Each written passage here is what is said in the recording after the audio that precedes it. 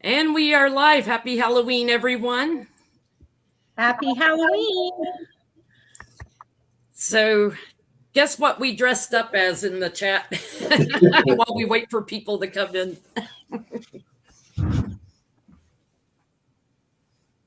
And it's also you guys'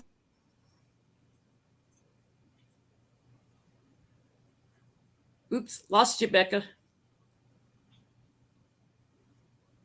She's been summoned to the other side.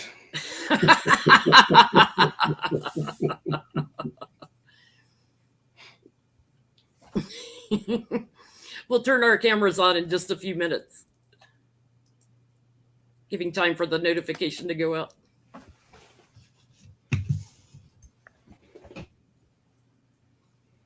Becca, we lost your sound. Jenny, can you hear me now? Yes, we can. Oh, okay. Okay. Spirits. Voices from beyond the grave.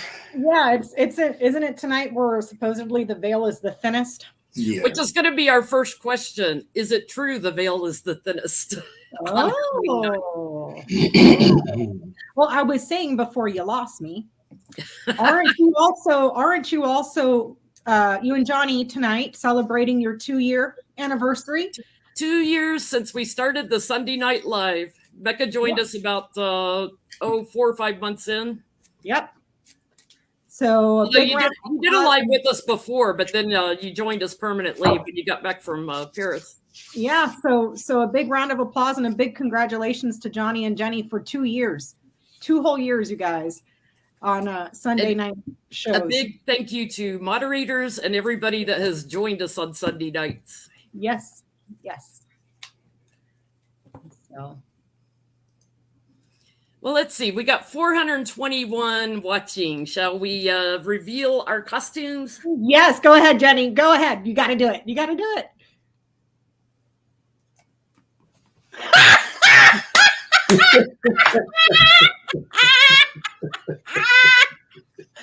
the?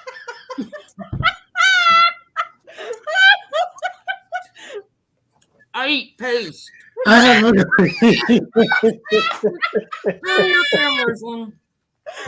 You eat paste? Oh my god! I can't prove it. I have a card that looks like it. Oh Lord! I officially cannot. Jenny, I would say I see the striking resemblance, but I don't want to insult you like that. So. I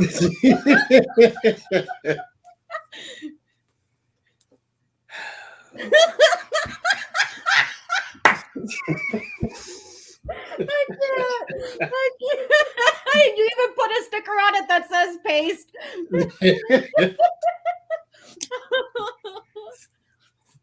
Lord Jesus. Donnie. Donut shop.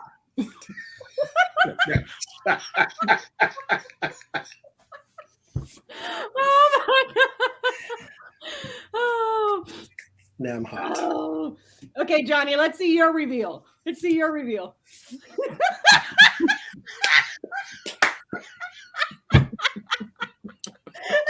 Oh, wait. Oh, Lord Jesus. Oh.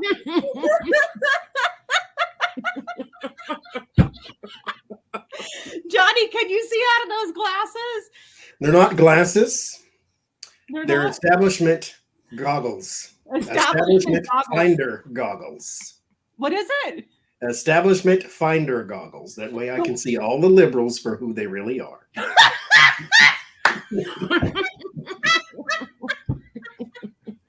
Oh my god. Okay, tell me about your hat. It's not a hat. It's a brain cooling device. It's a brain. What the? A, B, C, D, E, F, G. And what does your shirt say? Birds aren't real. Government spy agencies. Oh my god. Oh my god. Let me tell you, you look like a king on a throne, dude. I see you. You see me. I see all you liberals for who you really are. It's okay. I'm losing my teeth when I laugh.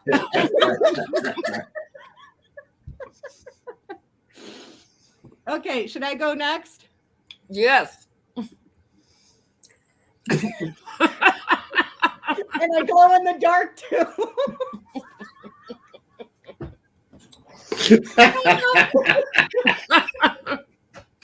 Wait, let me see.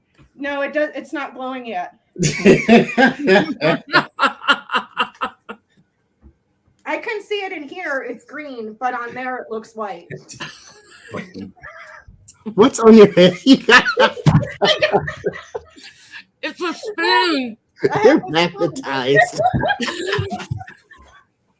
Because I got the vaccine and I became magnetic and glow in the dark. I can't.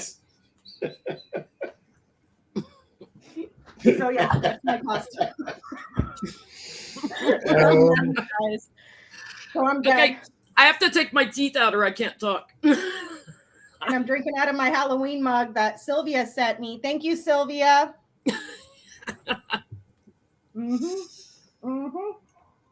I'm gonna get a high off my paste during the show. And my paste is melting. Oh my God. Jenn, what are you eating? I know it's not really paste, but Donnie mixed up his stuff with mine. His stash.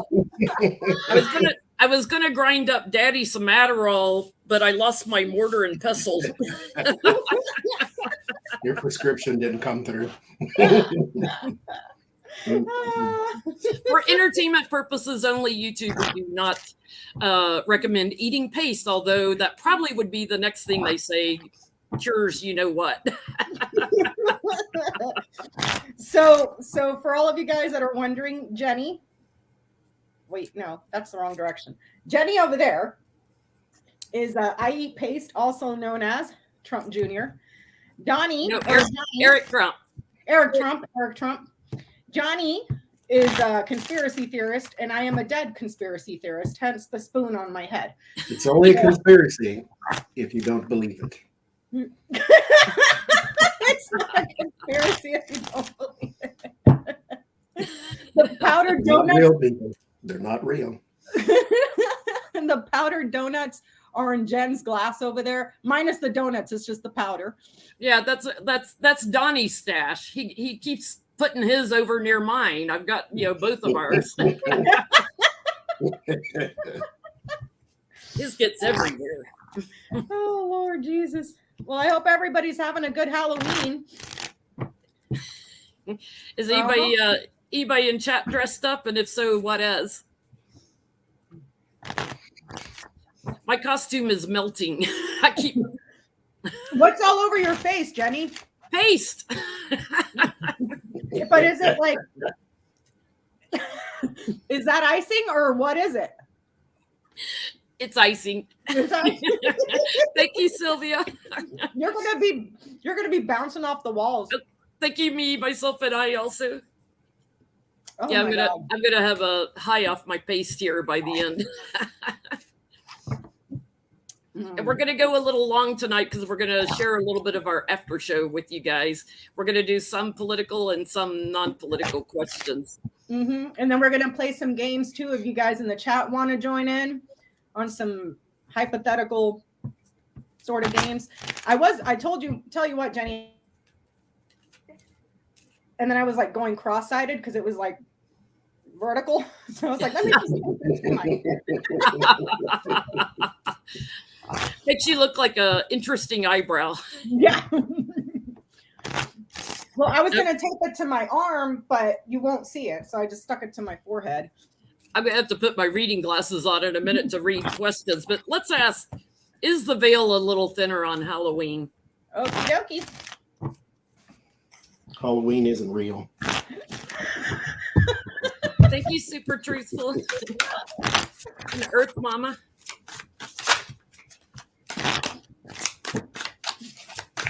Thank you, Catherine.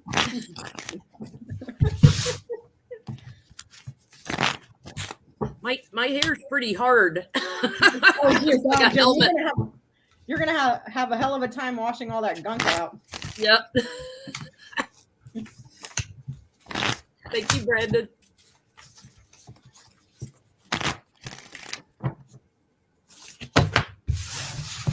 The cards are flying out. Spirit's messing with them.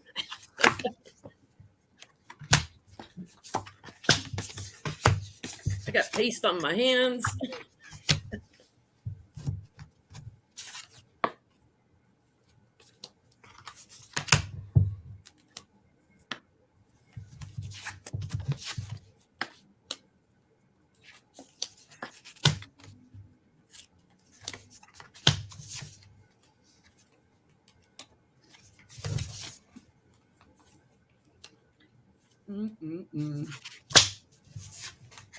Johnie, can you see your cards?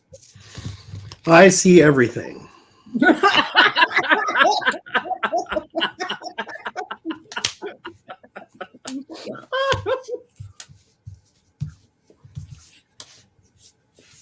You just worry about yourself over there.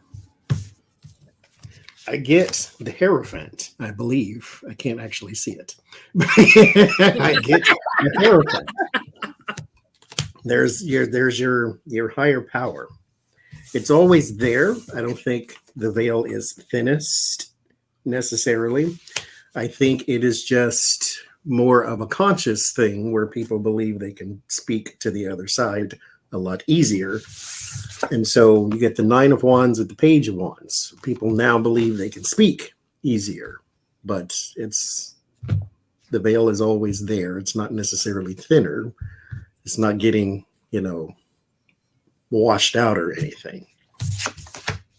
I'm going to be licking my lips all through this. Melting down. Thank you, Janet and Jody. What'd you get, Becca? I get, for people who have had family members that have crossed, maybe those closest to you. And with that, there's a male present. Interesting. Mm-hmm. Thank you, Garbo and Catherine. I get if you're connected, it's always thin, but there is a legacy to Halloween and how it is structured, that they can come in more quickly, if you're seeking them, especially.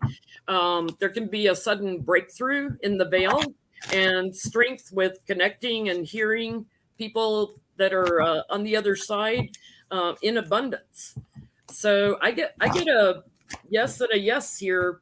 If you know what you're looking at too. Speaking of which, on my earlier cards, I got man, child, fox. That's when I said a man is present. And then I had gotten house, scythe, and coffin, sudden family loss, sudden family death. I just realized who that is. My brother-in-law, who passed away a few years ago. Today's his birthday. Oh, Ding. Hello, Ding. Like happy birthday from the other side. Happy birthday, Chris. Happy birthday, Chris. We love you.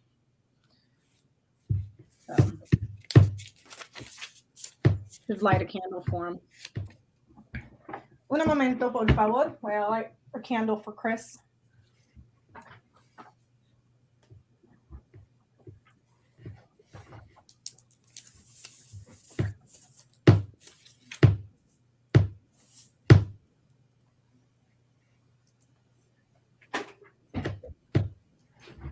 Jenny.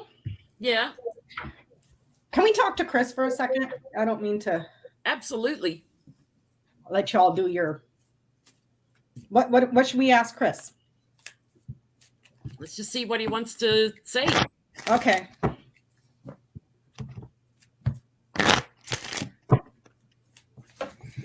Well, then I have to take this off. What's that? So then I have to take that off. So I can see.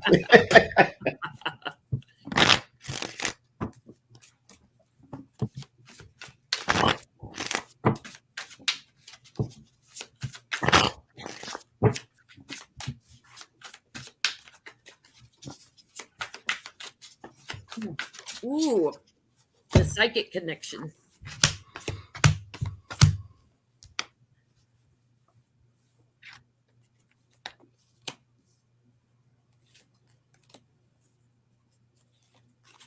Where is Matt? Downstairs. Is he going somewhere soon? Probably. Because he's saying something about it's a joke, like you didn't take me, or you're not taking me, or something of that Probably nature. to a Raiders game or something. Okay, I get. There's a joke about him not taking him. Mm-hmm.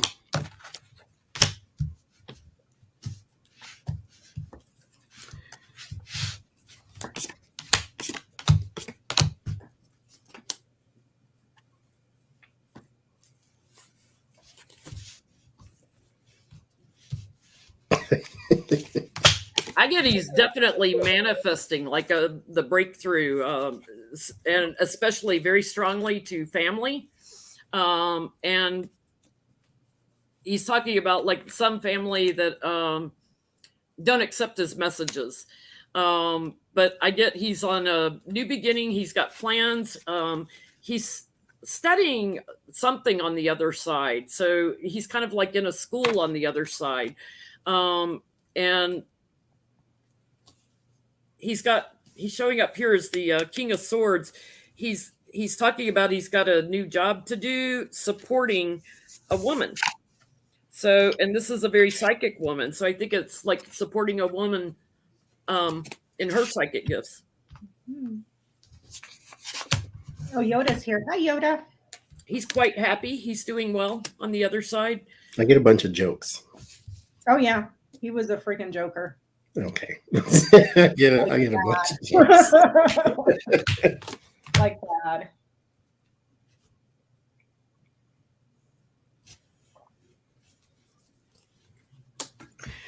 If you saw the devil hanging, what would you say? How did you get up there? That's what it's like. There's a bunch of jokes.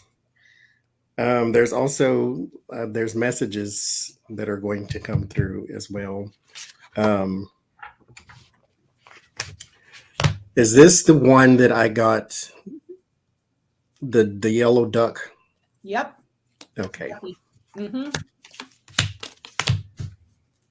That's him. Yeah, but he's fine. Very creative even still. He has a creative energy.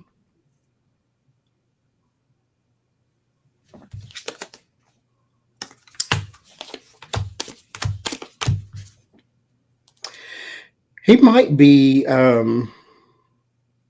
like moving into someone's guidance, like being a guide for someone or something of that nature too. So get the Hierophant. There's a elevation in spirits. Yep. Yeah, he definitely communicates with the woman that almost to the point of bullying her, like, listen to me, listen to me. He's also sending his love to a man.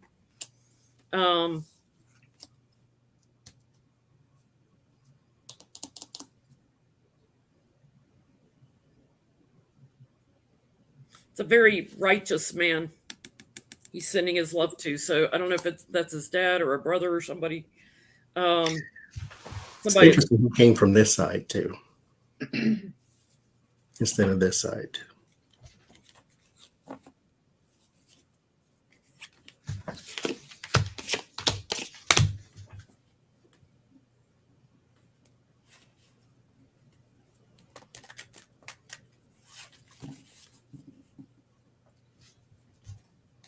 He was younger than Matt. Mm-hmm. He's saying he's older than Matt now. So I think he may be talking mature wise, but that's what I just got.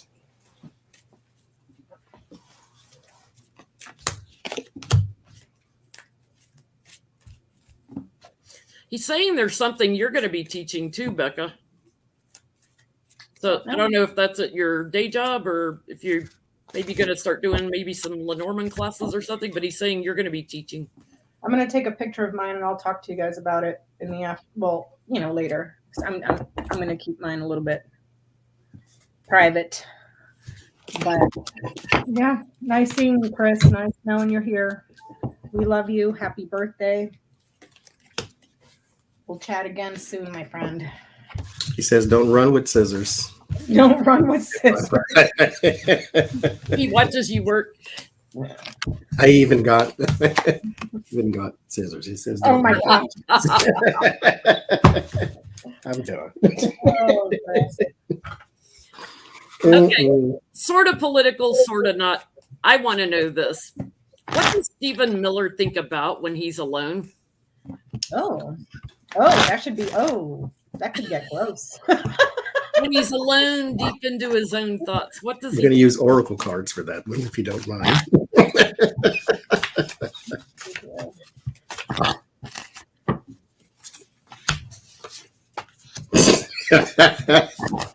Okay, that's just whatever. I can't do it.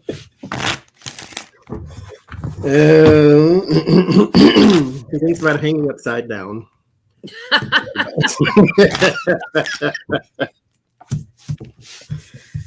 There's a bit of a mind you, these are oracle cards, right? There's a bit of, I think he has a predatory nature about him for entertainment purposes only. There might be some sort of Cosby-like thing to where he likes to prey on someone when they're not conscious. That's what I think goes on in his mind. I want to say necrophilic, but that's I won't go all the way there, but I put that out there, so you go right ahead with.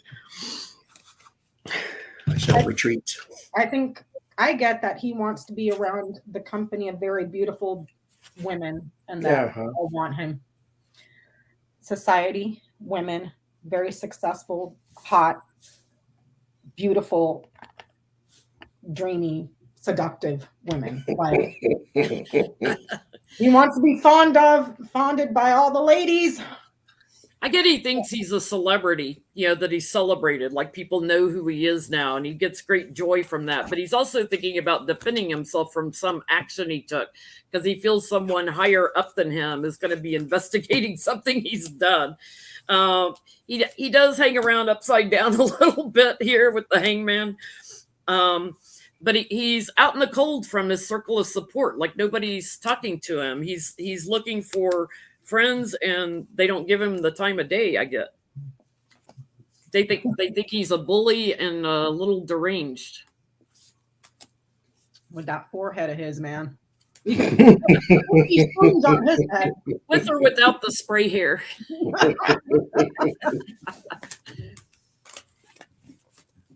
Oh my God. I wanted to say hi to Patricia. P.S. Aunt Huff. Hi, Patricia. So, if Trump could be anyone else in the world, who would he be and why? Okay.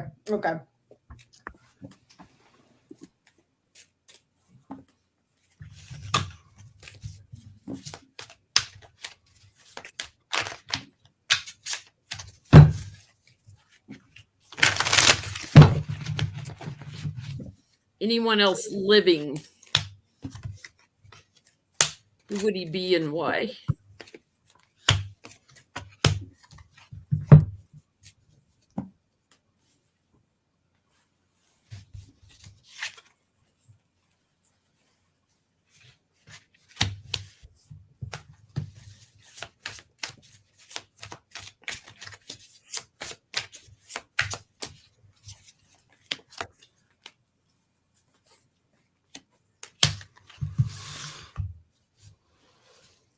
One of his kids, because they're younger than he is. I think he's starting to feel his age. I get the Page of Cups, so it might be Baron. Might be Ivanka, since he likes her so much. But it's a kid.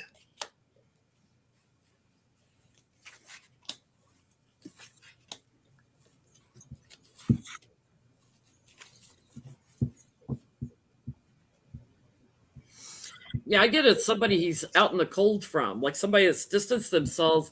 First thing I get is he would be a man that isn't blocked from Twitter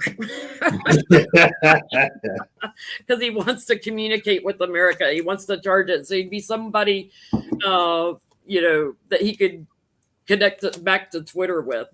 But I get, like he's transitioned away. He's had a sudden break from a mother and child. So Barron and Melania, regrets sort of coming in here, but he wants to be somebody powerful in media. Interesting. I get that he wants to be somebody that doesn't really care about affairs of the heart and just swims in the money. Because why? I asked why, because his rise in fame is just crap right now.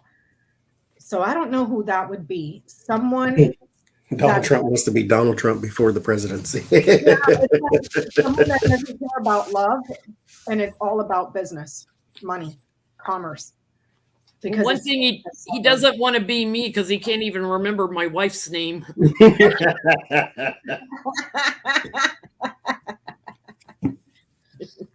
Oh, Lord. So Letitia James wants to run for governor in New York. I'm like, okay, do your job and get some indictments down before you run, because that's what you're in your position to do. Yep. How will she do running for governor? And I saw a lot of comments to that effect on Twitter. Like everybody wants her to get indictments rolling, quit worrying about running for a bigger office. She's been pretty big talk saying she wasn't intimidated, by people like Trump.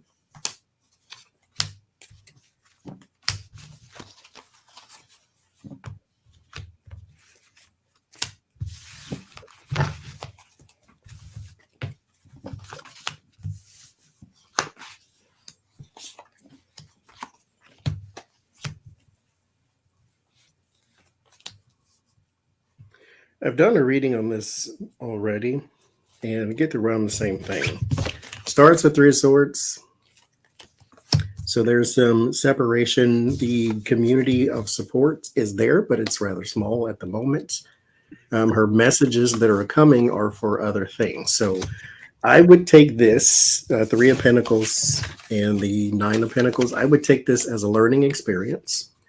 That way she knows what it's like to run for governor. She got elected to her position she's in now.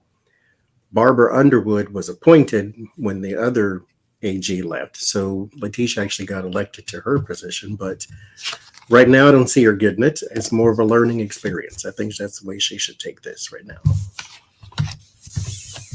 But we'll see. Thank you, Joanne. Yeah, I get it's actually going to be a man because she's not putting enough time in on things that she's already contractually agreed to. She does have a little bit of a circle of support, but she needs to, focus on her work that she's already got. She gets strength, but she also gets judgment. I think she might climb to higher ground for a little bit, but then I get like the messages out there. She's out in the cold because people are expecting her to use her wisdom to get the plans she's already talked about off the ground, which is getting these indictments going. So I get no, she gets blocked. She doesn't get it. I get that she's going to suffer because there's some achievements perhaps that she hasn't met. Perhaps it has to do with indictments and thievery, but there's sudden losses for her because her goals have been diminished. See what I'm saying? And it ends in heartbreak. It's like, I don't know if she gets it, but it's like Johnie was saying, it's a lesson to be learned, a painful one, but it's like, it has something to do with her not achieving something. So whether that's, punishing people for, like the Trumps or Weiselberg or whatever, there's something there that kind of doesn't sit right. Thank you, Catherine. So are we going to see some indictments from her before 2022 elections.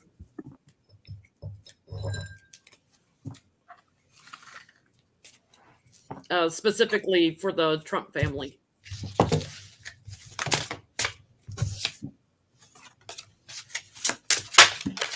My paste is getting on my cards. Eat it.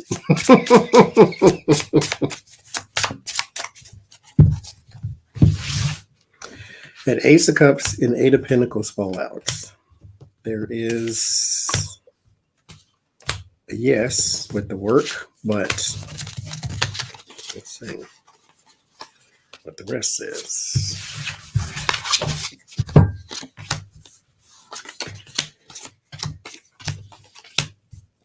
Ace of Pentacles, Three of Cups, Three of Swords, Eight of Cups, and the Hangman. It looks like it's somebody else, but there are some indictments, but I don't think it's necessarily from her. But it is someone in her sphere more than likely. But because I get the community and that Three of Swords, someone does have some sort of punishment. Ace of Pentacles, but it's almost like it's somebody else. The Hangman, a new vision, and then somebody else goes away. So it's kind of like it's somebody else that does it. But maybe it's a Southern District type thing, but I don't think it's her. What'd you get, Becca? Oh, for the person that was asking who the I Eat Paste character, that is what we call Eric Trump. So Jenny is dressed like Eric Trump and she's eating paste because we call him I Eat Paste. Thank you, Linda. I asked if she will indict any Trump before the end of 2022. I get that she's very passionate about achieving that goal. So there's going to be achievement and fortitude here. Woman, an anchor. She's going to achieve that goal that she desires. Who it is, I don't know. I don't know if it's Trump Jr., Weiselberg, Trump org in its entirety. I just said a Trump, Yeah, I get somebody in the family, and I think first up, Ivanka's going to have big problems, big problems. She's going after the whole family. That's her plan, and I think she's going to offer something to Trump. Like a subpoena coming after him.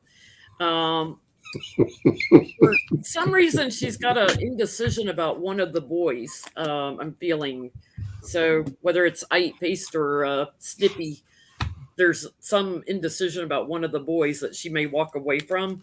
But it's definitely they've all worked together. They've all gotten a lot of attention for the things that they've done, and she's building structurally.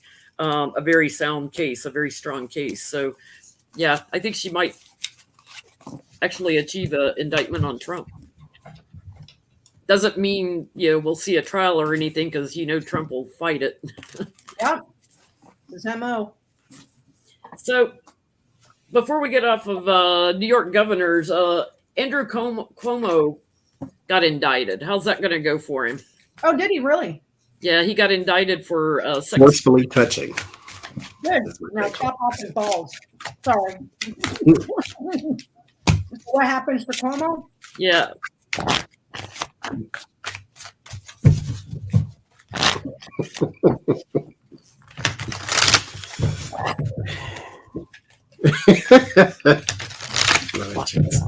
I can see y'all clearly now. So What are you laughing at? now it's funnier. Oh, Lord Jesus. You and this spoon, too.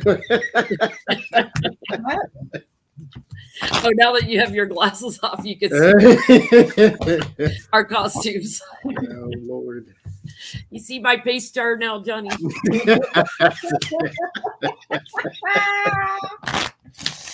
It's melting on my face and dripping on my cards as it heats up. Um, Andrew Cuomo. I did a reading on this too, but this didn't come up. There's some very, very, I know, right, Tarot newbie.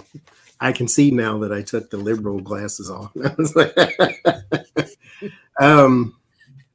some very bad luck. The Wheel of Fortune and the Tower is his first two cards. Very, very, very bad luck.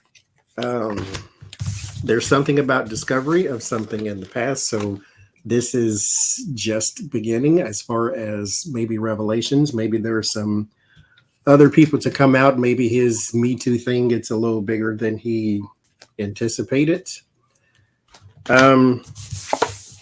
But that's what I get. There's a lot about to come out, some very bad luck, and burden on the bottom. I get that he is currently very emotionally distressed.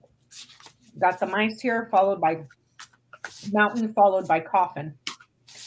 So there's huge loads of problems, but those problems end and then something new begins that makes him extremely emotional for him.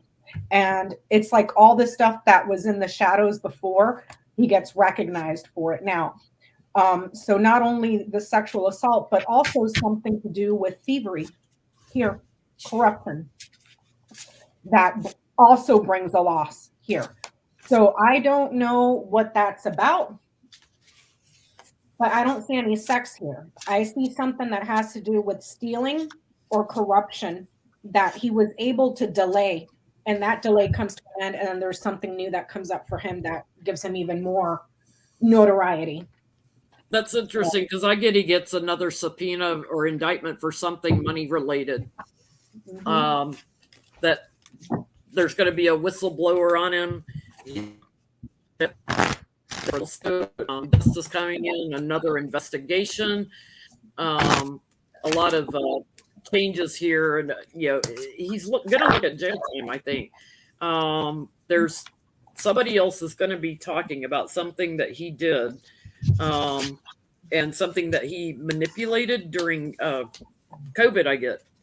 So I don't know if he maybe made money off of it or something. There's something there because I got the deck card, mice, coffin, and then man. There's something about a loss that's very effed up, and it has to do with illnesses and death. So I don't know if that's the COVID situation, but something he manipulated. So whether maybe he manipulated like the death count or something. And this is going to be a really strong case, and it's something that he did while he was working as governor. And it to Johnny's point, it puts burden on him, and sort of justice comes out on him. So yeah, he's in for a tough time. So Judge Beryl Howell, who's in Washington, D.C., she slammed the Justice Department for all of the light misdemeanor charges on the insurrectionists. So in a release document, so will the DOJ change and start charging the insurrectionists with something more than misdemeanor trespassing charges? It's like, what they did was treasonous and blah, blah, blah. I mean, she's like that other judge in D.C. She's had enough of the, you say this is bad, they broke into the Capitol, but you're giving them a little trespassing charge. What gives?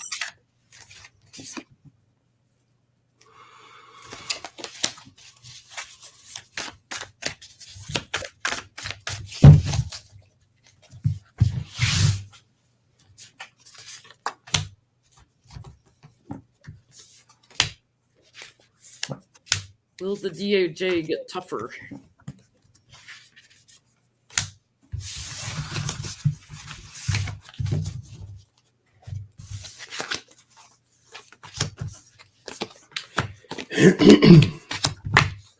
I get no. Stars at the Tower. There are some with the Six of Cups and the Page of Swords who either proclaim innocence or they're doing very foolish things, like representing themselves. They will get some harsher sentences because they've done either harsher things like assaulting the police or something of that nature.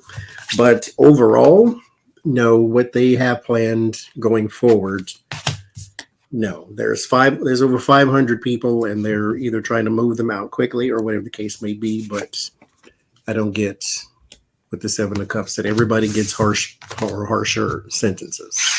It's kind of like I think they said before, like they said, sedition is harder to prove and a longer case than trespassing. And so, no.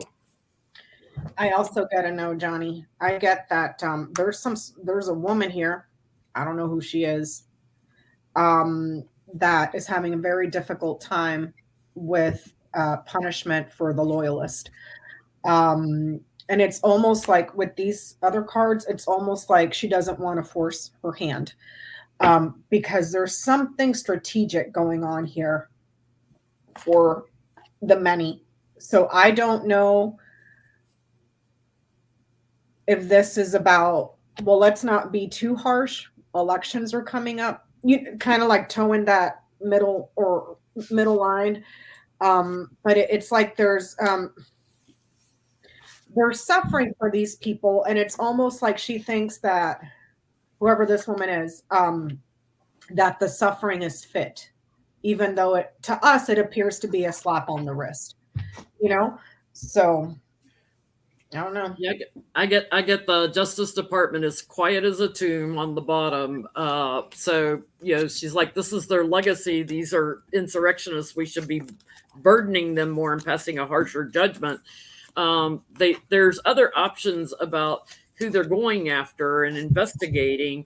I do get there'll be some changes in the DOJ, but I don't feel like it's going to be for the petty thieves that are already defending themselves.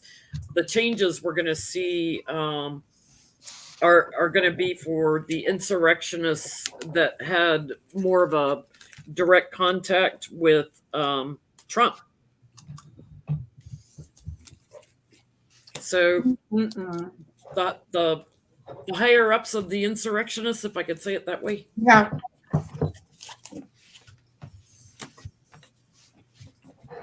It was in an article. I didn't verify to see if this is what he said or if this is just what someone wrote. That Garland said he didn't want to harden them, the insurrectionists, so they weren't going to go, I guess, for the jugular because he didn't want them to become basically more volatile than they are. The terrorists. The terrorists. Throw the book at them. And then run them over with a semi. So a report just came out the other day, and Rachel Maddow was talking about it Friday night, talking about the Durham report, how he tried to make his investigation about the investigation of the Russia investigation, right? And tried to blame other people.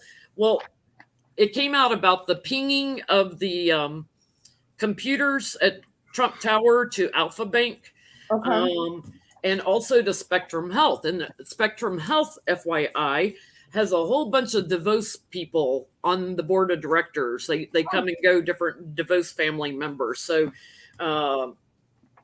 what's his name? Richard, Betsy's husband, and Joshua, a whole bunch of DeVos family people that have ties to the Spectrum Health. So first I want to know, is Durham going to get any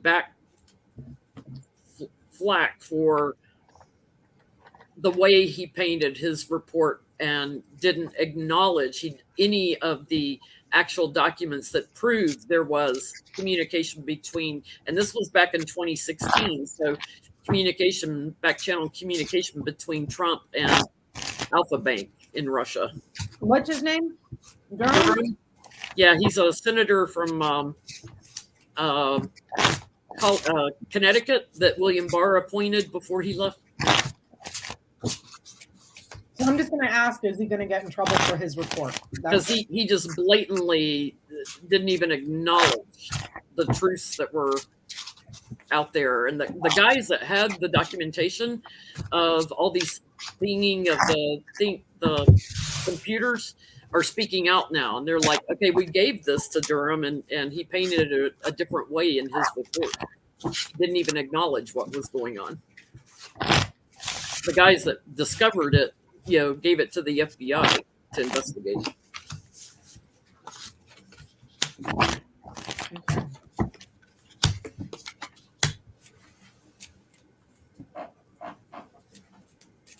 So is Durham going to get in trouble for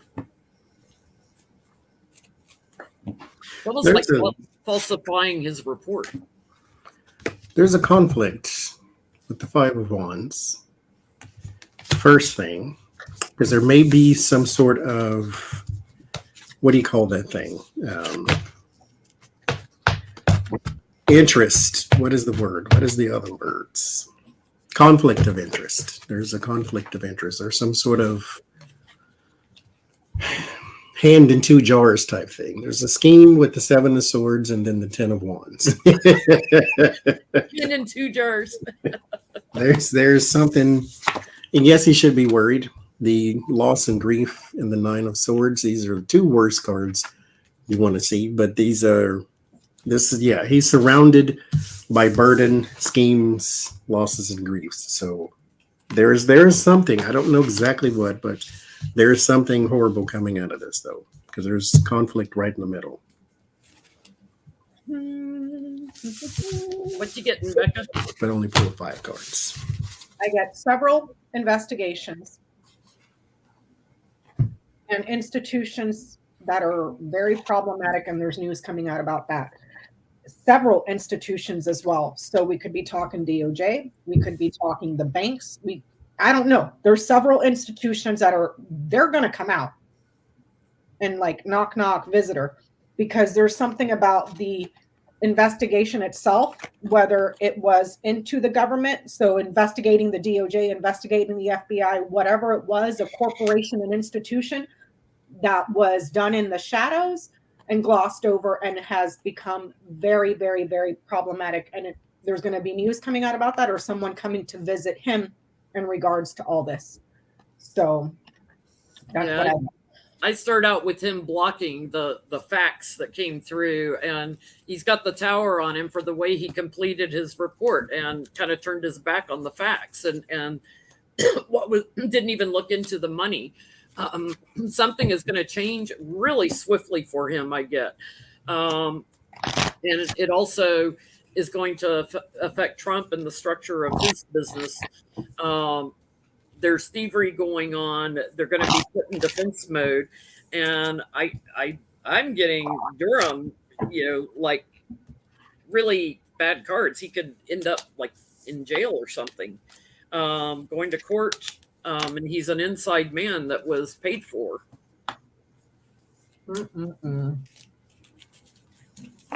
So that's going to be interesting to watch. Watch the spaces, they say. Yeah. So Adam Kinzinger, representative from Illinois that's on the January 6th commission that's voted to impeach Trump and everything. He has stated he is not running for re-election because they've redistricted his area in Illinois, and he doesn't, I guess, think he can win. But he said he's also going to do things on a national level for his party to try to get his party back, as opposed to focusing on running for re-election. So what's his game plan? What's he gonna try to do?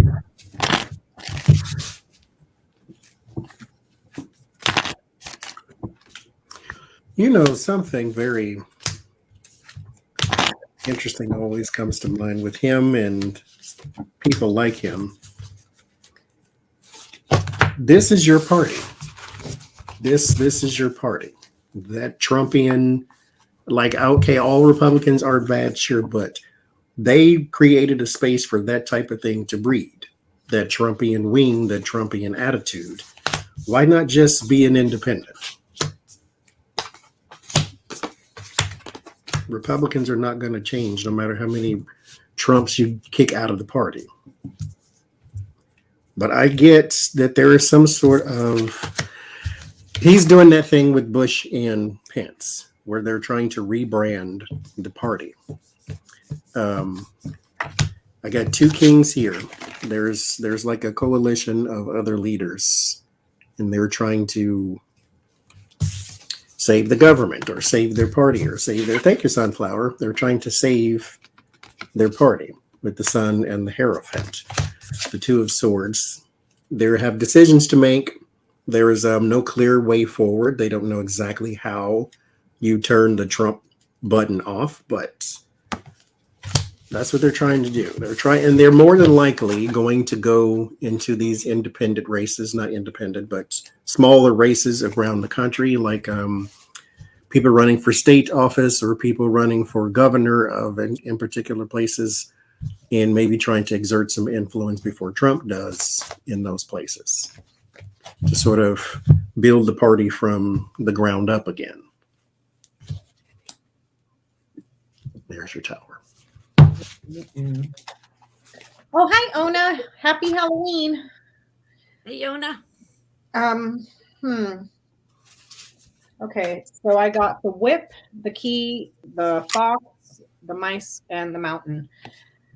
He's going to make a very good point about the aggression, the anger, the fighting, the crazy people. But his work is cut out for him. He's going to have a very difficult time climbing that mountain because it's like,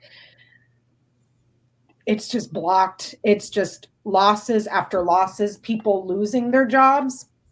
This is job. There's a loss here, and then there's a problem. Job shortages as well. So perhaps people in certain districts like the Quackenoners, because here it shows access is lost. Or the answer is being eaten away, significant stress and anxiety. So it could also be saying that almost like he's going to have a seriously hard time blocking access to the Quackenoners getting into the party. It looks like that might be a strategy or something that he's thinking about, is not giving them a platform or a chance to get into the Congress, like the Marjorie Taylor Greens and the Lauren Boeberts and Gozars and stuff like that. But he's going to have one hell of a time trying to climb that mountain. So thank you, Patty and Letitia. Yeah, he's sort of stuck right now. Thank you, Chris. He's trying to form new alliances that new beginnings, because he's totally dissatisfied, looking for the circle of support. This is going to take some time, and he may ultimately break with which party he's aligned with. He may break his alignment or form a new one, I get. The other thing is, I get, as sort of an inside man looking for justice, that he may be celebrating going for a new job. And I'm feeling like something higher up. So maybe running for senator or something else, like running for something higher than a rep. He's definitely fighting these thieves, the insurrectionists and stuff that have committed the treason. And he's just looking to form partnerships and alliances to try to reclaim the party. But I don't think they'll be successful. I wonder, we don't have to read, it's just an open thought, what the Republican Party would look like in the House under different leadership than McCarthy. Like if they had somebody different, like not trying to give her angel wings because she's no angel, like Liz Cheney, or you know what I'm saying? Like somebody that wasn't so blatantly and openly hungry for power, that he'll do and say anything, like he's got no shame, no remorse, and so he's leading his party down that path. If there was somebody different, if circumstances, same in the Senate with Mitch McConnell, so the leadership, wonder if it would stay the same. Or I wonder if there's more Republicans, and I would like to read on this. Is there a collective of Republicans fighting behind the scenes to reclaim their party? Like the Mitch McConnells and stuff. Are they actively working to reclaim their party? You want to ask that? Yeah. Okay. Well, that's what Pence and George Bush are supposed to be doing. Do they have more than those two? Thank you, Roland.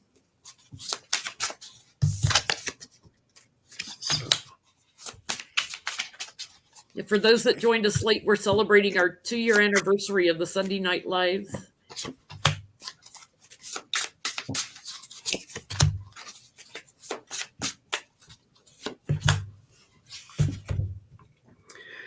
Yes. First card flew out was the Sun, the Three of Cups, and the Page of Cups. It's still small at the moment. It's not the majority. Well, it could be the majority that would feel this way, but it's not the majority doing the fighting part. It's just chatter behind the scenes. They're kind of waiting for the false knights or the Donald Trump of it all to give up.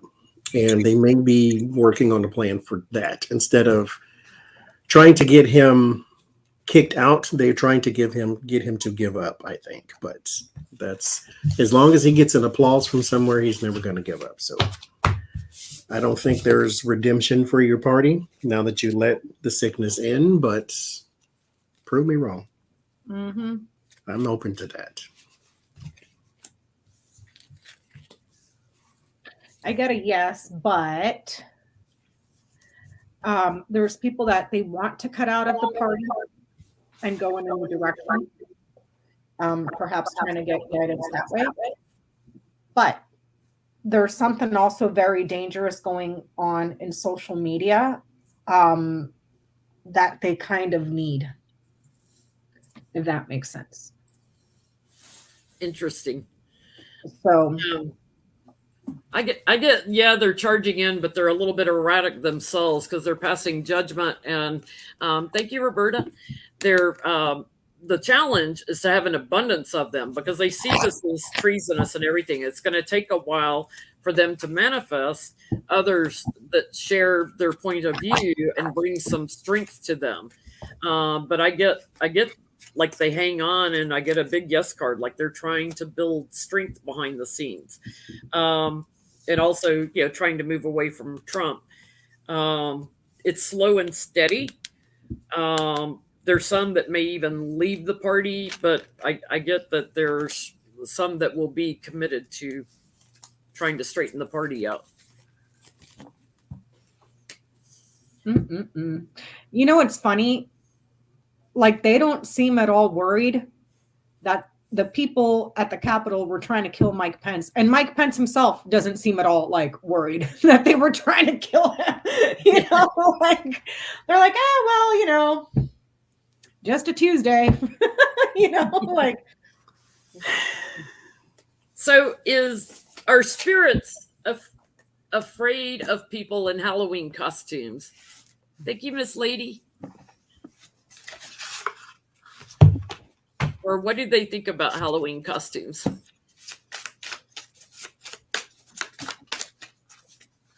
Some of us are a little scarier than others, right?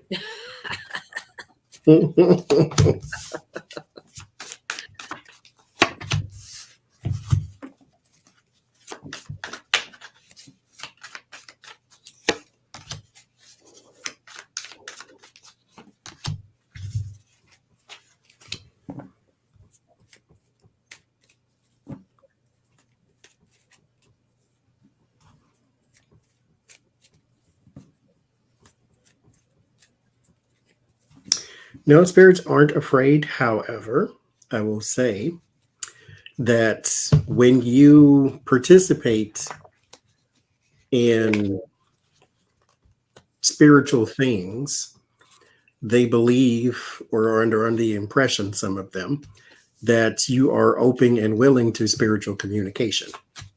So they may want to hang out where you are or come talk to you or something like that. If you go to Comic-Con, then people think you like Star Trek. So it's kind of like one of them things.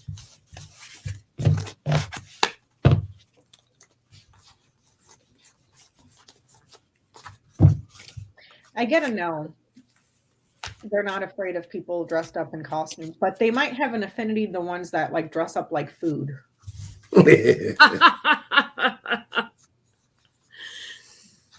That makes sense. Yeah, I get they don't really participate either because they're on the other side, so they're a little bit out in the cold from it. But they look at it from a different perspective than we do. But they kind of wonder about like our choices of why we do so many celebrities and people that have lots of money, that have they're like, and why do you highlight the devil and evil things? And Mhm. they're a little bit confused by that, but they see it as it's just the time of year that we stand in our truth and power and dress up as different figures.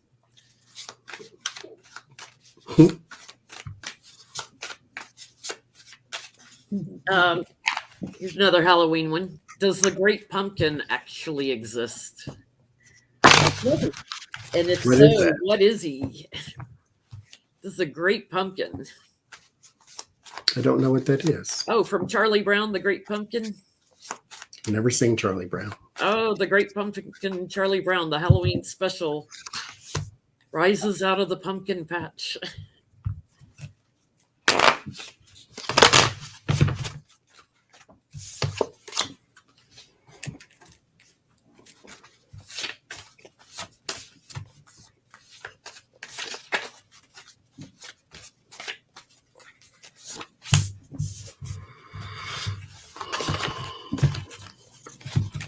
Yeah, it was Linus, me, myself, that always waited for the Great Pumpkin in the pumpkin patch.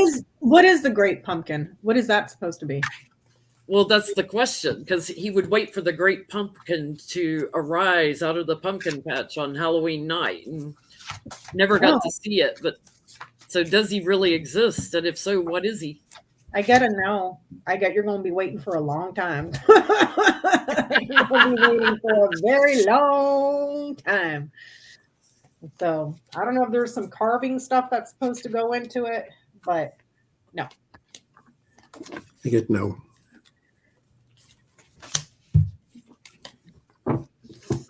I get you'd be burdened to try to prove it. It's like just pushing that way. It's from a collaboration I get to try to highlight something that brings big change. But you'll be waiting a while. So yeah, I don't think he exists. Hate to burst your bubbles, guys. Somebody's paid to do it.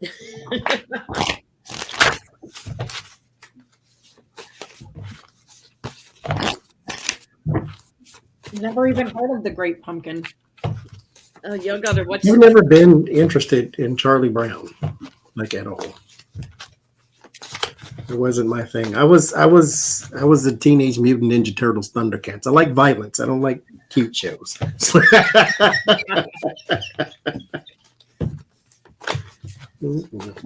Now I got some Halloween questions too.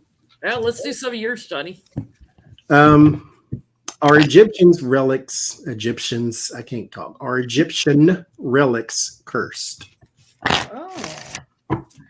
Let's see.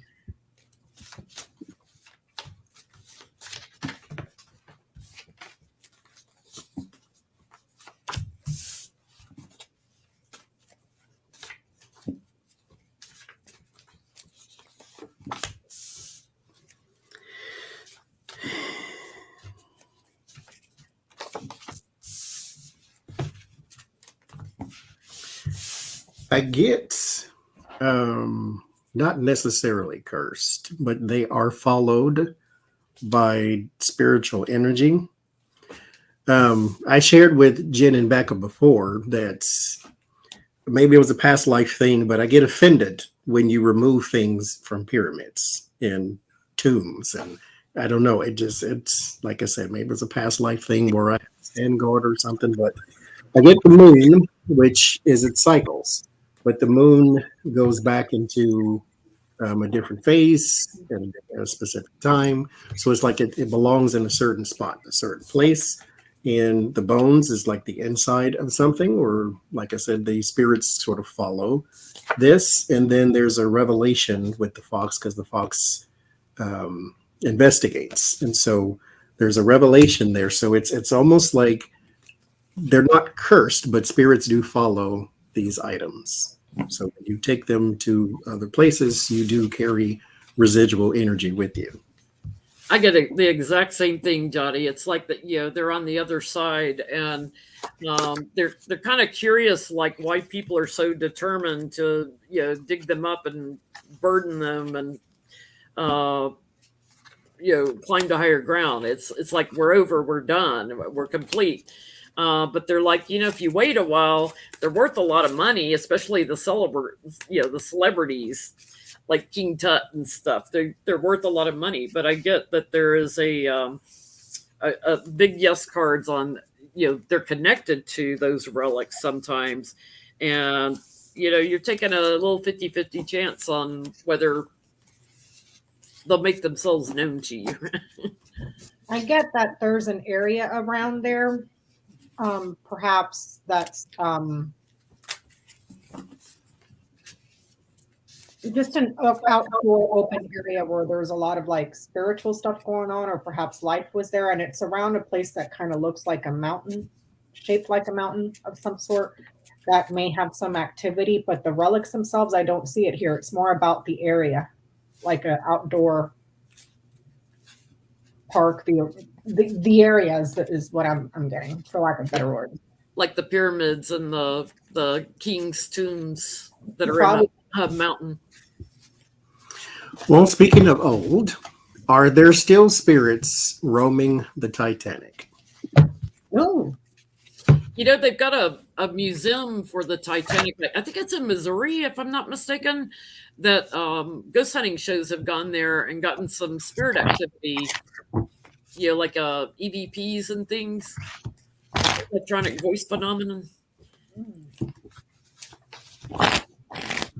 They've got a few relics, from the Titanic.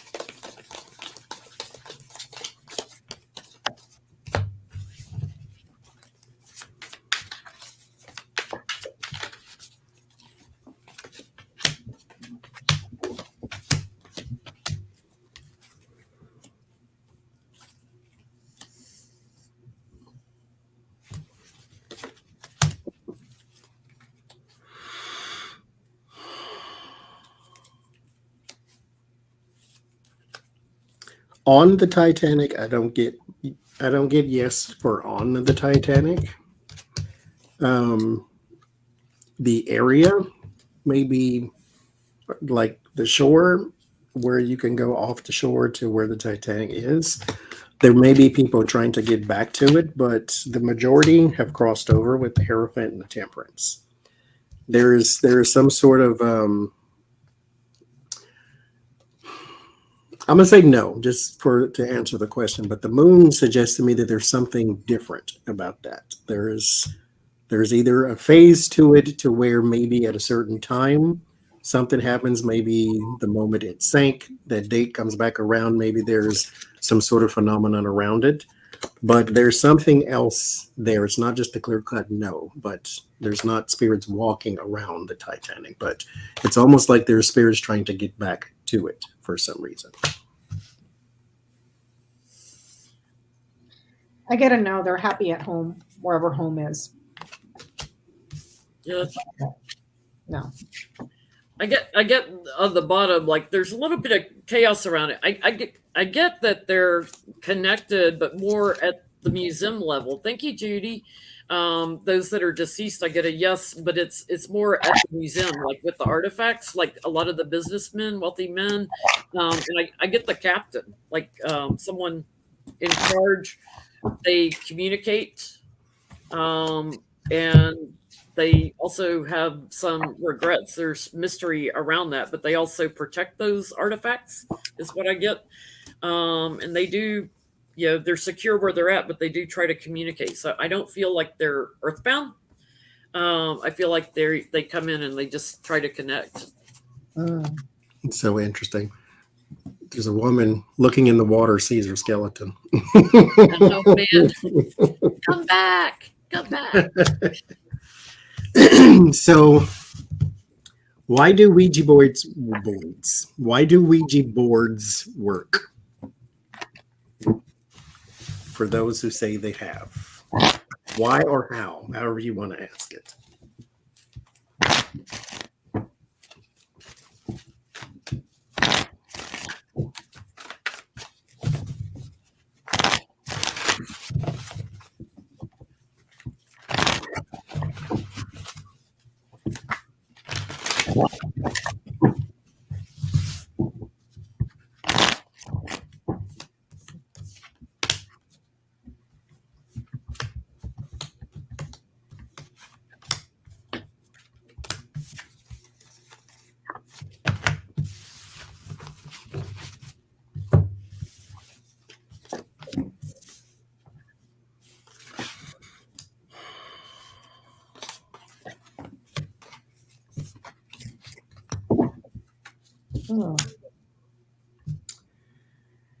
I get is because you're reaching out.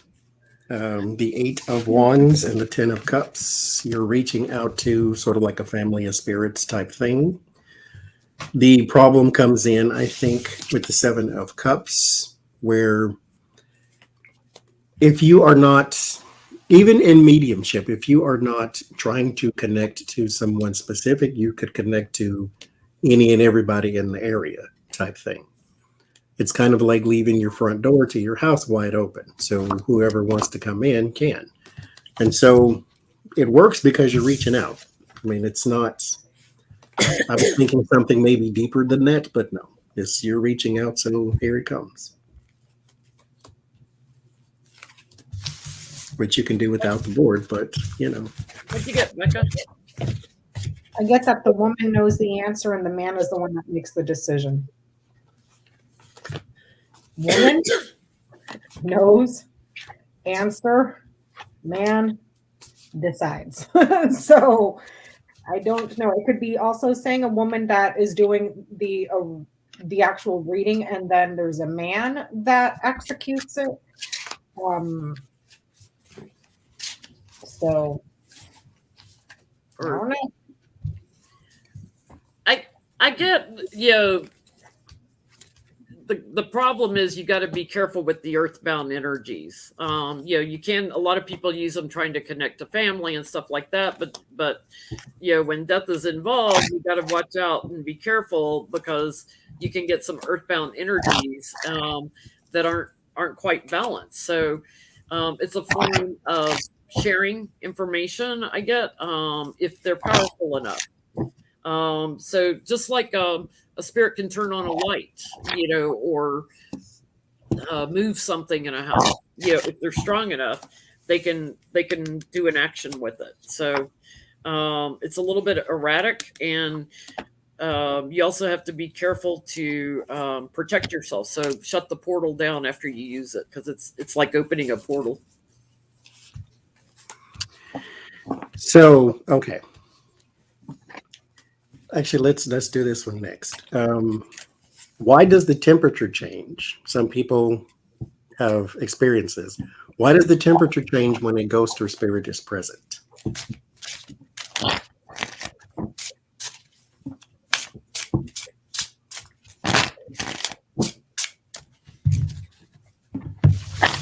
I've never experienced that, but I don't have ghosts in the house. But I do get, the feeling that there's somebody standing around me, but I've never gotten the cold chill thing. Like the cold chill thing I've gotten in haunted places, like haunted old prisons and things like that, where there's earthbound energies. I don't get it when I'm doing mediumship.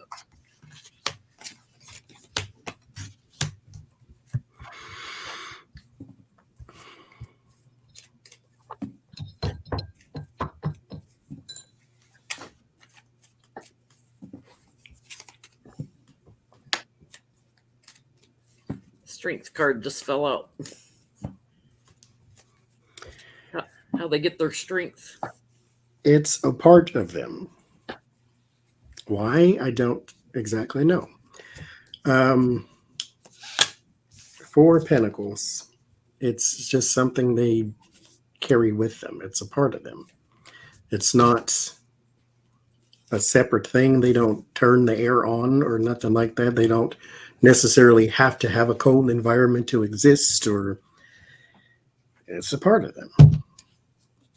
It's like maybe it's more for us that we know they're there type of thing. It's kind of not for us, but it's something we can use to understand that there is something present, but it's just a part of them. It's not separate. It's just like a characteristic. What do you get, Becca?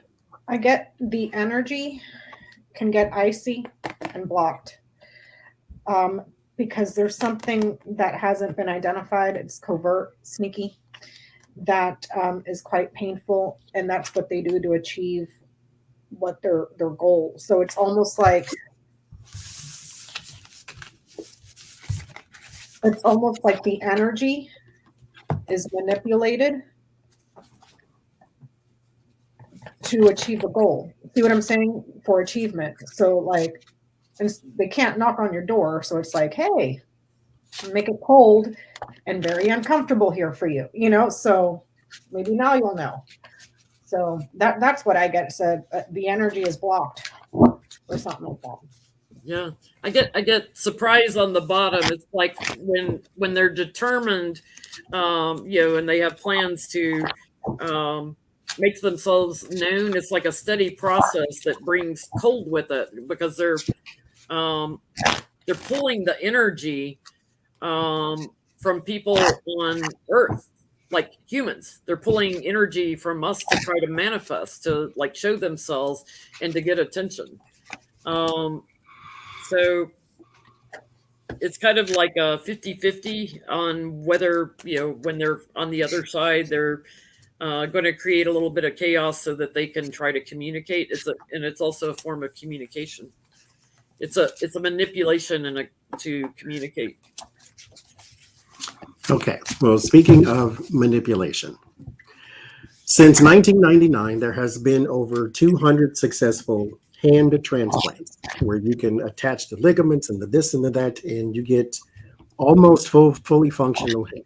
Will human beings ever create a Frankenstein? Or the monster interesting. of Frankenstein? And other limbs, like knees, not knees, but legs, and all your bones and all that. They did a face what you call it? Transplant. You put big hearts in humans. So will they ever create the Frankenstein's monster? Will they ever create a Frankenstein?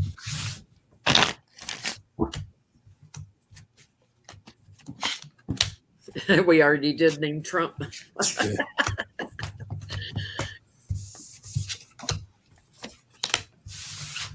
That was the Little Shop of Horrors.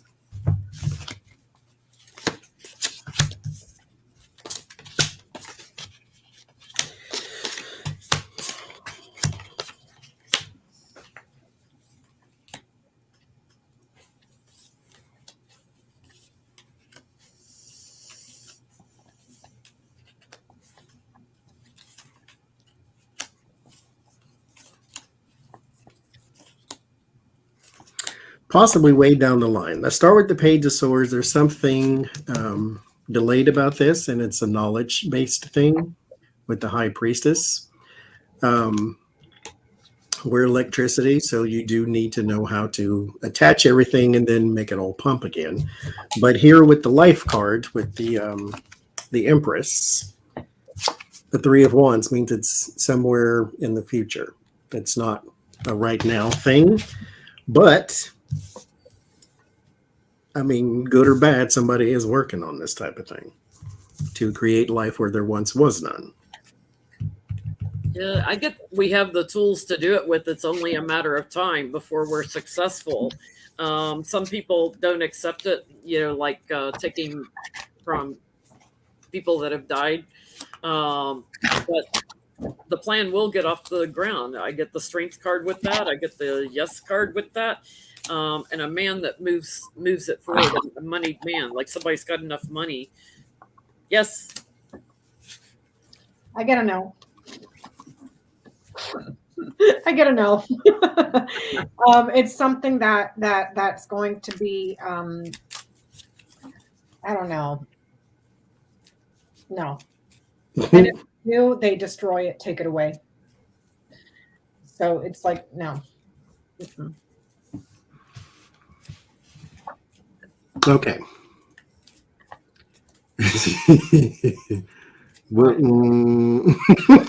so let's save that one maybe.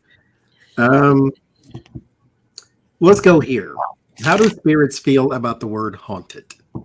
Okie dokie. Because the way you use it, it's negative. Well, the way some people use it, I should say. I was going to say it's negative to me. Mhm.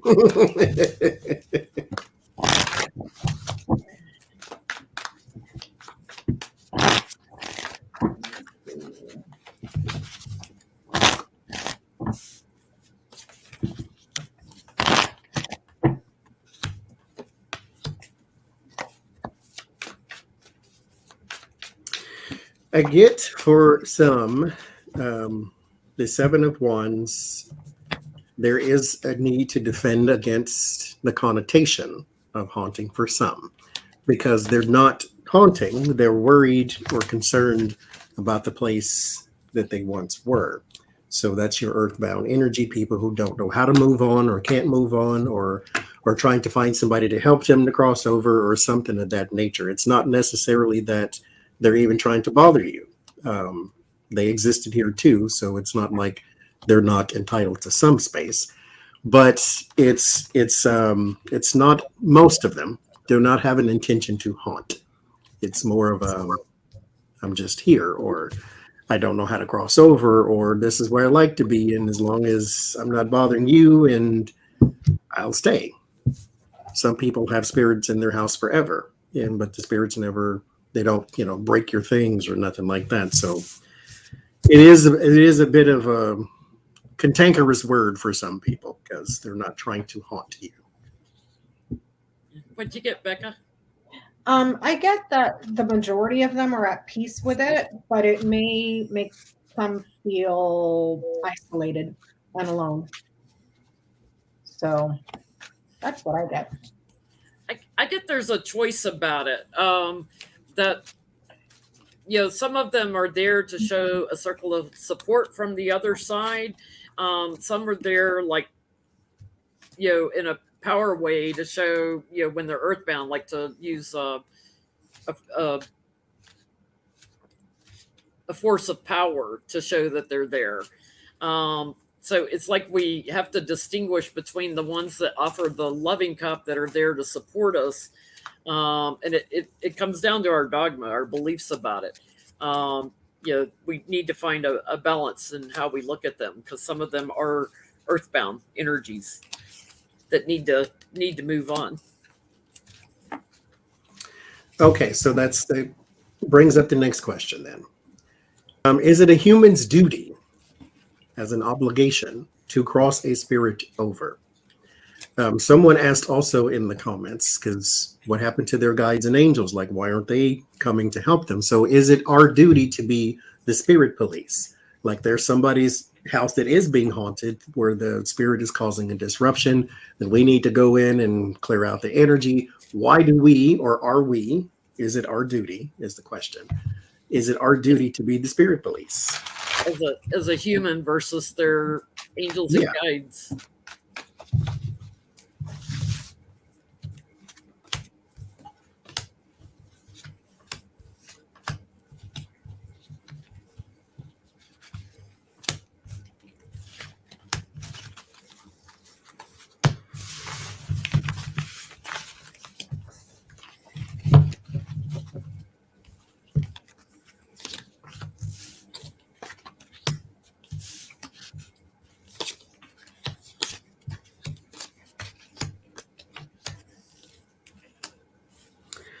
I get yes, in a way, because there's 10 of Wands, there's your burden, but hard work.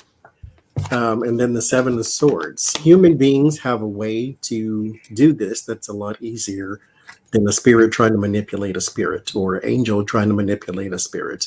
It is not angel's duty to manipulate anything. It is not, they are here for counseling and help and all that good stuff, but they don't force anything on you either. Your guides don't force anything other than information upon you because you asked for it. But this kind of like, this is your realm. Yes, the veil is here, and yes, they're on the other side, but they're supposed to be on the other side. And so since this is your realm with the Seven of Swords, you do need to come up with the strategy to unburden this realm. The Knight or the Page of Pentacles, there are tools that you have. Three of Cups to restore the community. The Empress, so you are sort of given charge over life because you are in the living realm. So yeah, it is kind of your duty to do such a thing, I would say. What you get, Becca? I'm going to be the contrary a-hole here and say no. Talking to the dead is blocked. No. I can't get any more clear than that. Talking to the dead, big no. So, I get like with the earthbound energies, the ones that are stuck on Earth, we don't have to accept to try to help them. It's like, you got choices. They do have support to try to get them to higher ground, i.e. Into the light. That it's a choice. It's all a choice. They do have guides that try to show them the way into the light. There's a lot of them that are just lost and like wondering like, where do I go and everything. And they also have angels around, I guess, that can be quite successful in helping them. So it's choice. Okay, so speaking of choice, for entertainment purposes only, and that is more I'm serious, you two. The singer Bobby Brown says that he woke up one day and he was being mounted by a ghost. what? So he said that he had relations with a ghost. Is this possible? Not did it happen to him, but is this even possible? They call incubuses like having sex with a ghost. Yes, purely for entertainment purposes only. Or should I ask if incubus are real? I'm going to ask if incubus are real. Yeah, can you have sex with the ghost?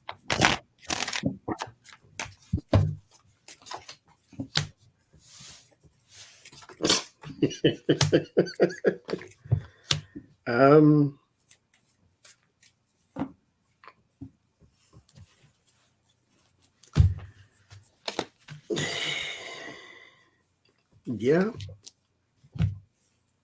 I mean,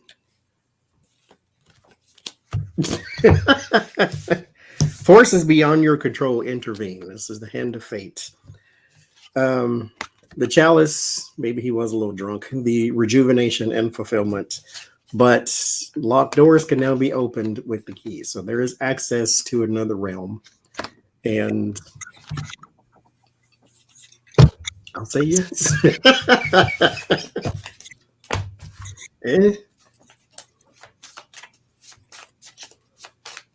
I still think he was a little drunk, though. Or other things.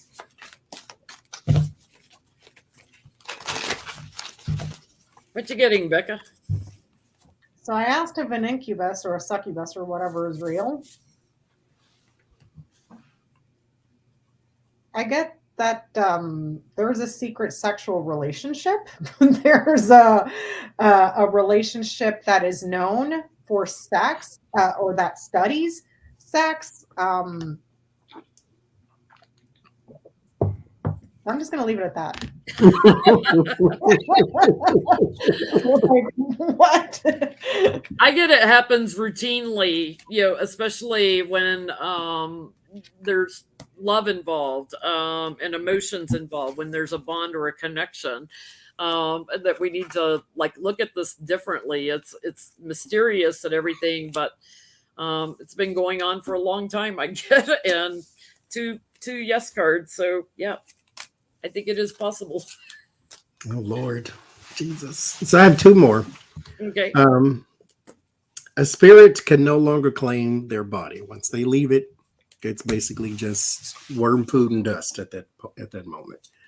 Do they care? Do some of them ever care what happens to that body? To their remains. Yes.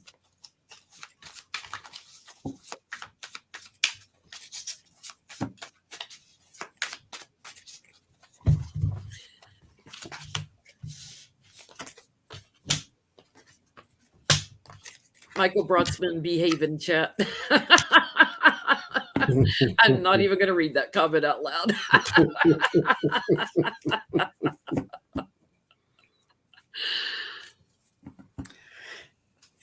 Some of them do, yes. Earthbound, Eight of Swords and the Devil. If they don't know how to move on, or if they have had a really horrible experience, like murder or something of that nature, then they may not realize what happened, and then they see their body doing whatever, going somewhere. They may have some sort of feelings about that. The star, it does fade in time once they realize what's going on, but initially some of them do. But I think it's a trauma related thing with the Eight of Swords and the Devil, though.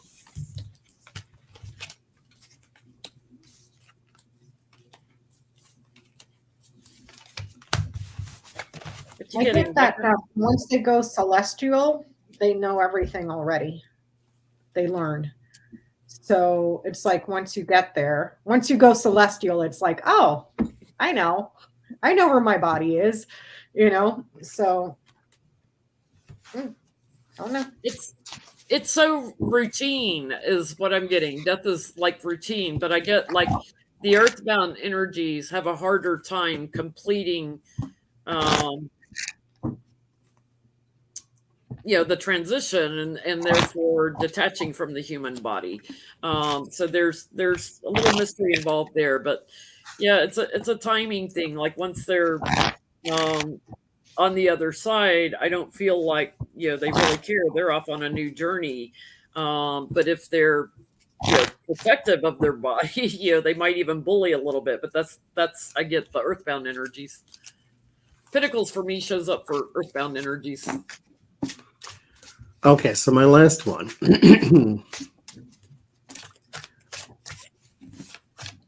Even CNN did, well, now mind you, it's probably time appropriate because it's Halloween. They did a couple of articles on witches. And with the rise of paganism and Wiccans and witches and things of that nature, will covens be the new church, to where there's tons of people joining them and they do this on a regular basis type thing, not church as in big business, but church as in community. So will covens become like the new church now?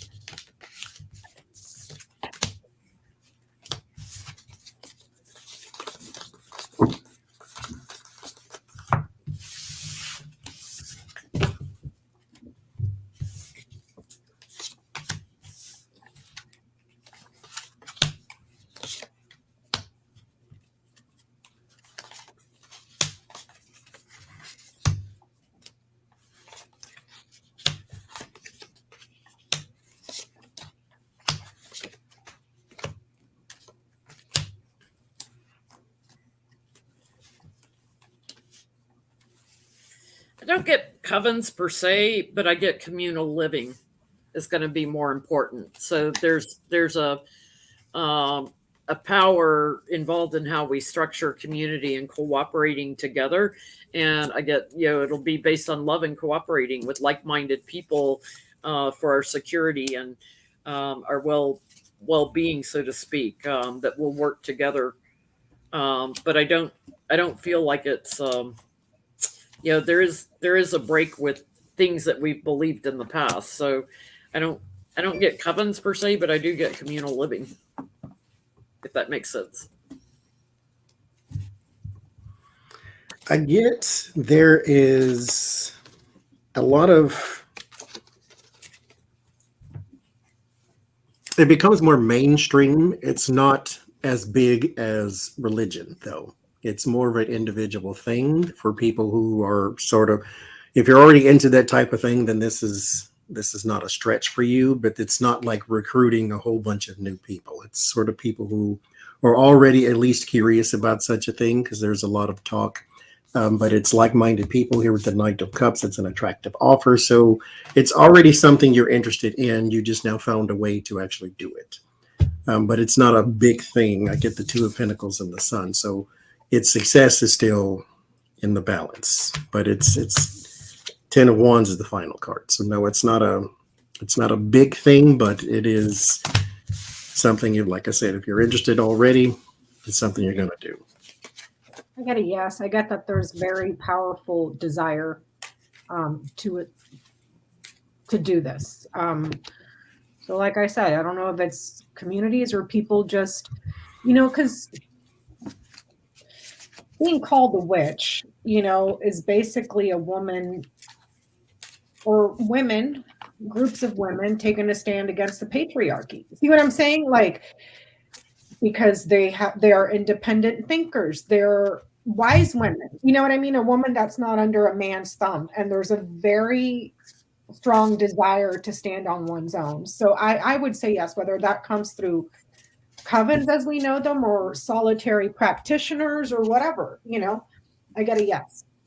So like for your own power sort of thing. Well, since Halloween is about the dead, where will Trump be spending his final years? Oh my God.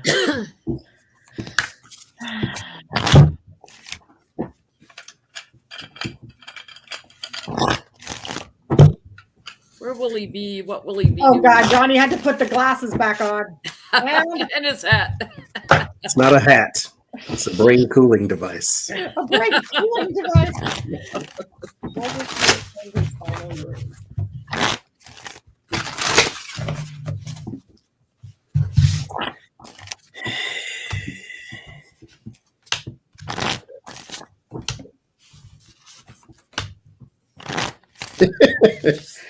Back in the day, we used to get calculators and write 1134 in the calculator and then turn it upside down and spells hell.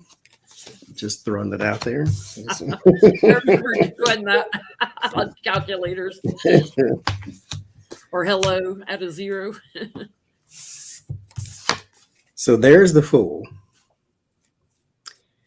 And I get Temperance, but I also get the Devil.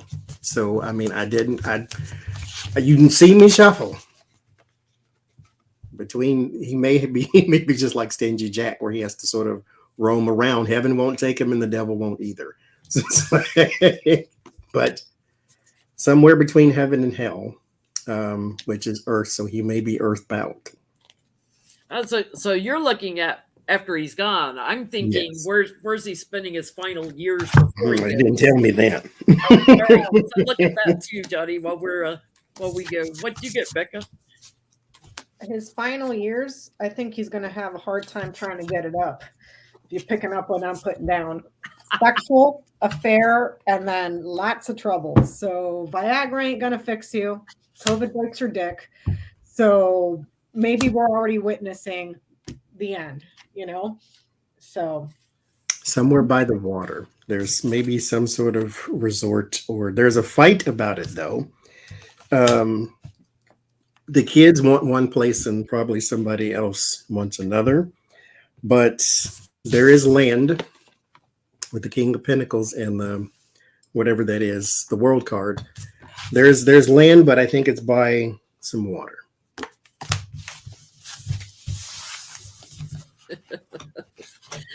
I get he's committed somewhere for a long, slow time, like slow and steady here. Probably talks to himself also, and transitioned away. He does have a job in his own little cell. because he still thinks of himself as the emperor and strong, even though he's like sick in a way.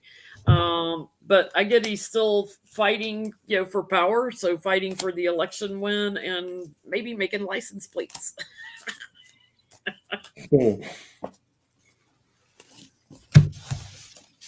So let's play a little game before we go back to some more political questions. So, the game Mary Kills Screw? Who would you marry? Who would you kill? Who would you screw among these three names? Stephen Miller, Steve Bannon, and Mike Pence. Oh, good God. Oh, God, yeah. Oh, God. Y'all in chat play too. Mary Kill Screw. Miller, Steve Bannon, Mike Pence. Thank you, Linda. You kill for entertainment purposes only. Yes. You dispose of instead of the K word. You dispose of Stephen Miller for he is hateful and disgusting. You marry Steve Bannon because he has a lot of money, and then you screw Mike Pence because he looks repressed, and so I'm sure it'll be over and boring. So there you go. What's your options, Becca? Oh God. Okay, I would kill or dispose of Stephen Miller because he's a disgusting, ugly person on the inside as well as the outside. I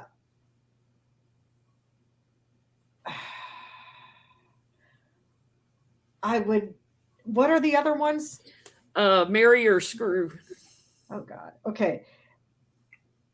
I would marry Bannon. That's disgusting. And I would screw Pence because I'm not his type, so I'm safe. I am. I'm safe there. I'm the wrong color, maybe, but I think we're all on the same thing. Stephen Miller, I would dispose of definitely. Steve Bannon, I would probably say screw because I think he'd be so drunk he'd never get it up. And Mike Pence, yeah, he might be more the marrying kind, if you can stand to be. Well, that's so man. Just thinking about those questions, I'm like sick, dude. I'm sick. So, would you rather be on a desert island with Kellyanne Conway, Sarah Huckabee Sanders, or McEnany? What?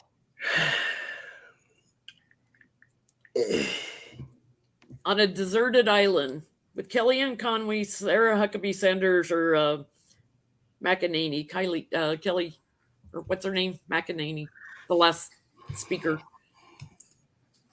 I would go with the one with the crooked face and the crazy eyebrow. What's Huckabee? Huckabee. Was she an option? Yeah. Yes. Because she doesn't do much talking and she just looks constipated all the time. So maybe she'll be off in behind the trees trying to take a dump. If I'm lucky. I would say Kellyanne has more resources, so we may be more apt to be rescued because she knows the mom. Or survive.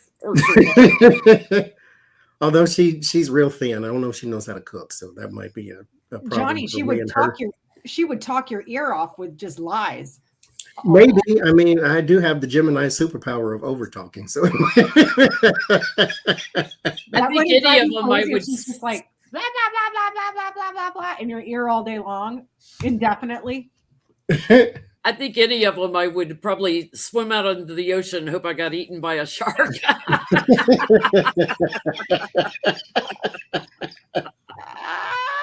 So, reading wise, you know how every story has a moral. What's the moral of the story for Trump? Okay. What's the moral of the story for Trump?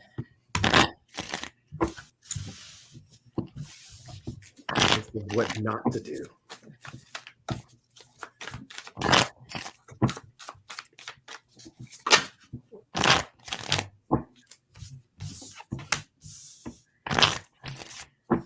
My hands are so sticky from the paste. I might have just ruined a deck of cards.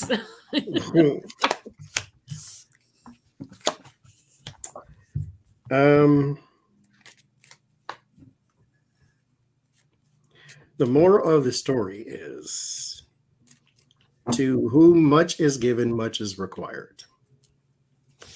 If you are going to be called to leadership with the King of Wands, Three of Wands, it is up to you to be a good leader. But it is up to you, like I said before, if you're looking for the good and the evil on earth, look in the mirror. We are the best thing and the worst thing on the planet. The evil is inside of you. You make a decision each day to not be a horrible person. So therefore, it is up to you how to use your power, how best to use your power, how best to use your influence. Look at the influence he has over people. He could have got those people to do some really good things, but instead, he went the other route. And so you either get some graciousness and righteousness, or you get separation and heartbreak, betrayal. Which person are you going to be? That's what I think. What'd you get, Becca? Fraud results in very bad news. So in other words, don't be a fraudster. Keep your nose clean. But it's about his fraud, his swindling, his grifting, all of it.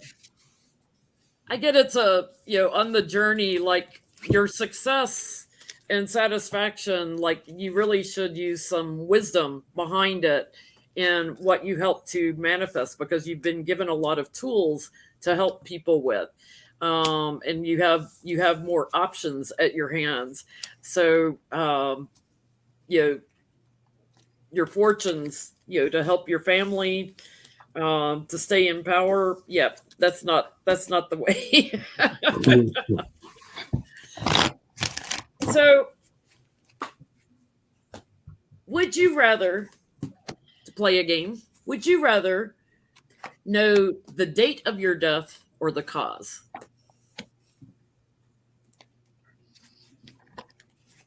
I would say date. I would say cause. Because I think it reminds me of that Raven Simone, to where she can see the future, but in trying to prevent that thing from happening, she made that thing happen even more. Because it's like you see the ending, but you don't see the cause. And so it's like you can see what causes or what your death is actually going to be, but you don't know how you got there exactly. So the date would be fine with me, because that way I can get all my affairs in order and just sit somewhere and then just conk and dice. But yeah, I would say date. What do you think, Becca? Cause. I want to know what caused my death.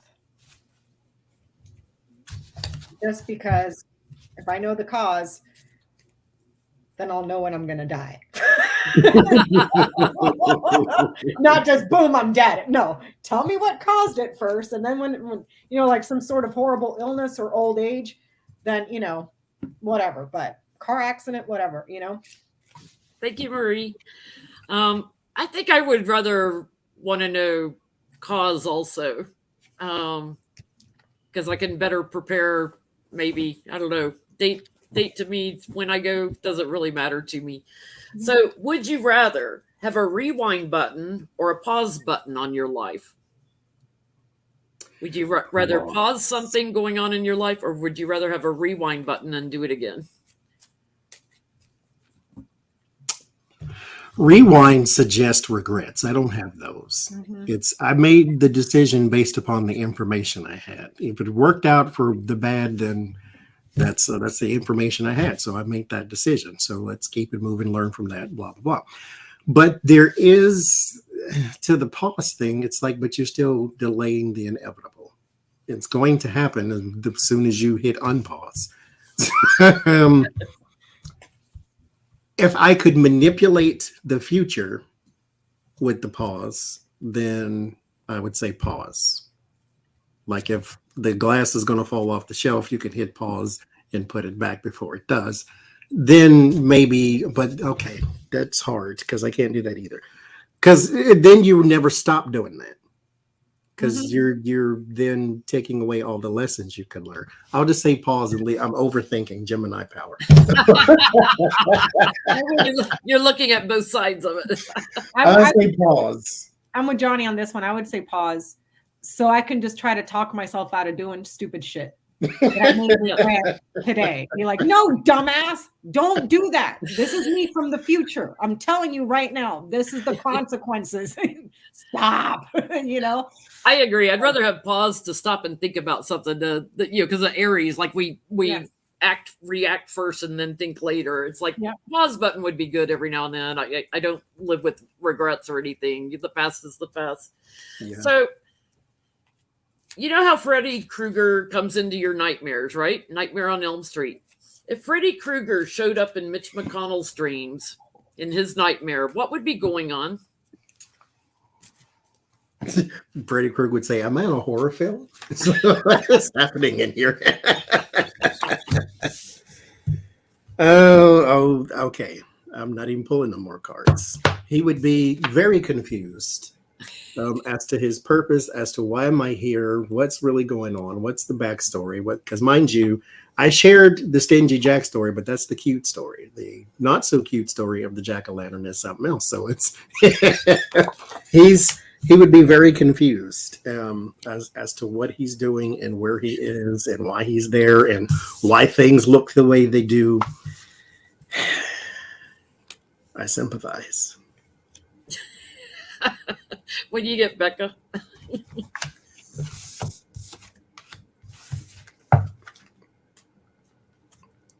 Oh, you're muted. Okay. In his dreams, he would sneak in and make him very, very, very, very, very nervous to where Mitch McConnell might poop himself while he's sleeping. And the result would be that he gets hacked up. Hacked up. That's what he does.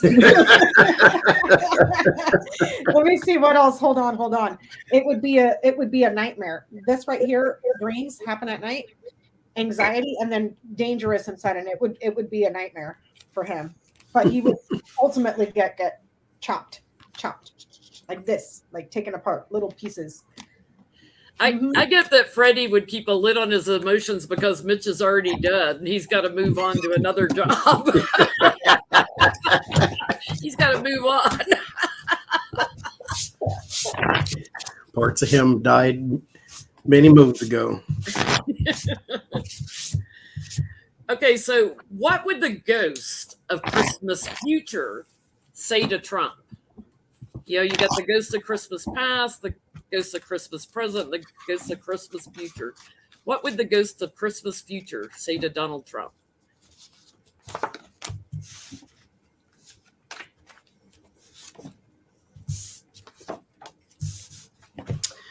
Adapt and change, or you will roam the countryside alone. There's the owl. So this is teaching of wisdom, knowledge, truth. Toad, adaptability, evolution. You do need to change at some point. You're too old to still act the way you are. Or you will be alone and misunderstood forever. And the ghost is on the bottom. So the ghost of Christmas future, what would he tell Trump? Go ahead and take a chance. I'm your little friend. If you do this and you try to win, the results are going to be that you're going to be impeached again. And that's what you'll be famous for.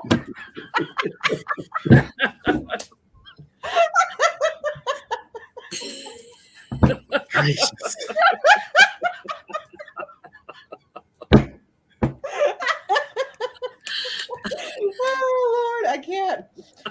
Dumbass.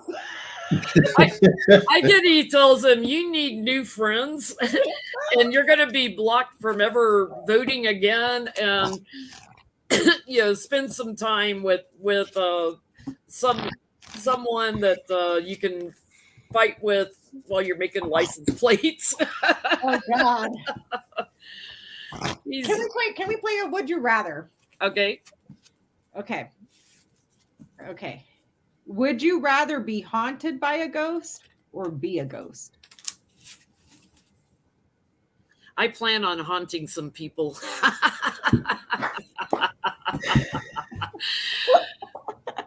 I've had ghosts, not earthbound ones, because I see like there's earthbound ghosts and there's people that come in and visit ghosts.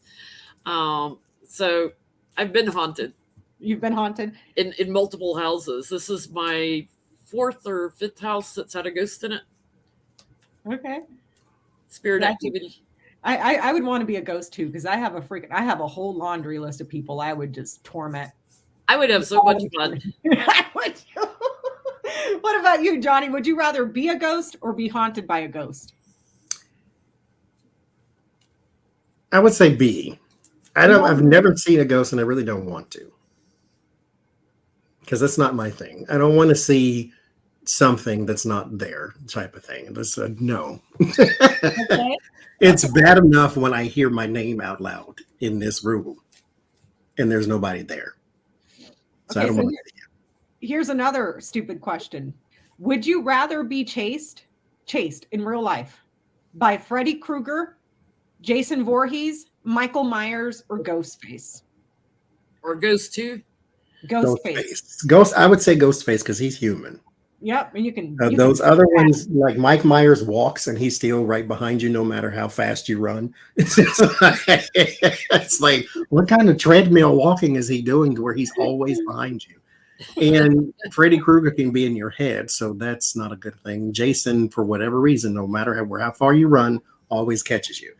Ghostface is a human. I know how to deal with that. So. Yeah, Ghostface is just a frat boy with a mask on.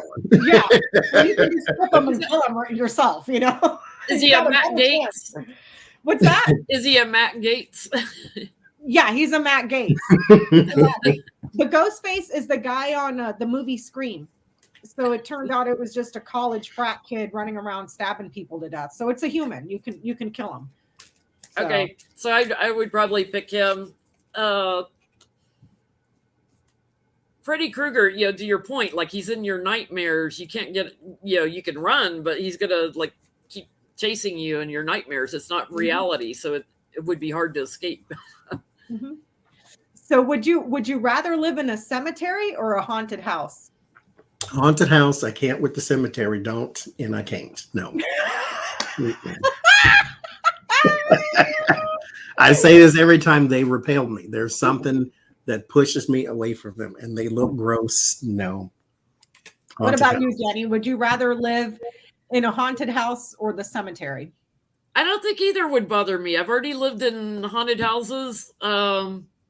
Cemeteries don't bother me. Like I've been in them at night. They don't bother me.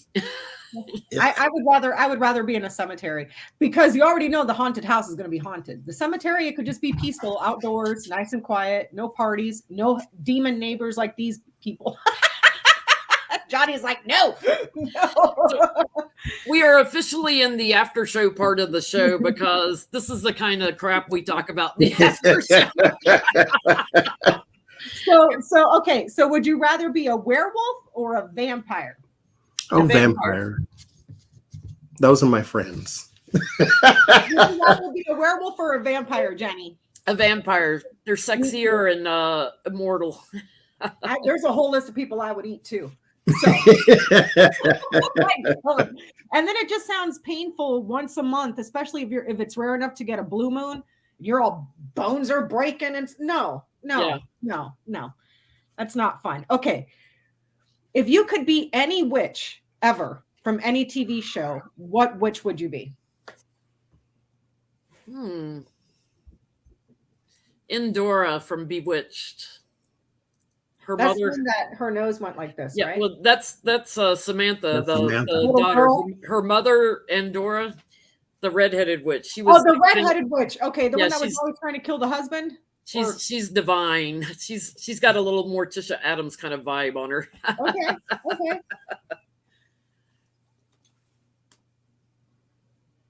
I liked Samantha though. She was nice. You like Samantha? I would. Okay, she's not a witch, but no. Not that either. I don't know. I don't know anymore. Let's see. There's Morticia. There's I don't remember Morticia. And Morticia wasn't a witch. No, I always thought she was a witch. Was she a witch? I don't think of her as a witch. I just think of her as an odd. Was Elvira a witch?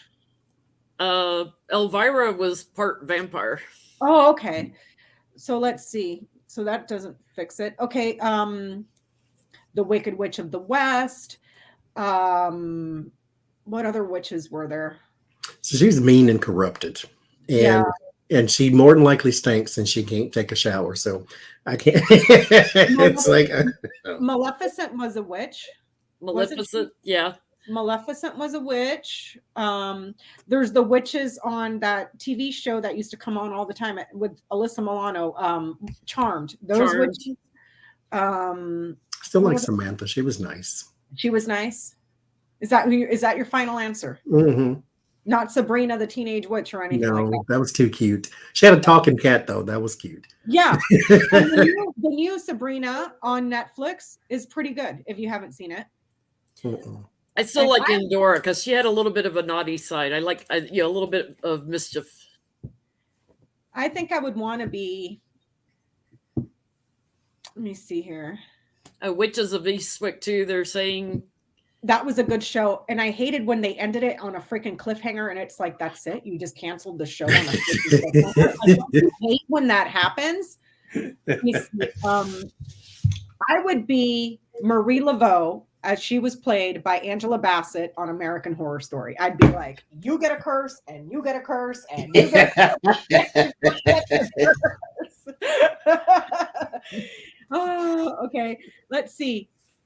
Which monster would you rather fight?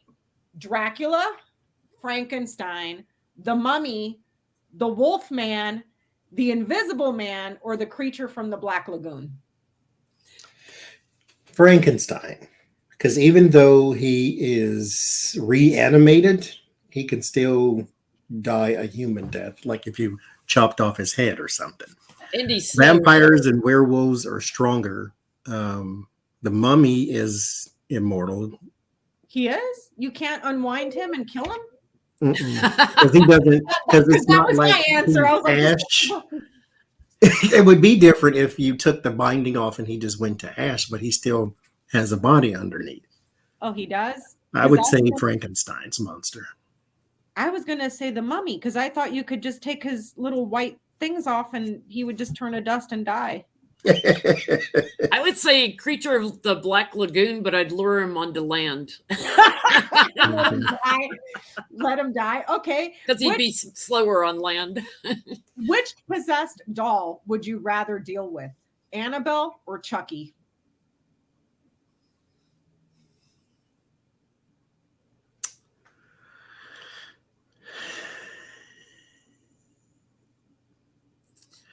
Annabelle's cursed. Chucky is a murderer, though. Uh-huh. And he knows witchcraft.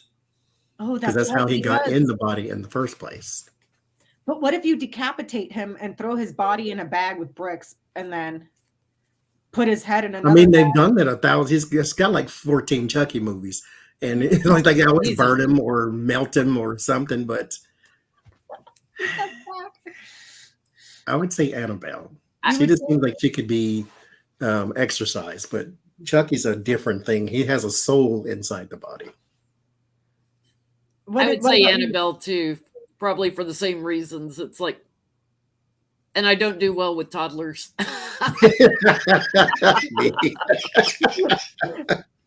I'm still going with Chucky so I can chop off his head.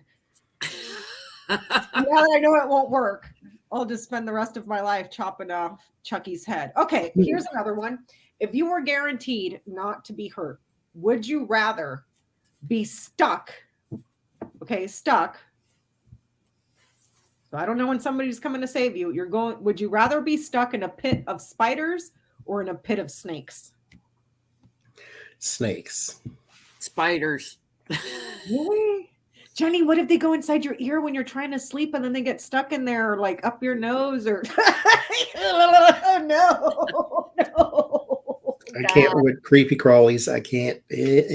No. And at least a snake, you can eat it, Jen. I mean, you're going to get hungry because you don't know. And then, because see, you're guaranteed not to get hurt, so it's not like they're going to bite you. They're not. If you could stand the scene in Raiders of the Lost Ark where he's in the pit of snakes and they're slithering around, I'm like, yeah, no. I would rather be with snake just because of the idea of something crawling in like my nose or my ears or, yeah, no. Okay. Would you rather live in the house from The Haunting of Hill House or American Horror Stories Murder House? I've never seen either. I live in the Addams Family Mansion. That's where I'm Yeah, would you rather live in the Addams Family Mansion or the Munsters house? The Addams Family Mansion. Yeah, it looks cleaner. I always liked the Munster house where the stairwell opened up and had the dragon like inside. Okay, here's a messed up one. This is my last one. Would you rather be cursed to live forever while still aging or die young?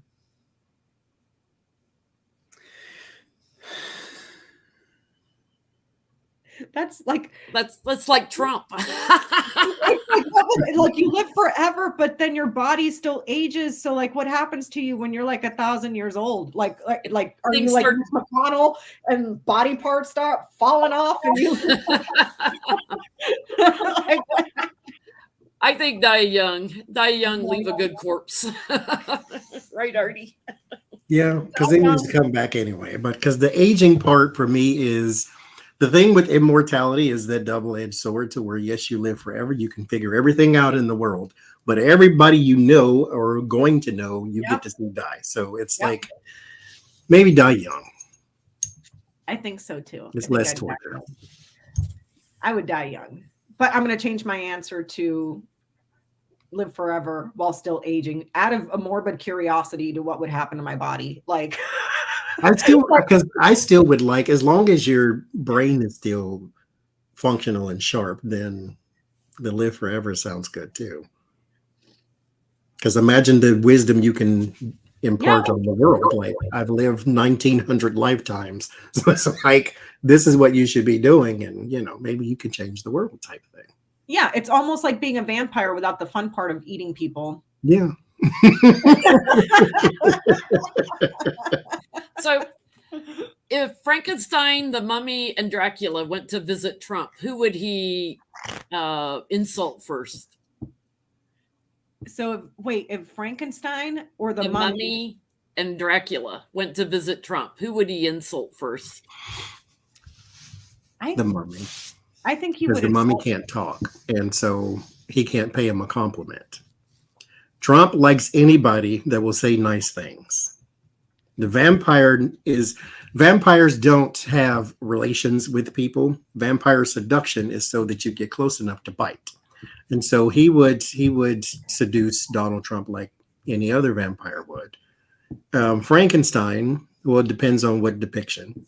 Some Frankensteins and some depictions know how to talk. So I think he might flatter Donald Trump, but the Mummy would not, because he cannot talk. So he'd insult him first. And he's thinner, so he would like him. I think he would insult Dracula because he'd be so jealous of the vampire, like lure and seduction and power and money and everything. It's like, I hate that I can't be like you. And he would insult him. And then hopefully the vampire will just eat him right there. I think he would like the Mummy because the Mummy doesn't talk. That's why he married one, right? Melania. That's the Loch Ness monster, right? The Loch Ness monster. Yeah, I think he'd be jealous of Dracula too. It's a sexier vibe, and he'd be jealous. He's always been jealous of Obama, who was younger and more fit. I mean, he was jealous of Jeff Bezos. And he's not an attractive He's an actual billionaire. But he's a billionaire with ladies throwing themselves all over him. So, yep. Fun times. Happy Halloween, people. I still got the spoon. The spoon has not fell off of my head. That's some good tape right there. All that vaccine in there. I still got sticky all over my face that if I touch it again, my cards are going to get even stickier. You know what? I'm gonna go downstairs and grab a snack. I'll be back. Yeah, this is our. Usually we start with a 5-minute break, guys, when we go into the after show because we're gibby gabbing and we have to like run pee and take a little 5-minute break. So I'll stay and chit chat with people. Maybe do some additional readings if you want to take a little break, Johnie. I'm good. Oh, and just as a, I don't know, piece of information for the chat. The stream is technically over. We're just going to chat and maybe do some more of these type of questions, but we're done with the majority of what we do.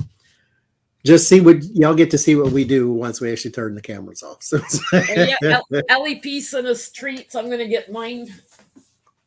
She sent us all kinds of popcorn. They're sitting right there, staring me right in the face. I discovered it doesn't pull open easy, so I actually brought my scissors with me. So I can cut it open, right, Artie? I read that wrong. Rosemary says Dracula because he's a count. I thought that said Dracula because he can count.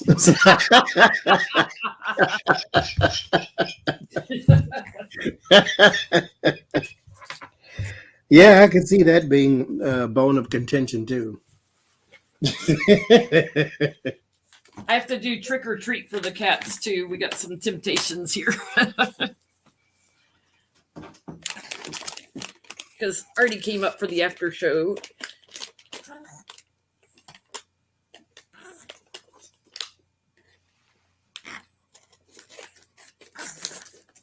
Oh, and here comes Lucy. So this is when the cats always show up because they come to see what I'm eating as well as if I have any cat treats for them. Artie, don't knock my paste jar off because it'll break. 2 months, y'all. It'll be Christmas. 2 months. Christmas. Here, Lucy. We're already there. Right here.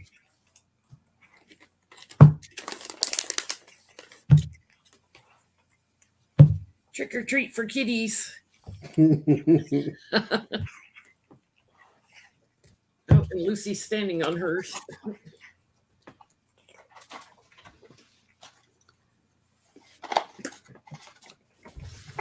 Oh, Lucy. She's standing on the laptop.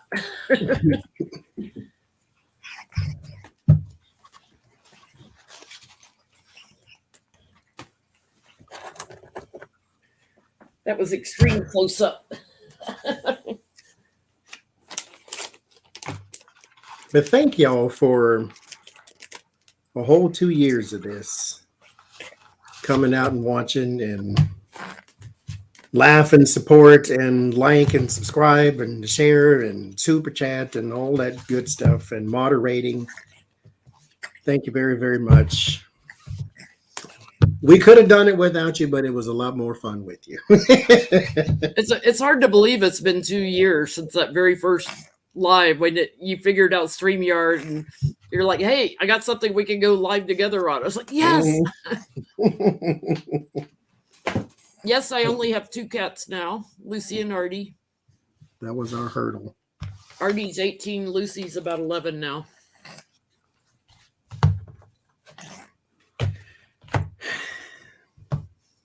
Yes, we laugh over here. Now, mind you, let me say this too.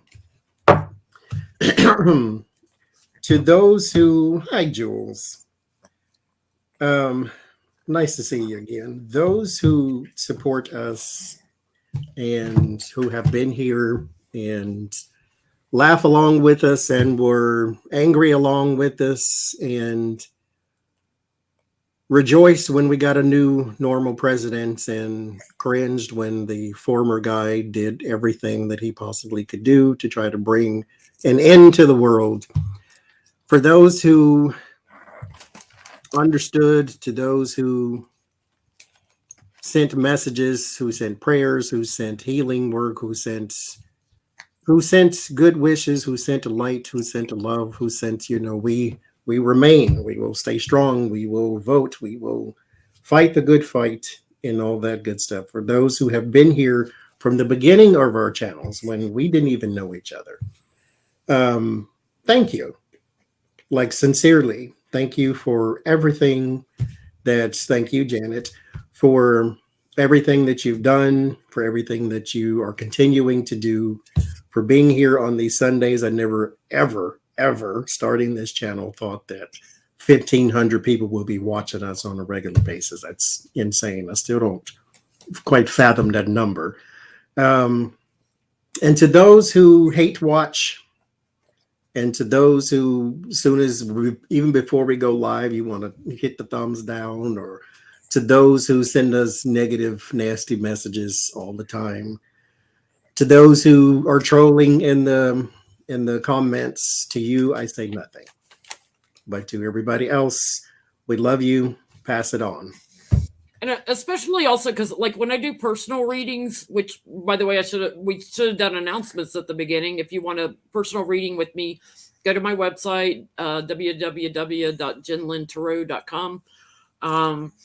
But when I do personal readings, a lot of people say, I watch you guys every Sunday night, but I don't chat because I can't keep up with the chat. So to all you guys that watch us and never even comment in the chat, thank you also. Yes. There's a lot of those. Oh, and Saturday, is the 6th, right? Saturday the 6th is Autumn's birthday. So she's doing a thing on her channel at the usual time. And that night, I will be live with Adrian from Red Lentil Healing, where we'll be doing our Zodiac thing. Yeah, I'll be joining Autumn for a little bit on Saturday. Becca's eating popcorn and muted. You may need scissors to open it, Becca. They're hard to pull open.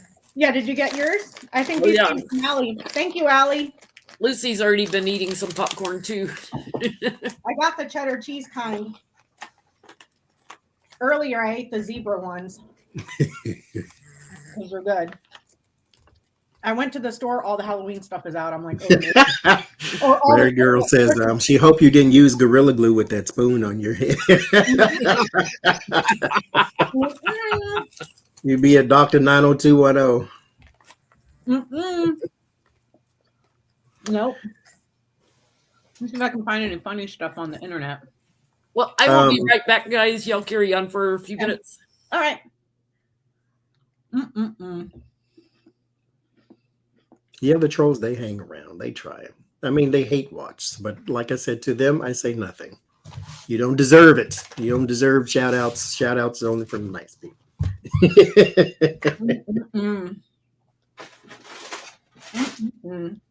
Don't acknowledge. So, Johnie, out of all of the crazy, like, horror movies with monsters and stuff, which one scared you the most? None. For whatever reason, it was almost, I don't know if I'm a masochist or what, but I enjoy violence in movies. So it's like, I'm one of the people that almost roots for the bad guy in these type of things, because I like to see it's okay. Jason is going to go to some camp somewhere where a bunch of teenagers are all trying to hunch each other and all this, but it's interesting to see the different ways he's going to kill each one. So I was never afraid of any scary movie. I always found it a little interesting. So don't go to camp and try to get it on, because you're going to get killed. I think we talked about this before. Hellraiser. I can't with Pinhead. I can't with Pinhead. I looked him up. I guess he's a demon. Let me see. What did the internet say? But he scared the crap out of me. Let me see what his name is. Pinhead. The Omen. The Omen, The Exorcist. No, I didn't watch the Squid Game. I don't understand that. That's no. So it says here, Pinhead is a lead Cenobite or the Hell Priest. Dracula. Mm-mm. Phantasm. Gremlins. Dude, I was Friday watching the 13th, Gremlins. part 50. I didn't remember the Gremlins because I love it. when I was a little kid. So a few months ago, it was on TV, and I was like, "Oh, let me watch the Gremlins." It's like, what the hell am I watching? Like, it got to the part where it was like Christmas time, and the little thing got wet, and it made those gremlins, and it was on the Christmas tree, and it's like attacking the mom, like trying to choke her, and mom's like on the floor, and on her back, like trying to kill her. And then the kid comes in and rips it off and throws it. And he catches on fire. And I'm like, what the hell is this? Like, what is this? Jeepers Creepers was creepy. Mm-mm. Are you scared of cannibals? No. No? Uh-uh. Not even inbred back of the woods cannibals? Uh-uh. Even if they try to eat you? Jaws. No.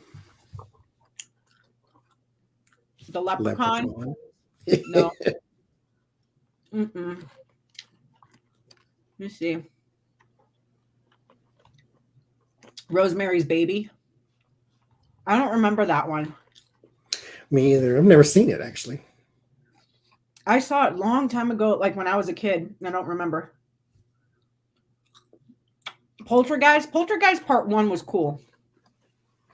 Take him to the light, Marianne. Take him to the light. No, because my thing was always Mike Myers, Jason, Freddy Krueger. So I haven't seen a whole lot of horror movies.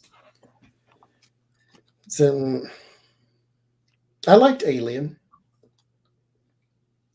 Oh, the movie with Anthony Hopkins and Jodie Foster. That's Hannibal Lecter.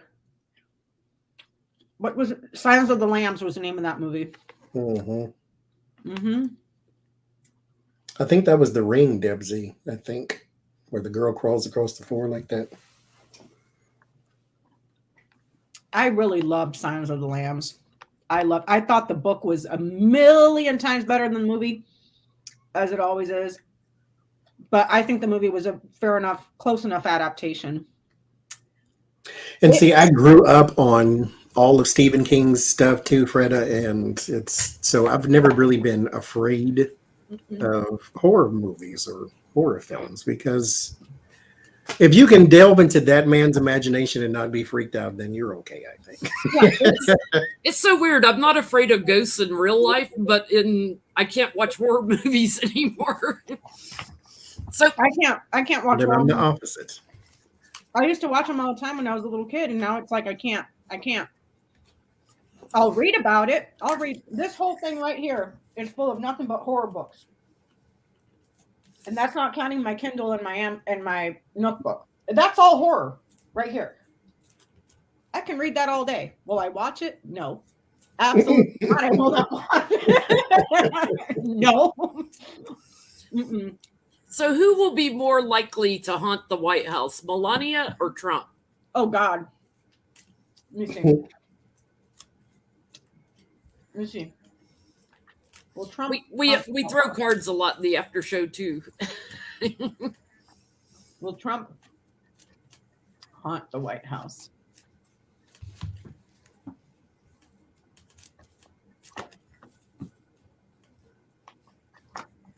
Ooh, I get Melania on the bottom.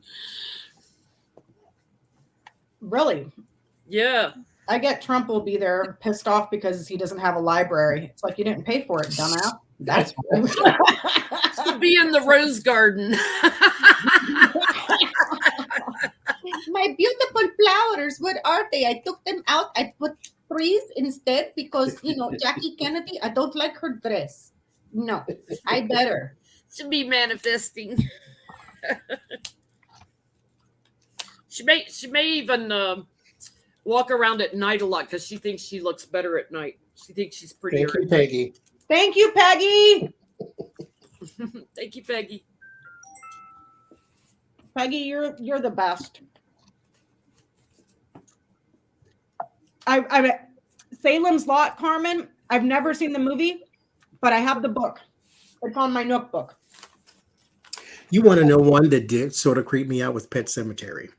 Pet Cemetery with the That little one baby. kind of creeped me out a little bit.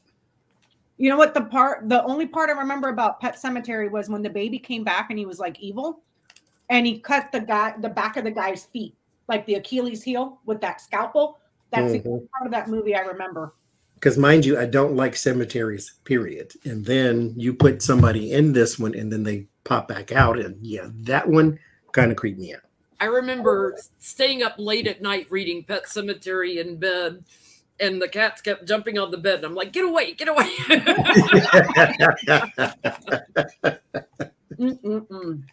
That one creeped me out. I told you guys a long time ago, over 10 years ago, back when Blockbuster was still around, we used to have a Blockbuster down the street from the apartment that Peanut and I were renting. And I went and I rented the movie Paranormal Activity. And Peanut and I watched it during the day. I had nightmares for a freaking week. And we were making fun of the movie the whole time. I'm like, that's so stupid. Blah, blah, blah. For a whole week, I had nightmares. I'm like, maybe this is my sign that don't watch scary stuff because my brain can't handle it. But that's like though, because I can read it. I can read it, but I can't watch it. That's what trips me out. See, I find reading like Stephen King and stuff traumatizes me more because my imagination runs away with me versus seeing it in a movie. I think I can control it more when I'm reading it in my head, what I visualize. Whereas in the movie, it's like I'm forced to see somebody else's, like, and I, nope. Paranormal Activity, in my head, I couldn't suspend enough of my skepticism to just enjoy it. I kept, oh, that's not real. Oh, that's not real. And then she threw the man at the camera, and I'm like, this is garbage. So I couldn't suspend my belief enough to immerse myself in their storytelling. It was it was a stupid movie. And then like when they have the priest come over and the priest is like, whatever you do, don't use a Ouija board. And then the husband uses a Ouija board and he leaves and then it catches on fire. I'm like, okay, if they were really watching these movies that they're recording themselves, they would have known right there. But it was never mentioned again in the movie. I'm like, this is so stupid. But I had too many holes in the story. With something like Mike Myers, that's fake. It's meant to be fake. So therefore you can suspend everything and just get into their storytelling. This thing was supposed to be shot like it was a home movie, like it was real. And so I couldn't. When that movie came out, I swear to God, all they did was go down to the Radio Shack back when Radio Shack was open, right before they went bankrupt, bought a camera on sale, when they're like liquidation sale, filmed a movie and made a bunch of money. Blair Witch. Blair Witch was the same way. Cost them like $7.50 to make that. Let's get a camera and go into the woods. I didn't understand the ending of it though, because all you see was the person in the corner. They were captured by the witch.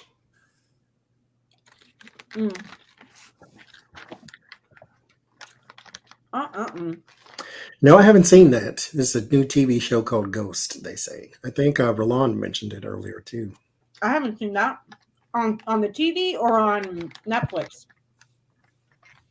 So I just started a poll, which is creepier, dolls or clowns? Freaking dolls. That's my vote right there. Dolls. I feel so bad for clowns. They were never meant to be creepy, but they sort of morphed into that. What changed? Was it the It and the Pennywise? Did he do it, or what changed for clowns? I wonder. Maybe it's just the makeup patterns. It just scares people. We all float down here. It's almost a dead heat right now. 48% dolls, 52 clowns. Mm-mm. The Thriller video didn't bother me because it was. I didn't really pay a whole lot of attention to more than just the dancing. I just like the dancing part. Oh, the Michael Jackson Thriller? Yeah. Oh, I used to love that. Back in the day when, we used to have roller skating rinks in my, camp that we went to in the summer, which was like Catholic camp. They would always take us out to the name of the place was Hot Wheels roller skating rink. Not to be confused with the Jerk in Texas. And they would play that every year in Halloween. And I thought I was the coolest person in town because I could roller skate backwards without busting my ass. And I danced to that song. And yep. Thought I was cool. Mm-mm-mm. If you had to create a monster, what kind of monster would you create, John? It would be vampire based, just not necessarily something that drank blood. Okay, Lucy is eating paste. Lucy, don't be an naive pacer.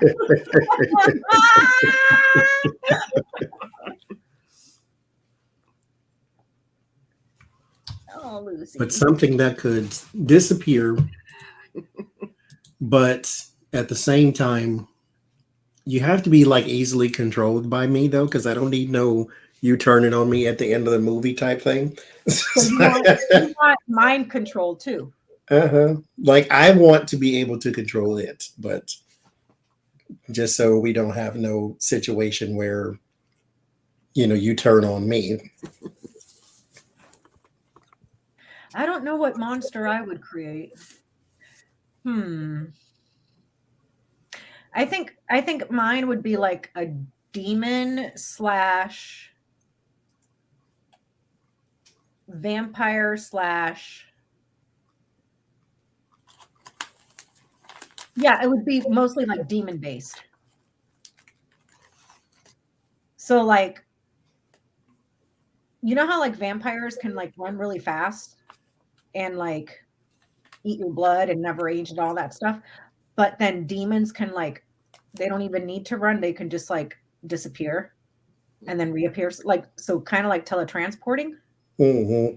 And then they have all those demon powers. I would be one of those. Mm-hmm. And then when I get hungry, I'll just eat people like a vampire. But I think I'd be a demon. That'd be fun. What kind of demon though? Aren't there different kinds of demons, Johnny? Very much so. See, now this is getting complicated. I feel like I'm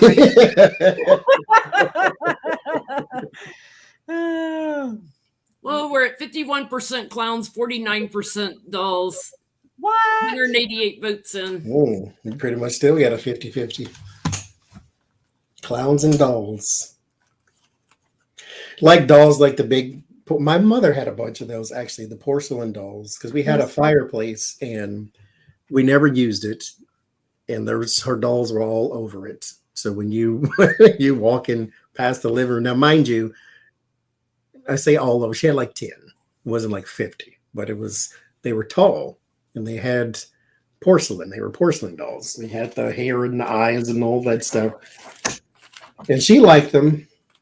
I didn't mind them. They kind of freaked me out. But if you were freaked out by them, you'd have been super freaked out by these. Do you know which dolls really freak me the F out though? The ventriloquist dolls, you guys. Oh, the That dummies. freak me out. Oh, there's something wrong with those dolls because they got that line right here and like that. No. Straight in the fireplace you go. Because those always look like they're about to come alive. Those freak me out. And then have like some sort of New York accent on top of that. So Lucy took a little dip in the paste jar. Now she's licking her paw. No, can't do it. 204 votes in, 54% clowns, 46% dolls. So what is it about the clowns? Is it the makeup powder? Is that what does it? I don't know. There's something creepy about clowns. I ended that poll. We'll start another one. Let's see. Clowns don't freak me out.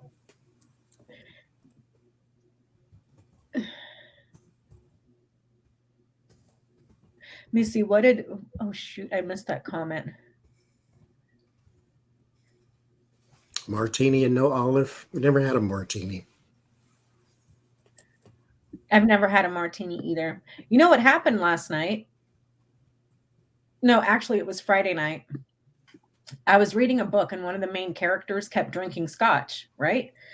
So Peanut gets home from work, and I'm making dinner. I was like, "Hey, Peanut, what does scotch taste like?" He's like, "Tastes like scotch." I was like, well, I've never had scotch. So he went down the hill to Bevmo and got us a bottle of scotch. Lord have mercy.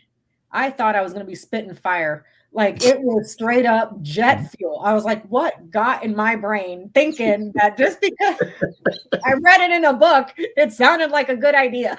Like, let me see what this tastes like. Yeah, stupidest thing I've ever done in my life. That was me and whiskey. You tried whiskey? I've tried everything back in the day. Now, mind you, this is before I was 21, back in the day. So I kind of know what a whole lot of things taste like, except wine. And then Yoda sent you all our dear Yoda fixed that. So now I know what wine tastes like. But So, new poll: who would you rather have dinner with, John Wayne Gacy or Jeffrey Dahmer? Jeffrey Dahmer. Is it an actual worm in the tequila bottle? Like an actual worm? Uh-huh. Yeah, why? I've seen my friend way back when I was in service. One of my really good buddies was Marine Corps, and he was stationed out in Japan for a long time. And he had these huge liquor bottles with snakes inside of them. I've seen one of them too from Japan. Why? I mean, that looks like it's formaldehyde. Like what? Yeah. Why? Like you walk into some freak show museum and they got heads on the shelves within the jars, and like that looked disgusting. Yep. I was like, dear Lord Jesus. He's like, I don't drink them. It's just for show. I'm like, it's like a biology lab in here, man. I mean, that looks disgusting. I think everybody's going for John Wayne Gacy because they're not kids anymore. They feel like they'd be safer with him. I would have dinner with Jeffrey Dahmer just so I can threaten to eat him. See how he likes some fava beans. Uh-huh. And tonight we're going to have roasted fingers. Yours. That's such a weird concept. You see people and you want to eat them. Yeah. I don't understand. I mean, you know what's weird though? We had watched a show. It's like a documentary or something years ago, back on like the Discovery Channel or one of those channels way before they started. Everybody went to reality TV shows, and it was called Taboo. And every episode was a different taboo in societies or things that were considered taboos in societies. And they had one specifically on cannibalism. And how certain cultures, that's not taboo to them. It's normal way of life, you know, like, of course, these are like, perhaps, you know, if I remember correctly, a lot of indigenous people that were still not discovered, you know what I mean? Like that lived in the woods in like South America and places like that. But they were just like, yeah, we just eat people, you know, it's a taboo thing. That show used to be really cool. They should bring it back. Oh, you know who else we need to thank that we haven't thanked are all the guest readers that have joined us over the last 2 years. Yes. We've had a lot of great guests. And Lynn. Adrian from Red Lentil, Lori from The Way of Positive Change, Ona from Ona's Tarot, Lena, of course. Who else has been on our Sunday nights? Sienna Rose. So you start making a list and you're going to forget somebody. So you got Lena, Linda, Lori, Adrian, Ona, Ganga, Lynn, Autumn. I'm trying to think back to the New Year's Eve bash. I think that's when we had 9 of us on there. It. I think that's it. Karen, yes. Autumn from Black and Orange. Karen for Tea with Karen. Sienna, see, start making a list. You forget somebody. Always. I read with Sienna yesterday. For those who have not seen it,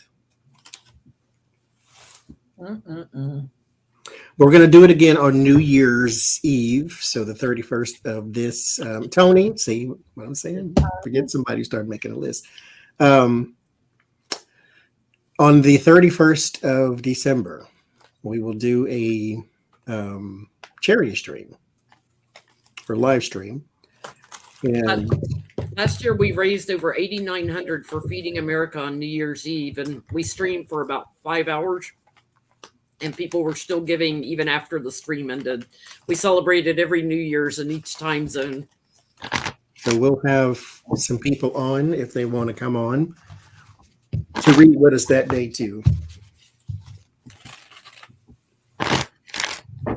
I think we had one of the biggest fundraisers in the Kara community on New Year's Eve. That was fun. Oh, Lord Jesus.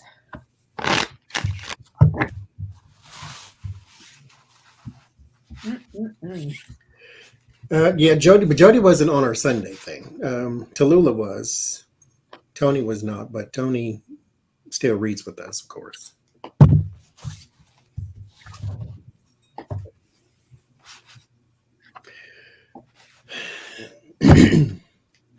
So let me say this too. No, never mind. But All right, Johnny, spit it out.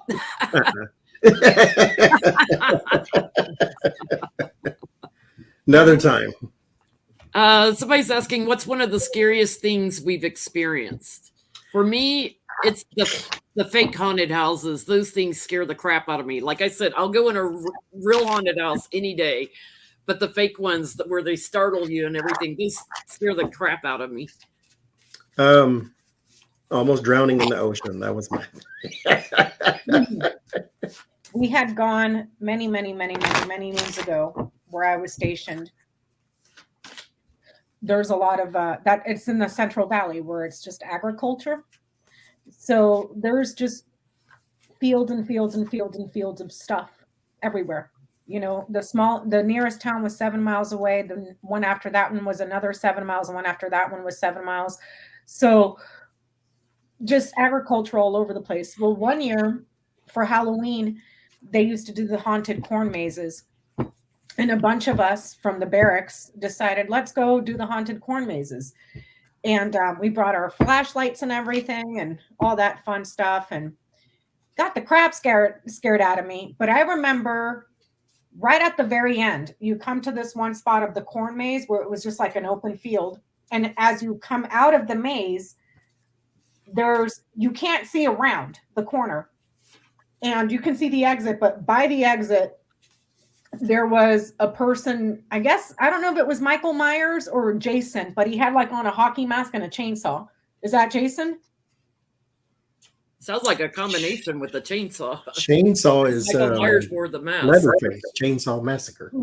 Okay, so he was standing by the exit, and there was I think there was like 8 of us, and we're all holding hands, and we start running, and I got so scared that I pulled away from the group and started. I was like, okay, he's going to go after them. Let me go around this way. Oh no, there was another one in the corner that I didn't see. Chased my ass. I like any scary movie, running, fell on the ground. Ah! Like if this would have been real, I would have gotten killed. Like that's the scariest I've ever been. Somebody said the Trump administration for 4 years. That was real life scary. We all lived through it. We're all traumatized. Oh Lord. Yeah, for those who don't know, I eat paste as Eric Trump. I wanted to dress up. I called Becca, my friend. I said, I want to do something that's like a running joke on our channel. I want to dress up like I eat paste. And Beth started laughing. So I took a shower, and while my hair was wet, I thought, let me see if I can do his hairdo. And I was like cracking up. I was like, yeah, I got to do I eat paste. Did you take out your teeth because they became uncomfortable? No, because I can't talk in them because they don't latch in. So I have to kind of grip my bottom teeth to my top teeth to hold them in. There's a whole bag of teeth I got. So like, if Eric goes to jail and doesn't get good dental work, here's what his teeth will look like. I got a whole bag of teeth. They're all equally bad. Oh Lord. Oh Lord. So Jenny, what book should I read next? Or which ones have you got that you haven't read? I don't know. Becca texts us all the storylines in her books she's reading, and it's hysterical. Well, I'm thinking about jumping into this series next because it sounds really stupid. But it's a series. It's not really a series. It's a trilogy. Because I have like the witch books. I'm going to get through those pretty quick. And I got a bunch of those. I got 1, 2, 3, 4, 5, 6, 7, 8, 9. 9 of those. I don't know. Yeah, Lucy's trying to mooch popcorn. I'll give her some paste instead. That paste looks good, though. That paste looks really good. Lucy has a sweet tooth, so she's always around if there's something sweet. Cookies, cake. I'm regretting not buying a tub of Nutella when I was at the store today. Now I'm like, damn it, I should have done it. But I do have brownie mix downstairs. I have brownie mix and cookies. Those are they Pepperidge Farms? I think they're Pepperidge Farm cookies. I should go get some. Yeah. Read American Gods. What's American Gods, Diva? What's American Gods? Oh, Jenny, I got this thing. America's Most Haunted Places. I didn't know that the Psycho House was real. Yeah, it's real. And I want to go to the Stanley Hotel where they filmed The Shining. I haven't been there. I haven't. I'd love to take a vacation and stay there because it's one of the most haunted hotels in America. Yeah. Yeah, I read Good Omens years and years and years ago. That one's an old book. I tried to watch the TV adaptation. I was like, eh. Let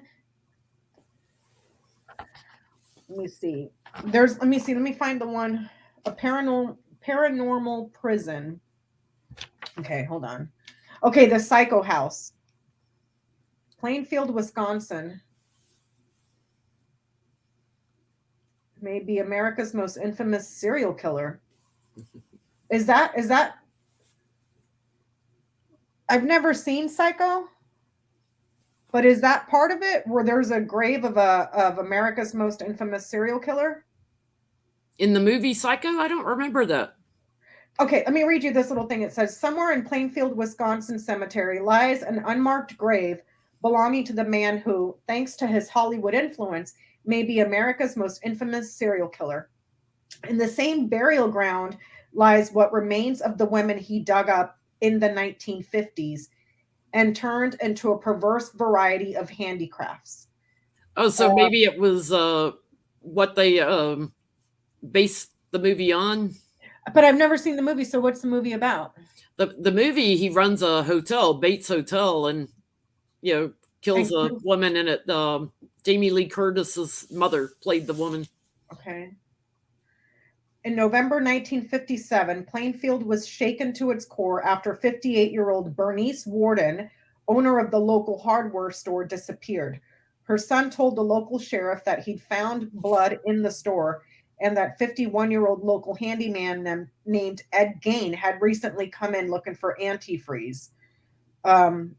Tracing Gain down to the ramshackle, isolated farmhouse where the odd man had lived alone since the death of his mother, the sheriff found Warden hanged by her feet, decapitated and eviscerated in the shed. Wow. Yeah.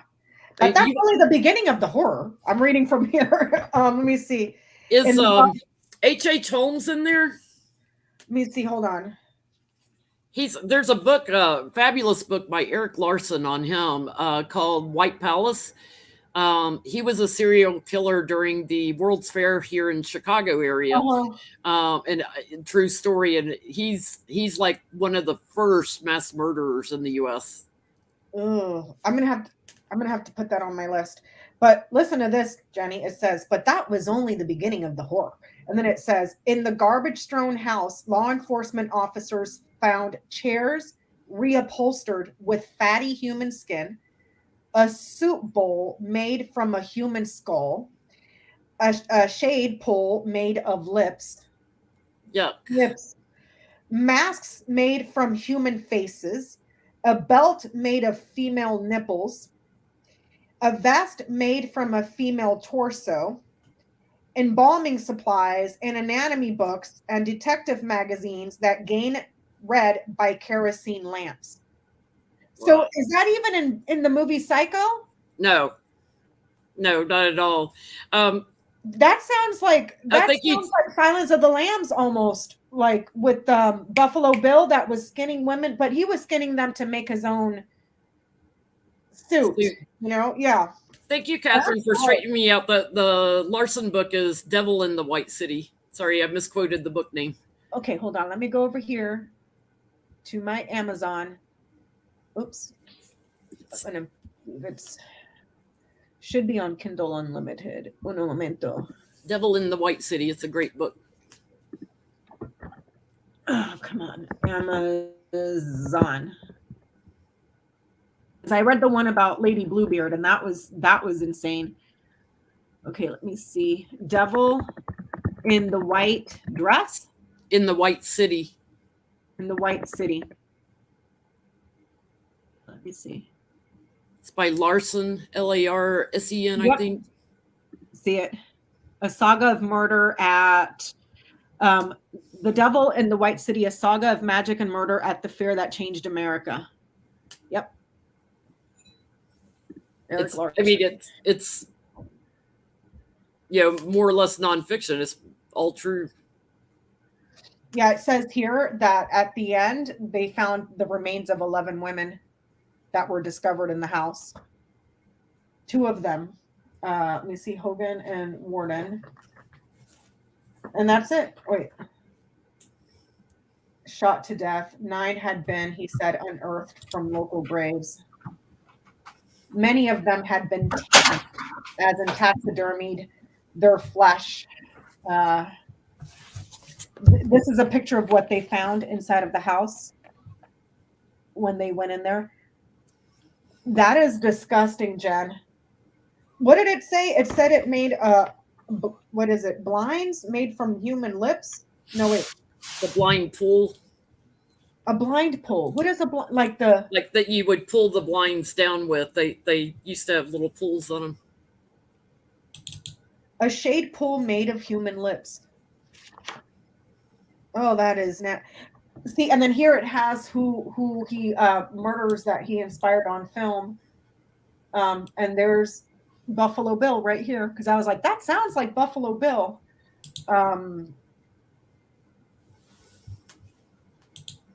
Oh, like what makes a person do? I mean, obviously, they have a song here about the Rosemary baby was born. I read that book by Eric Larson, and then I started going through all his books. I just loved it because it had history in it, like real truth in it. It was crazy. Yeah.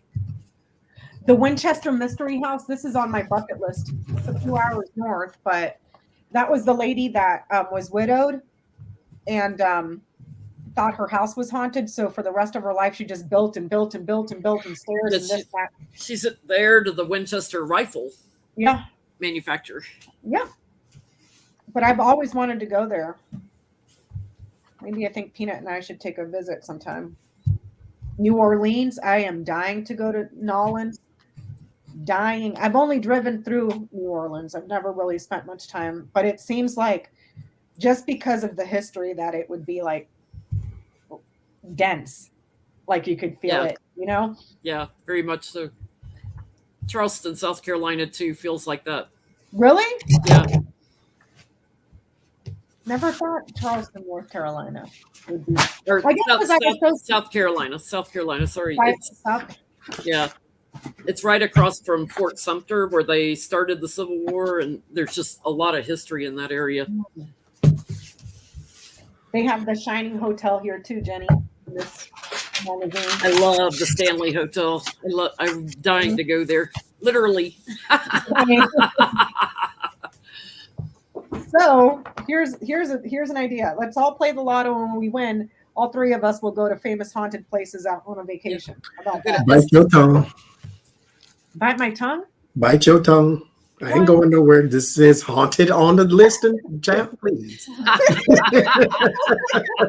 Well, then you go sightseeing somewhere else while Jenny and I go. The Roosevelt Hotel in LA. I would love to like go there and stay a couple of nights. Yeah, it's haunted by celebrities a lot. I think the Cortez is supposed to be haunted too. And we pass that all the time when we go to Dodger Stadium. So the Amityville Horror House. See, I don't think it's haunted. What happened at the what? Okay, so what happened there? Because I see a man arrested and body bags, but I don't know what's the story with that. The guy, and I forget their names. Y'all tell me in the chat. It's not coming to me. I live like within like 2-3 miles of it when I lived in Long Island, and my pet sitter was friends with the people who live there now, and they're like, it's not haunted. This guy was a drug addict, and he killed all his family. Is that what happened? Yeah, he was strung out on drugs and killed all his family. But yeah, they made out this whole horror thing around it, sensationalizing it, trying to get him off from his murder conviction. Says here, I got people in my family that if there is a get together, now these is living people. If there's a get together and you tell me they coming, I ain't showing up. And you want me to go, those are living people, mind you. You want me to go somewhere where there's ghosts and people walking around that you can't see, and no, thank you. I don't even like all the living people. Somebody's talking about Gettysburg. When I lived in Pennsylvania, I was about 2 hours from Gettysburg, and I would drive there and I would call my friend Beth Cat from Gettysburg, from the battlefields, and you could hear conversations over the phone, like they were just yak, yak, yak, yak, yak. You could hear it on the earpiece and stuff. I've lived in a house that was... No, thank you. Weird. I'll just say it that way. And I think the weirdest thing that I didn't like was the constantly feeling like you're watched. It just made me uncomfortable. Didn't creep me out. It just made me very, like you're in the shower and you just know somebody is there and looking at you. You know what I mean? That's the movie Psycho. You will not take a shower for days. Is that where he like stabs the lady in the shower? Yeah, through the shower curtain. Yeah. Yeah. It was so wonderfully filmed in black and white, and the suspense and the angle of the cameras and everything. It was just... The Coronado Island Hotel is supposed to be haunted, and we've been there quite a few times, and it's like, no. But maybe it's because it's always so busy with people, and it's a touristy spot, and, it's like... Very pretty. Yeah, you don't feel anything. I didn't know that the Headless Horseman is supposed to haunt Sleepy Hollow, New York. So I have to read that story, too. It says, the Headless Horseman haunts Sleepy Hollow, New York. I did not know that. Let me see. The most haunted ship, the Queen Mary. Don't know what that is. It's in docked in LA, isn't it? I don't know. Let me see. I think it's docked in LA permanently now. Long Beach, California. Yeah, California. Doesn't sail anymore. What happened there? The swimming pool in it, the indoor swimming pool area is supposed to be really haunted there, like from drownings or whatever. Really? Yeah. It says these days the Grand Ship capitalizes on its spooky reputation by offering haunted tours, interactive interactions, and seances. There's even a dinner special called Dining with the Spirits, which allows you to pair paranormal investigations with more earthbound spirits. Bloody Mary, anyone? It's like, I'm going to have to read that story too. There's, for those that don't like creepy dolls, here's a creepy doll. There's like this tree, I think it's in Mexico, where they hang all those creepy dolls like that. Just the whole bunch of them are hanging. I think Becca and I need to take Johnie somewhere really haunted and do a live stream from there just so we can watch Johnie flip out. I would be a pain in the ass because I'd be like, Jen, no, that's not real. There's a logical explanation for why this is happening. Kind of fool am I? No, thank you. It would be fun, though. It would be fun. I would. No, it would not be fun. I think it would be freaking hilarious. Y'all go right ahead. Oh, we will. We will. We just got to hit the bottom. We just. There is a video I was about to watch. With Neil deGrasse Tyson on why people like to be scared. And I didn't watch it, but I'm going to watch that. Why do people like to be scared? Like spooked? Let me ask the cards. Let me ask the cards. Like an adrenaline rush. Why do people like to be scared? We could go to the Lizzie Borden house. They've turned it into a bed and breakfast. You know, I did, no joke, really have a friend named Lizzie Borden. No joke. And it took me forever, like, to figure out that her name is the same name as the freaking lady that slaughtered everybody. And I was friends with her for like years and years. I'm like, why does everybody make fun of your name? Like, she's like, Lizzie Borden. And I'm like, yeah, that's your name. You mean like the Lizzie Borden? I'm like, yeah, that's your name. And like Lizzie Borden had an axe, gave her father 40 whack. Yeah, then she told me, I was like, huh? And then I had to look it up and I was like, oh, now I get it. Or gave her mother 40 whacks when she saw what she had done, gave her father 41 or something. I forget. So why do people like to be scared? No, I would not go to a haunted house. I'll go all day, every day and be like, this shit ain't real. And then have nightmares about it for like the next 3 months.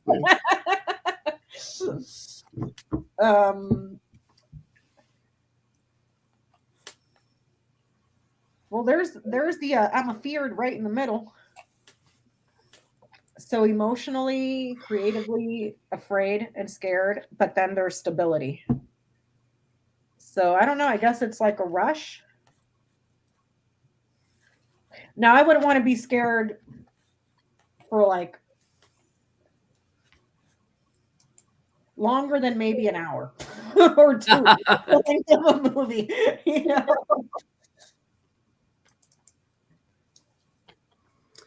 Lady wants to know, what is your favorite moment or memories from the past Sunday lives these 2 years? Well, some of the funniest moments, I don't even remember what we would laugh about because we'd start laughing so hard. We've laughed so much that I can't. And it always starts with this one right here. Was it? Which, let me say this too. I did say beforehand that for those who send negative messages, I have nothing to say to you. But I'm going to say this one thing. Because we get people who say we shouldn't laugh because we have to be serious and all that type of stuff. We are not newscasters. We are regular people. We're not celebrities either. We are regular people with regular jobs and regular lives and all that regular stuff. We're not more special than you. You can do this too. I give these away every month. The person who won this one didn't even claim it, so I still have it. I give these away every month. I send one to you. You can start your own YouTube channel and be your own tarot's apprentice or whatever the hell you want to be.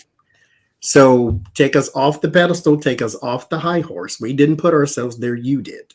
So when we laugh at Donald Trump and make fun of him and his hair and his skin color and all these type of things. If that's not for you, which I do understand, go watch something else.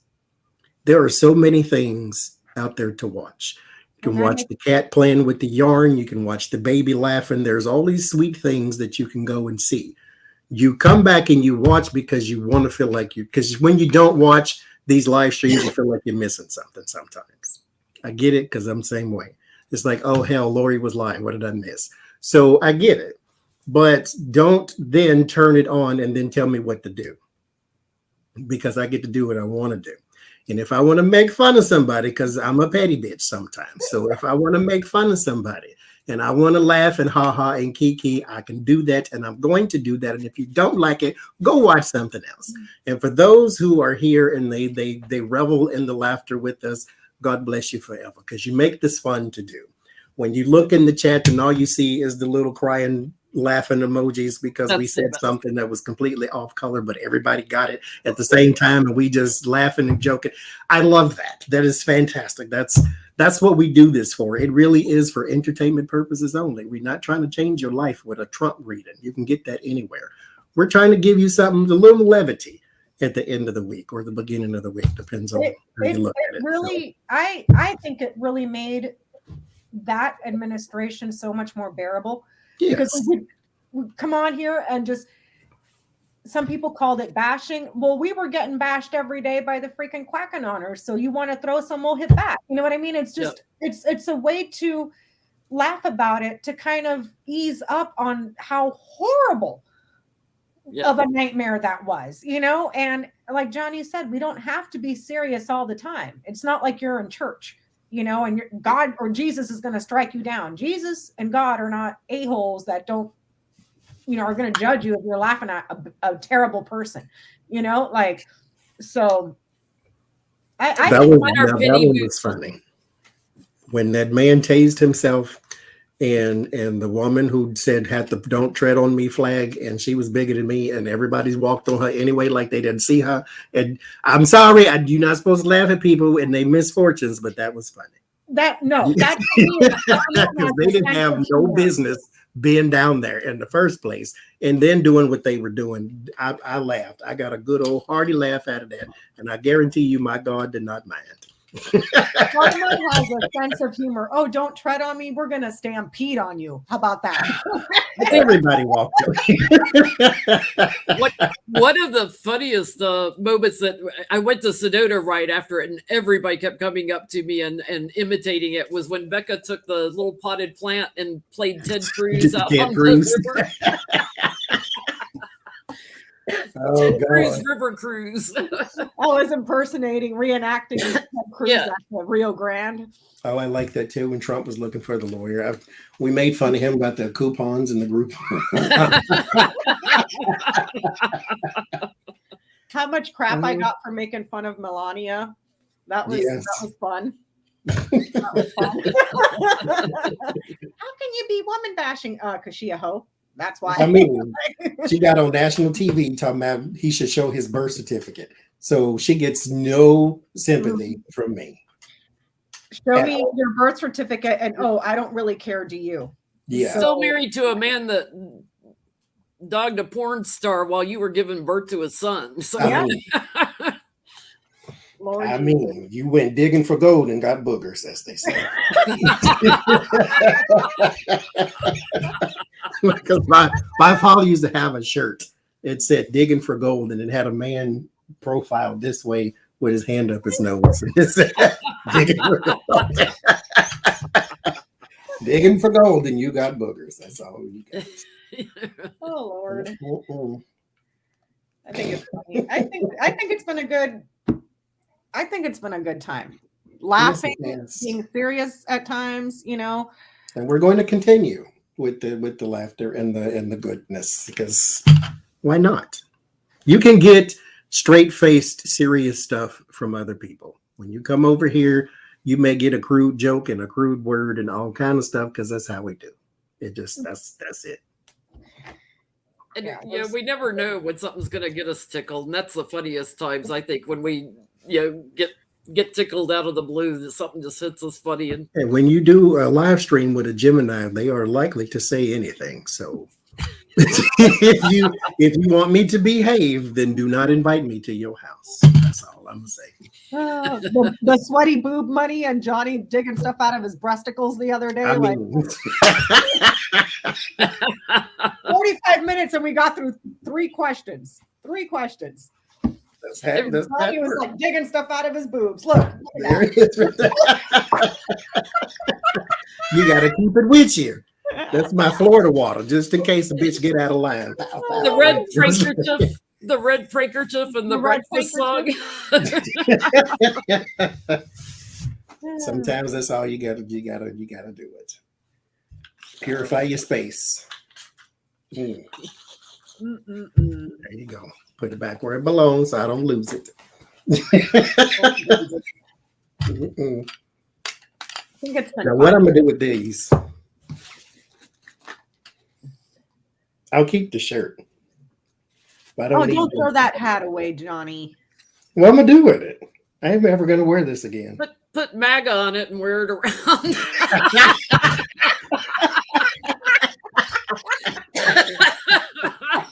Work to the great. Damn, that is what I should do. You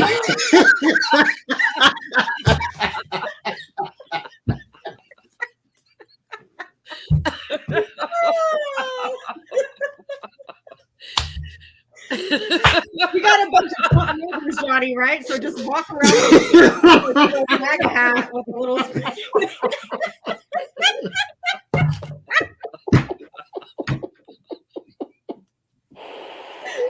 Oh, Jesus.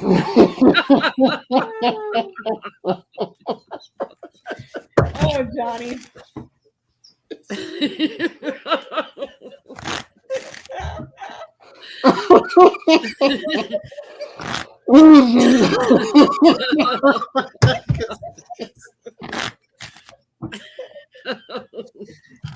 Walk around with the Trump one and it's got the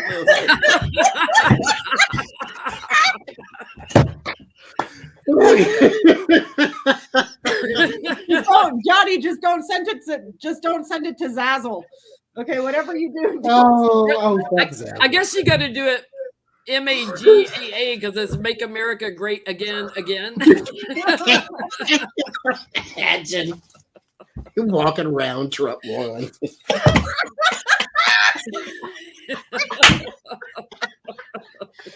Oh God, Johnny, you have to do it now, even if you have to Sharpie the word in there. You gotta do it. Johnny, you have to do it.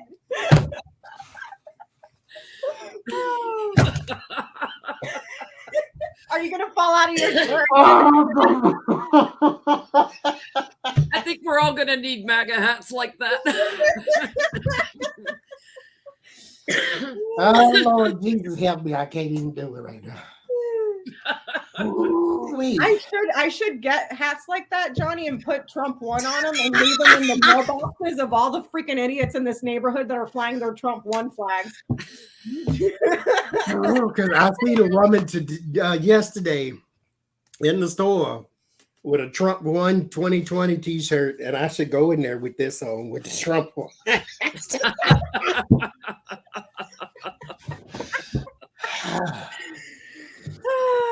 Oh my God. Marie's triple daring you, Johnny. There you go. That should be your next live stream. Go walk into the store with your Trump one.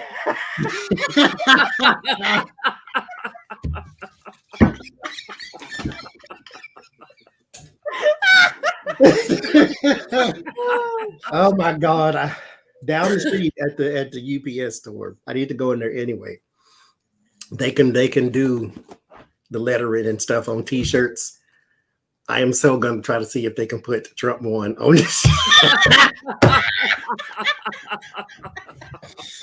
Oh Lord. And then walk around all day. Trump one. And you have to, and Johnny, you must wear that shirt with it too. That bird's unreal. It might be funny to put it on with a Sharpie. You know how Trump likes the Sharpies.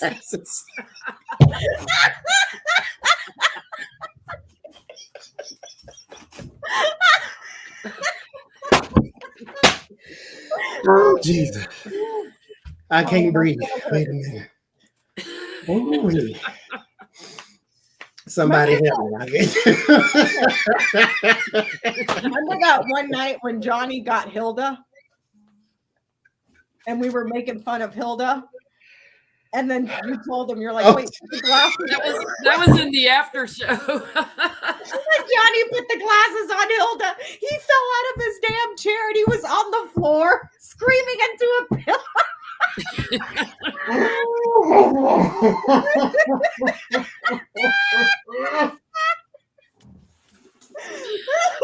That was a I can't breathe, I'm laughing so hard laugh. Oh my God. I feel like I got asthma. Wait a minute.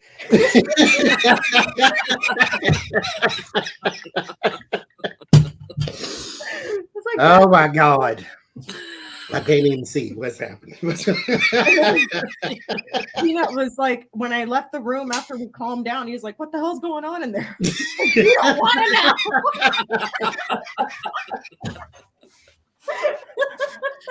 Oh. I was like, Johnny was laughing so hard he fell out of his chair and he was on the floor screaming into a pillow because he was Oh my God. All we could see was the top of his head. like this, a pillow, like with his face inside of a pillow because he freaking fell. Oh my God. That was a fun night. That was a fun night in the after show. I think one of the funniest that I can remember. I'm gonna compose myself. I'm gonna put that on there. I still am gonna get rid of it though, but why? maybe I'll send it to somebody. Your Melania impersonations have brought us to tears quite a few times too. That hussy. I just saw a video the other day of her and Trump, and he was talking to somebody or whatever, and she's standing next to him, and then as soon as he turned, she's like, you know, like I was like, oh God. I do not envy your life, not 1 minute, because you just as ugly on the inside as he is. Mm-hmm. And we were reading on Mitch and his dead hand, and you pulled out the card where the woman's holding the hand, and he's back there in the background with missing a hand. I'm like, but mind you, let me blame Spirit for that one because what in the world? Thank you, P. Santa. I mean, Deck 2's the reading, and we reading on him, and here's this woman holding a dead hand.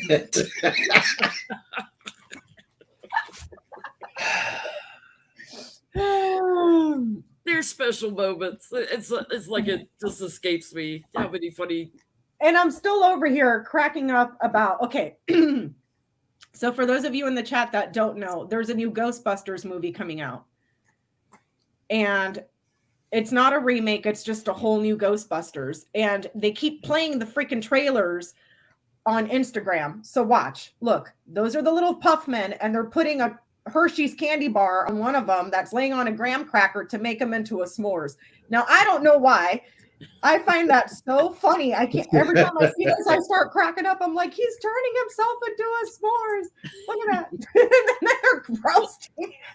The I ate paste joke started because I texted you guys a meme of I ate paste, and we got so tickled over it talking about it in a live stream. That's why I had to dress up as him tonight. I ate paste. He looks like a kid who used to eat paste. And that's the thing. Like, I don't know why some people consider us the mean kids. Probably because we make fun of people. Mm-hmm. But it's not like we're making fun of the Pope or Mother Teresa. These are awful, awful, awful people. Like, you know, don't lie. Y'all make fun of them too in your heads. Even though it may not come out of your mouth, you're still thinking bad thoughts about them. They're the love and light people. The love and light brigade. Namaste.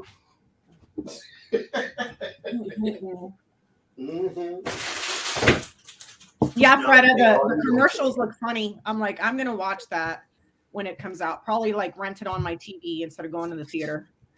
But you tell me, Donald Trump came to your house.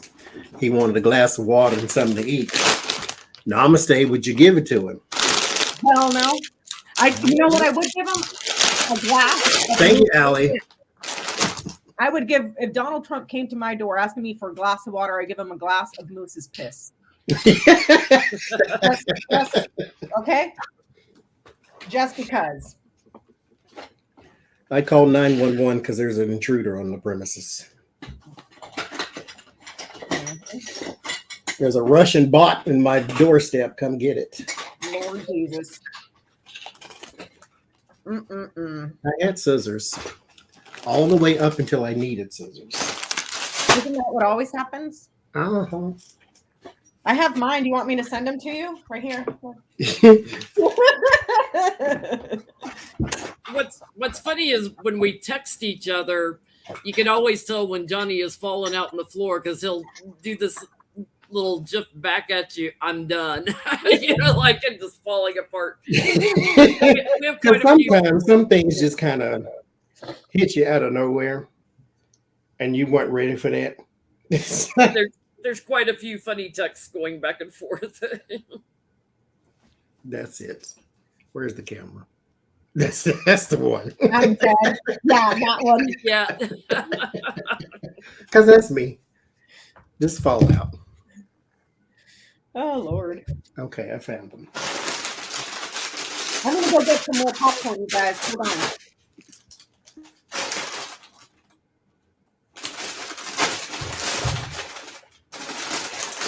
I had some popcorn. It was supposed to be, don't run with scissors. Exactly. It was supposed to be good. But because it was like $4 for a regular bag and had the, what you call it, the caramel and the cheese in one bag. Oh, it was nasty. It tastes like chemicals. And so I was good and hot that you made me buy this, and that's what it tastes like. But I'm about to try to recreate that right now.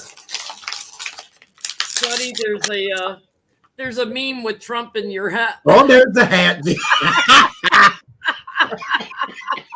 It says It's the same one too. Is this with different color? It looks like the same. It's red, orange, yellow. That's what mine is. That's red here, but yellow there. It says Incompotus on it. I gotta see if I can get somebody to put MAGA on there.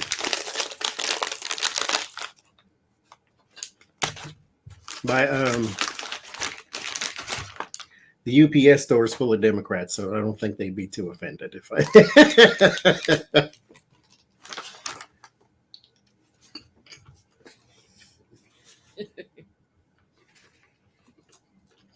Lord Jesus.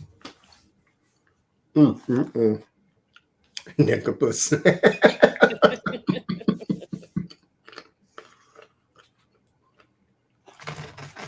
Here's where my costume came from.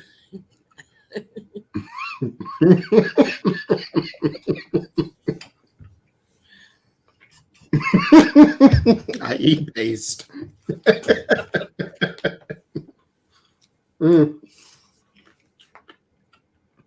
don't know what I'm gonna do with these because you really can't see out of them. They're like sunglasses. But, I mean, you can see up close because you can see the spirals. So it's not like them type of glasses where you see past it. No, you see the spirals, and everything's red on top of that. So you could injure yourself in those. You can see up close, or if you got good eyesight, you can see. But and they're small, too small for my big head. But they're actually not uncomfortable. You just can't see.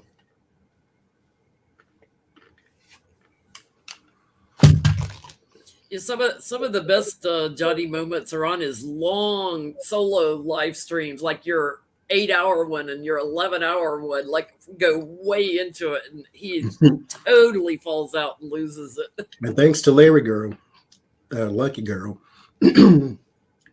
she timestamped some of them, and so I have it. I just need to figure out how to download it, then chop them all up and all How that. to put them all together in one video. That's a project.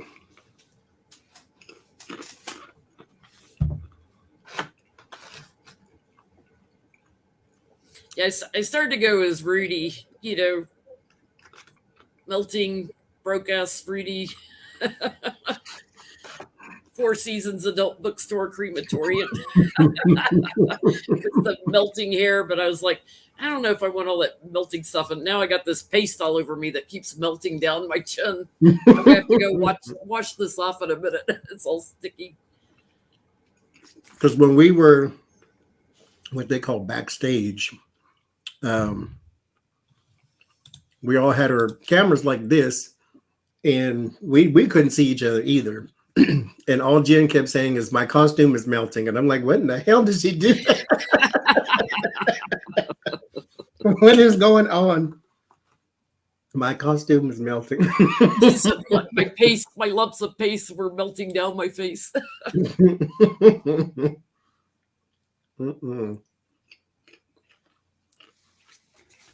Oh, wait. What is today? I keep the 31st.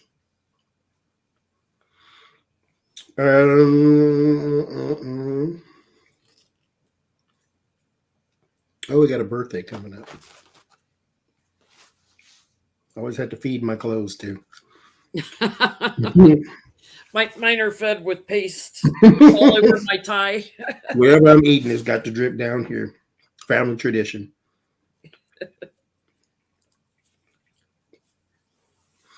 You have those. I have a niece. She is 18. And I'm like, wait. When we lived in Mississippi, they came down to visit us. And she was 13. And then I look up and she's 18. And I'm like, good Lord. She's an adult now. Where did that go? Where'd that I time mean, it's like she's a whole grown person. On the 5th, Friday, we're going to be doing a discussion on tarot and divination. But yeah, Mildred, that's how it usually goes. People go to sleep and then wake up and I'm still alive. Tarot and divination on the 5th. And then, like I said, it's Autumn's birthday on the 6th. And apparently my cell phone bill is also due on the 6th. And I'll be live with Adrian from Red Lentil Healing for our horoscopes on the 6th. As well at 7, I believe, Eastern. So that's what's coming this week.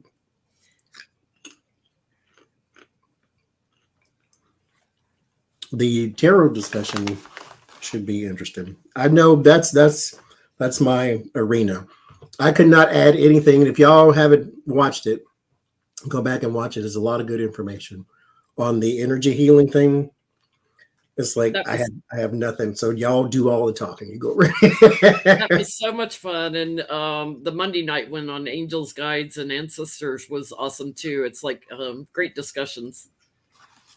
I enjoyed that one too. It's a fun series. I can't wait to watch the other ones you've got, and different people coming on each time. It's fun. The tarot one, I need to format that one a little differently. Because a lot of people wanted to be on that one, and the toxic people. I have more people wanting to be on that one. There was 9 people, so we had to do something different with that. Either everybody can't be on, or we have to ask very specific questions, because I don't want to ask one person one question and not everybody can weigh in on it. Even though that would probably be more efficient, but that's not what I want to do. To be like, okay, well, you answer this one, and then you answer this one, and then you answer this one. I kind of want everybody's take, especially on what a toxic person even is, because it may be different to each person. Yeah, I thought that was great. Like the angels and guides, and similarities, but subtle differences and things that came out.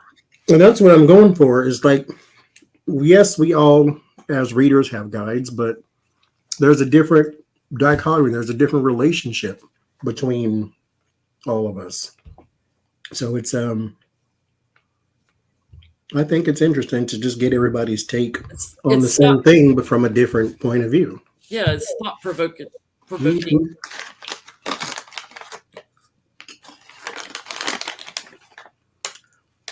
We should probably do another giveaway for this because the person didn't claim it from last week. I don't know if they didn't hear me say their name or what.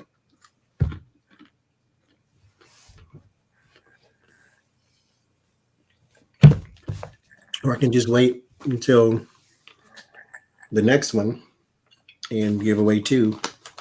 Yeah, that's what we'll do. We'll wait till the next giveaway. I'll give away this one again, and then I'll have another one so I can do them both at the same time.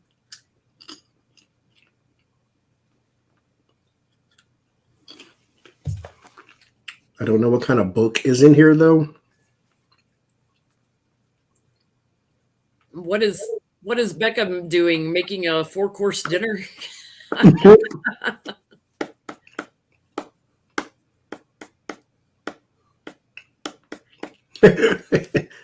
Her magnetism, she got stuck to the microwave.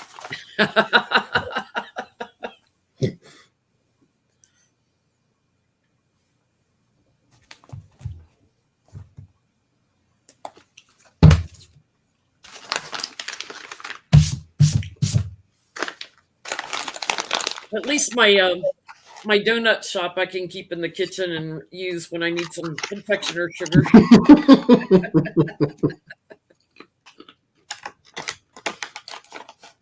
The paste has got to go after Lucy licked on it.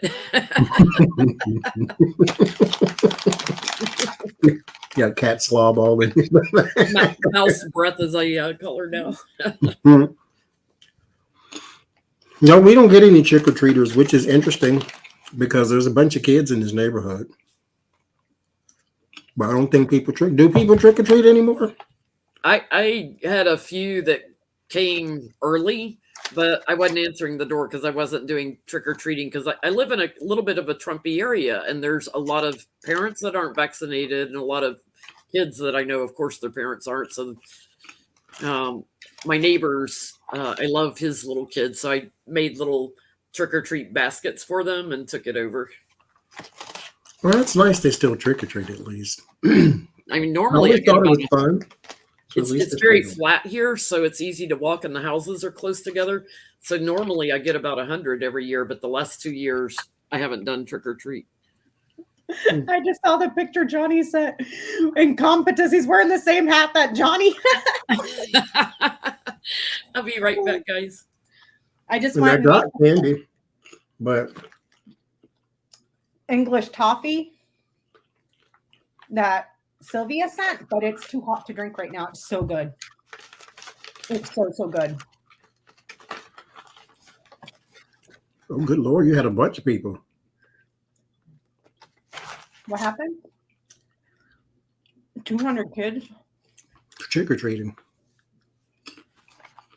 I didn't even hand out candy this year. Neither did Peanut. We shut all the lights out and closed all the windows because even before COVID happened, we're at the top of a hill. Nobody wants to go up the hill. Like, I'll stand back and I can hear them. We're not going up that hill. I'm like, but I have candy. I should just stand outside and just chuck it over the fence, but they don't want to come up the hill. How long does the after show last? Well, for y'all, probably not as long as it does usually. It lasts until we get sleepy and then we go to sleep, which is like 3 a.m. for me. Lucky girl, I'm fooling with you. I have all of those things too.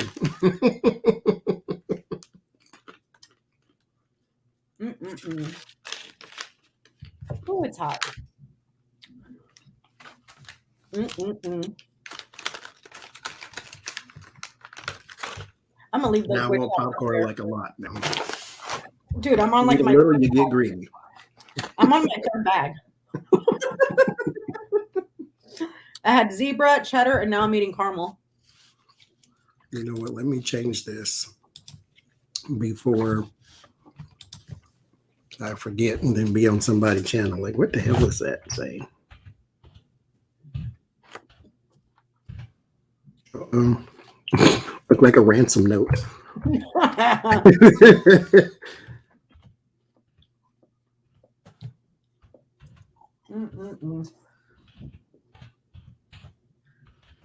It's weird. I went outside and my whole skeleton was green. It glowed outside. Yeah, it glows outside. But then when I'm in here, even if I turn off, let me see. Will you see me? Nope. Well, you can see a little bit. Mm-hmm. But it doesn't come off as bright. And these things are warm too. I'm wearing these all the way to Christmas. I don't care.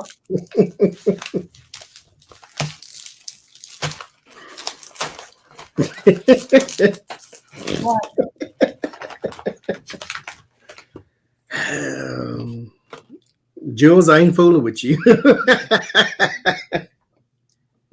I seen this video, mind you, because Google reads my text messages. This popped up in my YouTube feed. I didn't watch it though. I ain't watch it yet. I won't watch it though.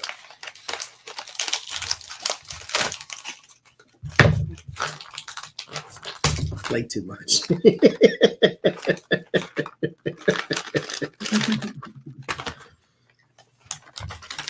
Okay, caramel corn. They call it kettle corn. What is the difference? Kettle corn is sweet. Oh wait, no, they don't call this kettle corn. Apparently, is a different thing. So, what's the difference between kettle and caramel? One tastes like caramel. The other one tastes like kettle. The kettle corn doesn't have caramel on it. It's just sweet popcorn. Nope. But it's sweet. It's sweet popcorn. Well, let's do a taste test then. I'm eating the caramel right now. That's kettle. It's white. This is the caramel. It's got the caramel on it. Oh, it's sweet and salty. I love kettle corn.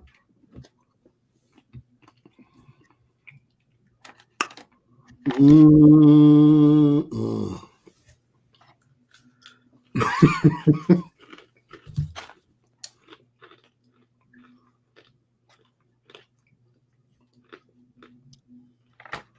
Wait, I'm gonna play it first, and then I'll show you, Marie, if it. Wait 1 second. Now I'm over here all by myself, you guys. You're just gonna have to sit here and watch me eat popcorn in my mouth. Mm-mm-mm.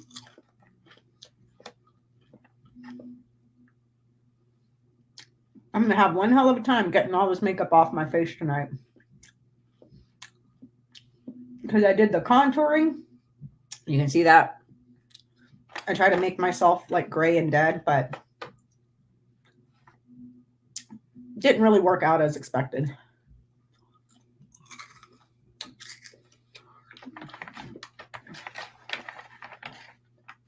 Oh, I have pumpkin Pop-Tarts too, Aja.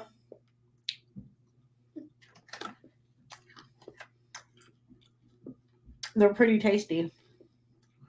Okay, Johnny's over there having a giggle fest all by himself.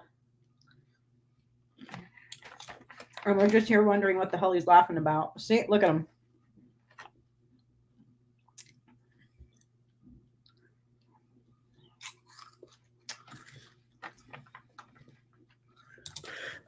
him. No, we're not playing that. Okay. That's funny. We ain't playing. You're having pizza? Oh, I'm so jealous. Yeah, the bats, I stuck them up there with double-sided sticky tape. So they're doing good. But one of the hats fell down. I lost a hat, but I got too lazy to go up there and put it back up. This tastes like, what does this taste like? Which one are you eating? The caramel? A kettle corn. It tastes like something familiar. I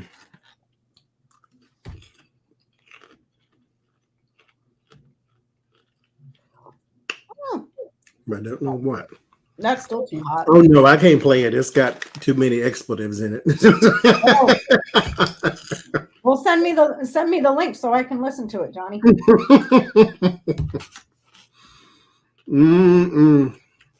Yes, I laugh all by myself. I think it's fun. Oh, it's fun. Laughter is medicine. It is. You need it.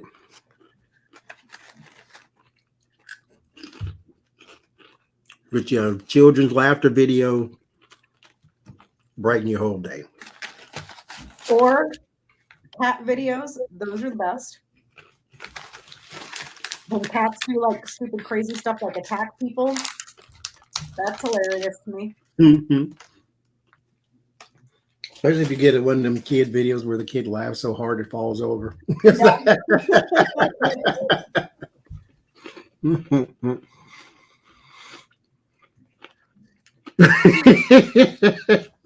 Church's chicken is always full of feathers. They don't clean it properly. And then all the pieces is this big. I think that's what it is. It's like because it tastes familiar like something else other than sweet popcorn. It may taste like a little cereal of some sort. You know what I got? It's buttery. You know what I got? Because I had to, because it's only during the Halloween time. Count Dracula or Count Chocula. The cereal? Mm-hmm. I had to go wash my paste off. It was all under my chin melting down. And because I heard Becca mention the English toffee coffee, I had to go make some too. Yeah, I'm waiting for mine to cool down. It's the closest thing to a Starbucks caramel macchiato in an instant coffee that you'll ever get. It's so good. I don't like the mocha. I don't like the vanilla. I only like the English toffee, and they quit selling it at my local grocery store. But Sylvia stocked me up, so I'm set. Yep, thank you, Sylvia. Because Jenny told me to try it. That's why I put it on there, and then Sylvia sent it, and I'm like, oh my god, this is the best thing in the world. Mm-hmm. That was the funniest comment I ever read in my whole life. I'm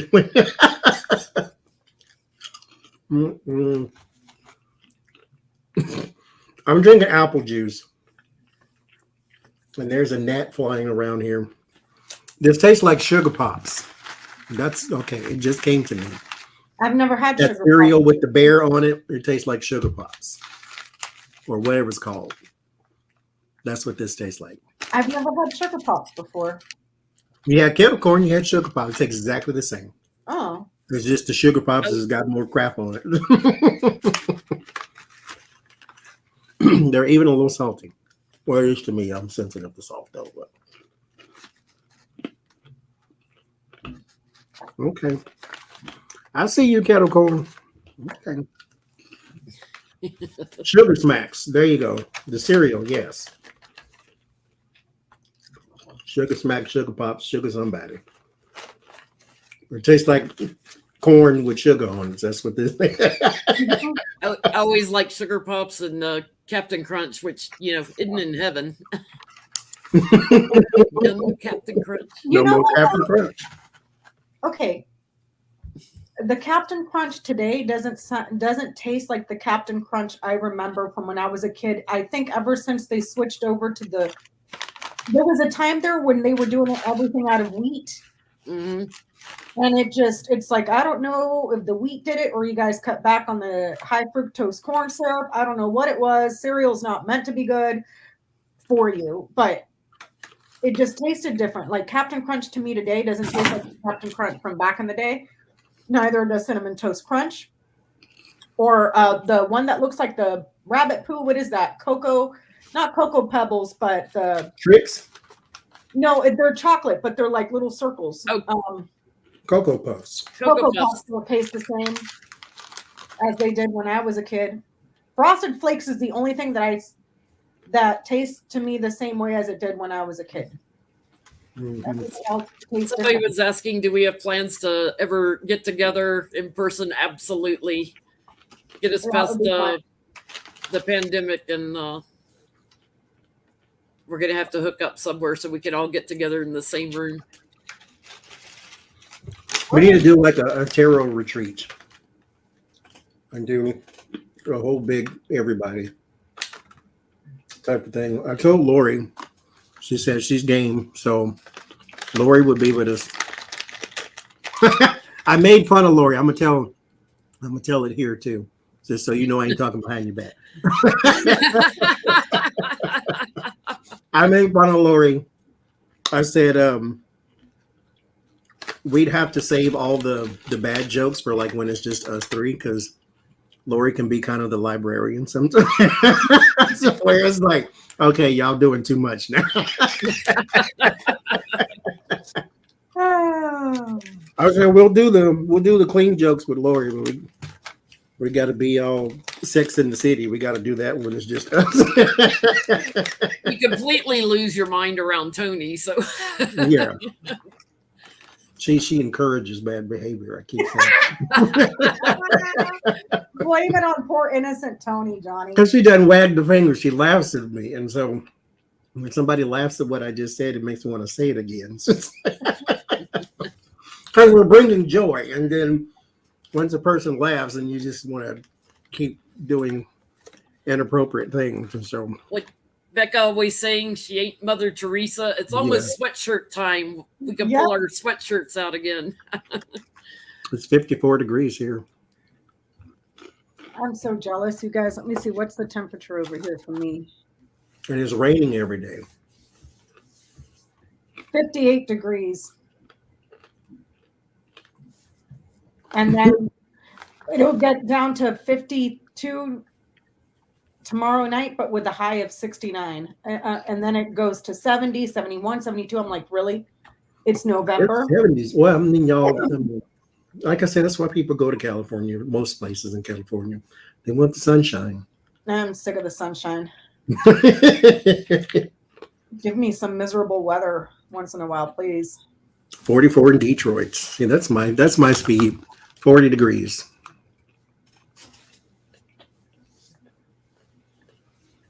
I can't wait. Well, I shouldn't say that.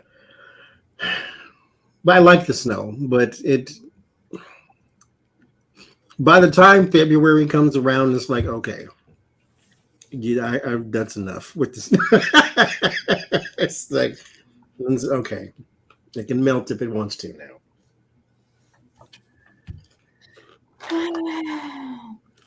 I just wanted to be cold already, damn it.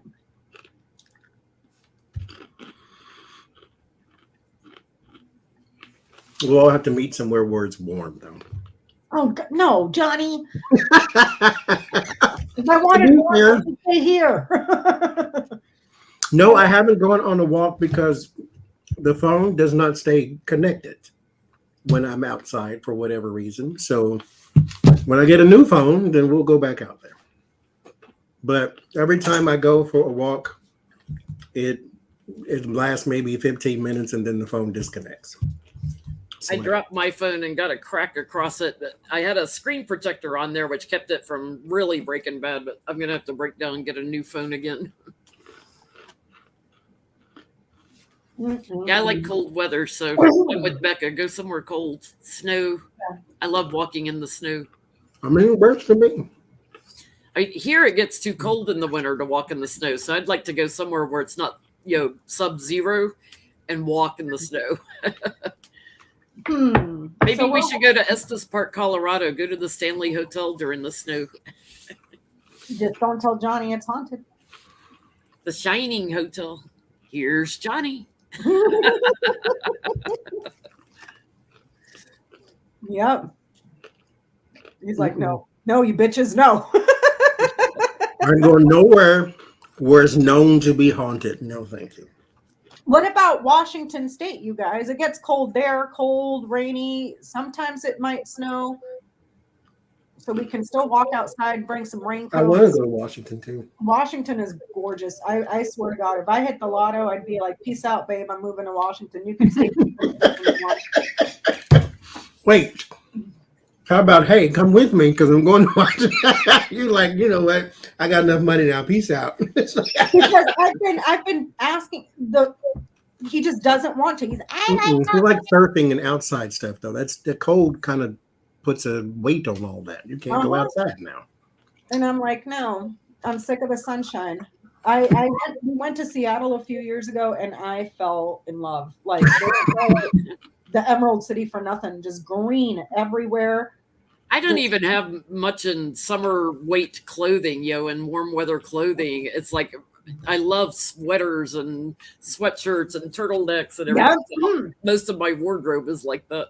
Yep. And it's like, hey, look, it's the fall. Everybody in the planet is wearing their nice boots and their leggings and their flannels. And I'm over here in shorts and a t-shirt. I'm like, really? If I put on boots right now, I'm going to be freaking dying.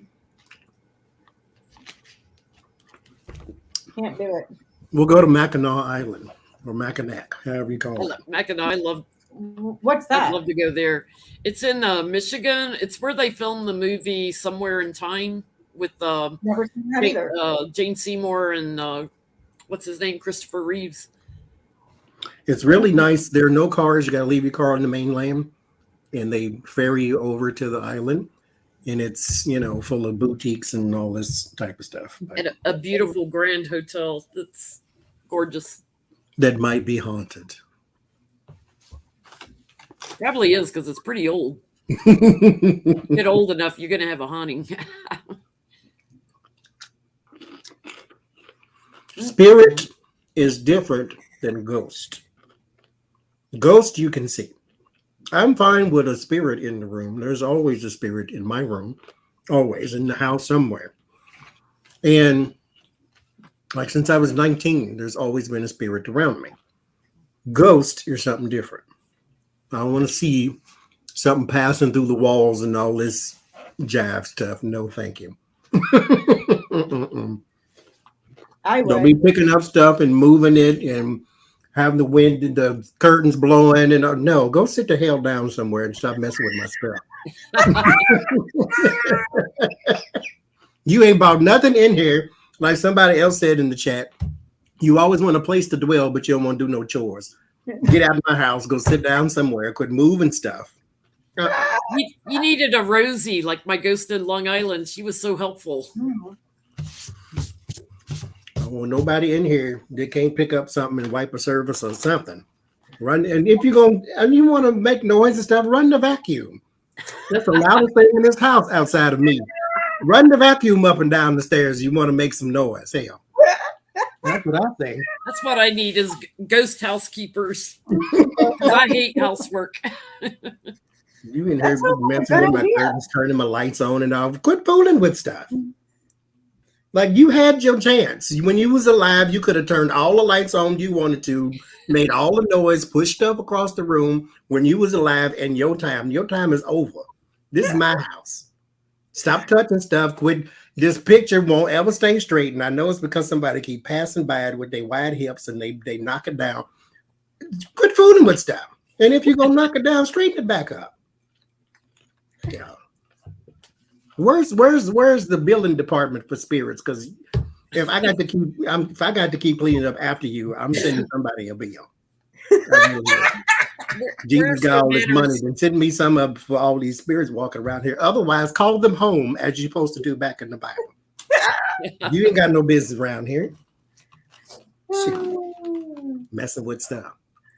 That's why I don't have curtains. Because if I see them blowing and ain't no vent on, I know something wrong. No, thank you. Stay out of my house. I'll stay out yours, you stay out of mine. You don't see me walk around cemeteries. That's where you should live. You can mess with all the flowers and pots and headstones you want to. Go right ahead. No. No. One of the worst pranks I ever pulled on somebody, a coworker years ago. She was turning 40 and she was having middle-age crisis a little bit. And I got two of the guys that I worked with to go with me. We went to a cemetery at night and went to the trash pile in the cemetery, like after, the flowers die, where they throw all the dead flowers, and we get all the wreaths and everything with dead flowers. And we filled her office wall to wall with all the funeral flowers that were dead. And she walked into her office and just flipped out. And then we watched her carrying all these funeral wreaths out. I'd have broke all your windows out your car. I don't do pranks.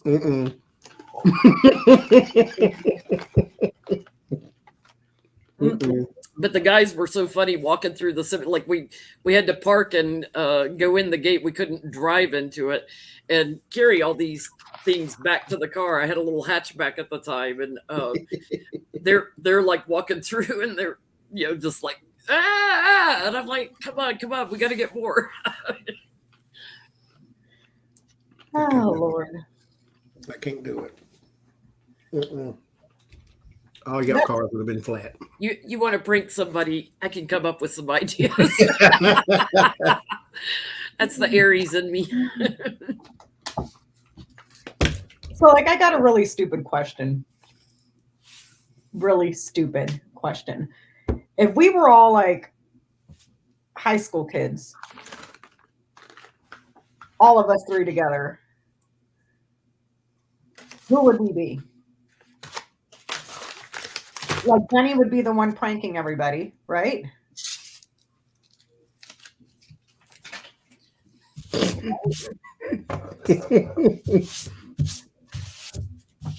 don't know if Johnie would be like the class clown, because Johnie. That's who I was. Johnny's, I don't know, but you got kind of like a quiet streak sometimes, like I could see him sitting in the back of the class and sitting back there with them, and he muttering stuff under his breath, and us just dying of laughter. I was not disruptive. To draw attention. I wasn't disruptive as an out loud, but if you sat close enough to me, you got a few kikis and giggles though. Sitting there. My job I had in Oklahoma, I did the same thing, and that reminded me just then. We're sitting at a table, and we all got to stand up and say your name and whatever while you're working there. And, people, oh, I'm so happy to be here and blah, blah, blah, that type of thing. And so they got to me, and I said, my name is Johnie, and I'm here because you called me. And then I fell back down. Then she laughed because that's the truth. Well, I'm gonna make up some big story about how I'm happy to be here. No, I'm happy to be alive. I'm here because I need money. So, that's why I'm here. I mean, if you really want me to say that I can. But this other girl stood up and she minded her own business. Let me say that for the record. And they got to tell what you like to do and a little bit about yourself and all that. So she stood up. And she says, in Oklahoma, there's a community called Nichols Hills. That's where all the big $1 million houses are. And so she said, I like to play tennis at the country club, and I like to do this. And then I'm sitting here. She minded her business, mind you. But I'm sitting there under my breath, and there's two people sitting right here. I say, why she can't play regular tennis? Why she got to play tennis at the country club? That's the kind of person I was back in high school too, and I still am that way. And they doing the whole because they try not to laugh out loud because the girl is still talking. But everything she say, I got something smart to say right behind her, and I'm like, why you can't play regular tennis? That was so dang rude. Beth Cat's talking about when we were in orchestra together in junior high. We both started playing violin in like 4th grade. When we got into junior high, the first year, the older kids, sat in first chair, second chair, the first section, everything. We're in the back, and we're constantly talking and giggling during orchestra to where we're trying to play violin, right? And it's just shaking as we're trying to play because we're laughing so hard. See, Jules, this is what you do. You have to stand up to introduce yourself. Comedy, lead with comedy. I always say, stand up and say, "My name is Thomas, and I'm a tank engine," and then sit back down. That's all you gotta do. That's how you get over. And it's, I don't know why we'd have to still do this. Stand up and introduce yourself. Ain't none of them people gonna remember who you are, because they're gonna go all work in their own separate departments. At orientation, you don't see none of them people ever again. It's like, I don't need to know who you are. We ain't got nothing in common. I don't play tennis at the country club at all. And so we probably ain't got nothing to talk about. I don't need to know who you are. You don't need to know who I am. I'm probably going to quit in 2 weeks anyway, which I did. That's when I found out I hate telephone jobs. I can't stand talking on the phone. Like total Van Gogh, cut the ear off. I don't want to talk on the phone ever again. I hate it. I have it because you have to. That's... When I was in school, I was quieter, than I am now. After I got out of school, everything I became more outgoing, much more of an extrovert. But in corporate jobs, working, in an office, I am the one you do not want to run into, because I'm going to say whatever comes in my head without thinking about it. Things like, you go in the bathroom and somebody has had dynamo and they've got all kinds of toilet paper clogging it and they didn't flush. I'm going to call your ass on it. I'm going to be like, well, you get in there and clean that up. You don't do that in a public toilet. That's me. So let's get over this, though. We ain't got to Becca. Who would Becca be? The sailor over here. Who? I won't say, wait a minute. If y'all can see all these text messages sometimes, I mean,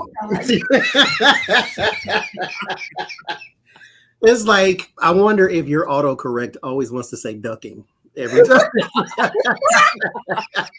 How many of your words is it attempting to change in this? Duck, duck, this, duck, that, duck, ducking, duck. Dang it, ducking, duck. Like Google, she really likes duck. She must be a farmer. That's what it is. She's the one getting suspended for cursing in class. That's what that is. I did do my ducking homework, duck it. What the I got duck suspended once for cursing in class because I said it out loud. Because I meant to say it out loud because, Well, I tend to say the thing everybody wants to say, but they bite their tongue, but I have no filter. So it's like I say the thing everybody else is thinking, like the guy at the grocery store wearing his mask without covering his nose. And I'm like, that's like, putting your jeans on and leaving your hanging out. LD Scott is saying I'd be the girl that gets caught smoking in the girls' bathroom. What? You're the bad girl. I'm the rebellious bad girl. Jen's the ringleader, and I'm the one cracking jokes. I'm the comic relief. I'd be giving her the cigarettes. Yeah, Jenn would be buying me the cigarettes and the liquor that I'm going to go into the bathroom and drink and smoke during and third I'm sticking period. my head out the door. Girl, hurry up! Here they come. Do I really come off as a bad girl? Not really. No, I'm nice. Everybody's nice with it. See, I get a rep. I guess I have the reputation of being nice and sweet, which I am, I guess. But I am not the nicest one in my family, my little nuclear family. Like my sister, my brother, are Mother Teresa and Mother Teresette. Like they are the nice ones. They'll do anything for you, type of thing. And then I'm like the one who got like half the niceness. And then more mouth than nice. It's like my mouth's autocorrect broke. Oh man. Becca, you're always saying I'm not Mother Teresa, so yeah, you'd be the bad girl. Yeah, it's just I think we got to a point on YouTube when all of the you shouldn't talk like that. Da, da, da, da, da, da, da, da. The love and light community got you. The love and light brigade got me, and it's like, I don't care what all these other readers are doing. I'm me. I'm not Mother Teresa. I don't believe in this. Oh, well, send love and light. How much love and light did people send to Hitler? And he still murdered millions of people. Uh-huh. So if I don't like you, I'm gonna let you know I don't like you. You know, there's no reason to put on a facade. Because I'm not gonna weep for Lindsey Graham, Donald Trump, or none of these other people. If you're a nasty person, then I'm gonna call you a nasty person. Maybe not even in those words, but that's what's gonna come out. Yeah. I just get so tired of it. It's like, you know, what do you think? Tarot readers are next in line to, you know, in the same level of holiness as priests and nuns? Like, I mean, we're human. At the end of the day, we're all human. You know, this idea that we have to be holier than thou and pure and love and light, and you take that bull crap somewhere else, you know? For that you can't say be we're not spiritual and pastors. get petty too. I was born petty though, because my mother was that way. Here's what I don't understand. Like this whole... But Johnny had petty booties. He had little petty booties. I'm snarky. Like, Yeah, I've gotten blocked on like Twitter snark. so many times for referring to Melania as a skank. That's like immediate block on Twitter. I'm gonna look that Or up. timeout, I should say. Let me see. Snarky. What does that mean? It's not snide, a little biting, a little Critical or mocking in an indirect or sarcastic way. a little catty. Rare. Bad tempered or irritable. I'm definitely snarky. I've always been, but I'm not malicious. Like, okay, for full transparency, if Donald Trump was in my face, I wouldn't say the horrible things to him, because that would then that would be directly trying to hurt his feelings, and that's not really what I'm trying to do. But I am going to speak the truth that I feel when I'm in my own space. If I was in his space, I would not say it because I'm in your space. Well, he's a narcissist. If you were in my space, he would just keep coming after you if you said anything to him. Yeah. Now, mind you, I'm okay with some back and forth. Now, if you think he's a Gemini too, but I guarantee you, I got more words than he do. So it's like, so if you really want to go back and forth, then bring it on, Buttercup. But Johnny, if I was at his house, I would not say snarky things to him. But if he was in mine, then yeah. Okay, so what if you were in a public space? No, because it wouldn't serve any purpose to try to bring him down. Now, if we started a conversation and it went there, then okay. Then yes. But if I wouldn't just walk up to him and say you're a horrible person. No. See, I would walk by and say, try not to be horrible for just 1 minute every day. Just 1 minute. Mm-hmm. I'd walk by and say, you smell like shit and look like it too. Mm-hmm. Mm-hmm. I just, you know, if he was in my space, then yeah, you can get all the words in the world. But other than that, I don't know. I would do it because I'm petty. I'd support you. Mm-hmm. And that's another thing. That's who I am. I am never going to tell you that you are wrong if you're trying to do something you want to do. Ever. Not in that. I never would. Like if like you saying with the candles. Are you going to tell me when it's bad? No.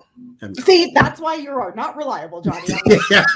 I'm never going to say if it sucks, tell me it sucks. If you don't like it, say, this is the worst thing I've ever smelled. It smells like a freaking porta potty on a street corner after, you know, like, you know, just tell me. I ain't that person. Mm-hmm. Because to me, if you're trying to do something, now that's a little different, a little bit. if you're trying to do something, like if you are 5'4", 316 pounds, and you want to be a ballerina, I'm gonna say you do you, pirouette, that go right ahead. I'm never gonna say that maybe, just maybe, you don't need to be a ballerina. Because what do I gain out of shattering your dreams? But if you came and asked me, actually, no, let me not even lie. If you came and asked me, should you be a ballerina? I'm going to say yes, because that's what you want to do. And you need people to encourage you. Find that other friend that be like, bitch, you too fat. That would be me. That ain't me. I'm not that person. I mean, I wouldn't be like, bitch, you're fat. I'd be like, okay, first of all, you need to do this. Your solution, finding solutions. I'm not that person. And then you get there. I'll be like, that's your dream. You go ahead and do it. Because maybe you don't need you. Maybe you're not going to be Darcy Bustle or something, but you might be. You may invent your own lane in ballet. So you may have your own big girls ballet or whatever. I don't know. Somebody will buy a ticket. I'm going to be the one to encourage you to go out and make big girls ballet. Don't ask me for no reading, because then I can't make that up. Because what the cards say is what the cards say. But if you just ask me personally, go and do it. Absolutely. Big girls ballet. I'll buy a ticket as long as it ain't high. Go right ahead. Ay. That's why I don't ask people for nothing. No. Because don't tell me. I can shatter my own dreams. Because I'm gonna overthink it anyway. Let me do it. Geminis have the built-in devil's advocate, Yes. That's what I was going to call my soul chats, actually, was Devil's advocate? Devil's advocate. Well, it's I funny. like it. Beth Cat's a Gemini, my friend, and I'll call her, and ask her opinion of something. I get both sides. Like, I don't even have to think it through myself. She'll give me both sides. I have to, for whatever reason, I have to see it that way. Well, I guess that's part of who I am, but it's like everything has two sides to it. Just like I think Donald Trump is the worst person ever, but at the same time, I wouldn't walk up to him and say that. It's like, because what purpose would that serve? He already knows he's a horrible person, but he ain't gonna change nothing. But at the same time, I still want to say it. I can, I'm a natural flip flop. I am wishy of the washy variety, as I say. It's just what it is. They were saying in there just like Libras. I'm not like that at all. No. I'm very black, white, done. Like, I'm a terrible person.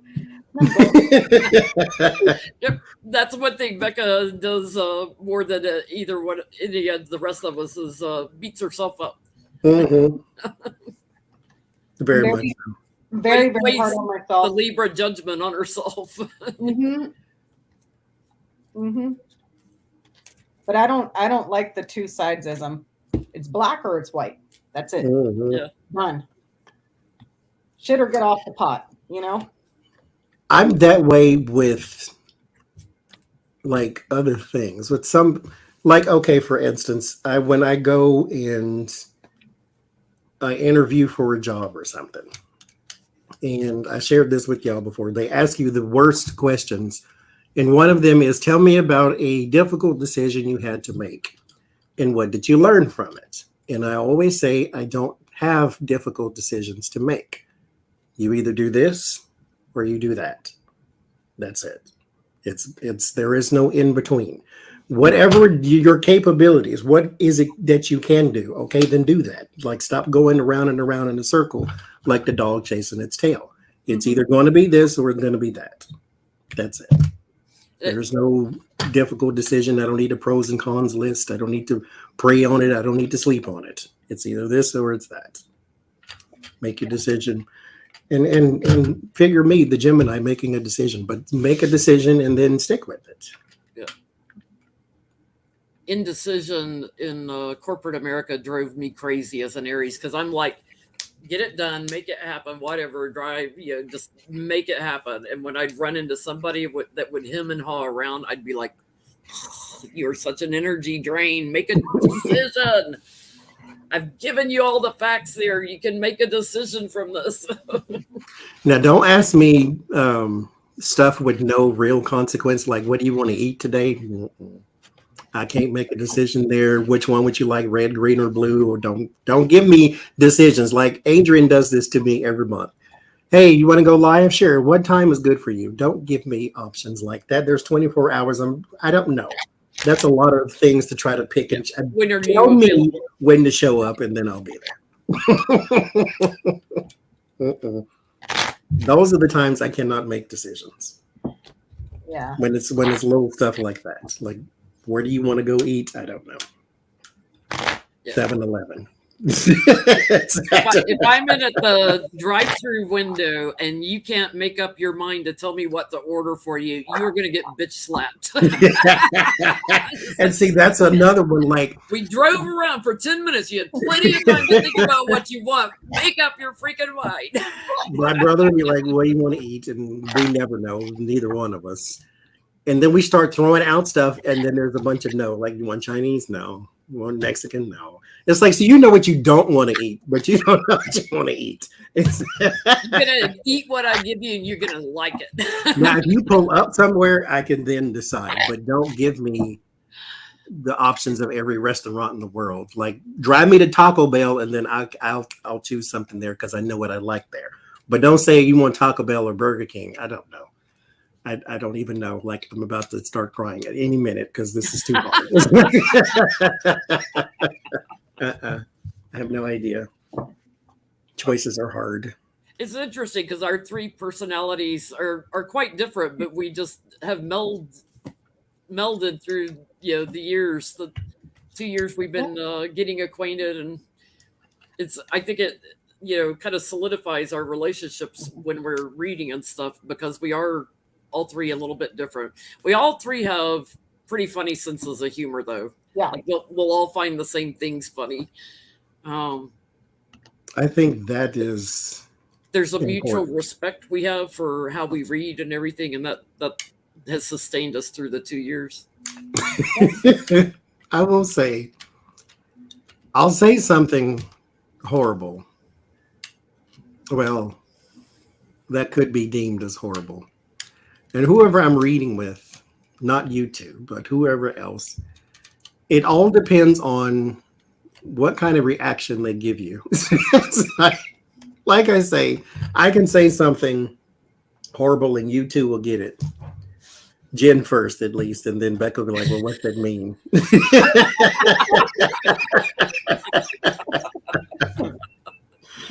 I just like, you get, other people like, oh my God, you just say that? It's like, oh, I forgot where I was. I'm sorry. You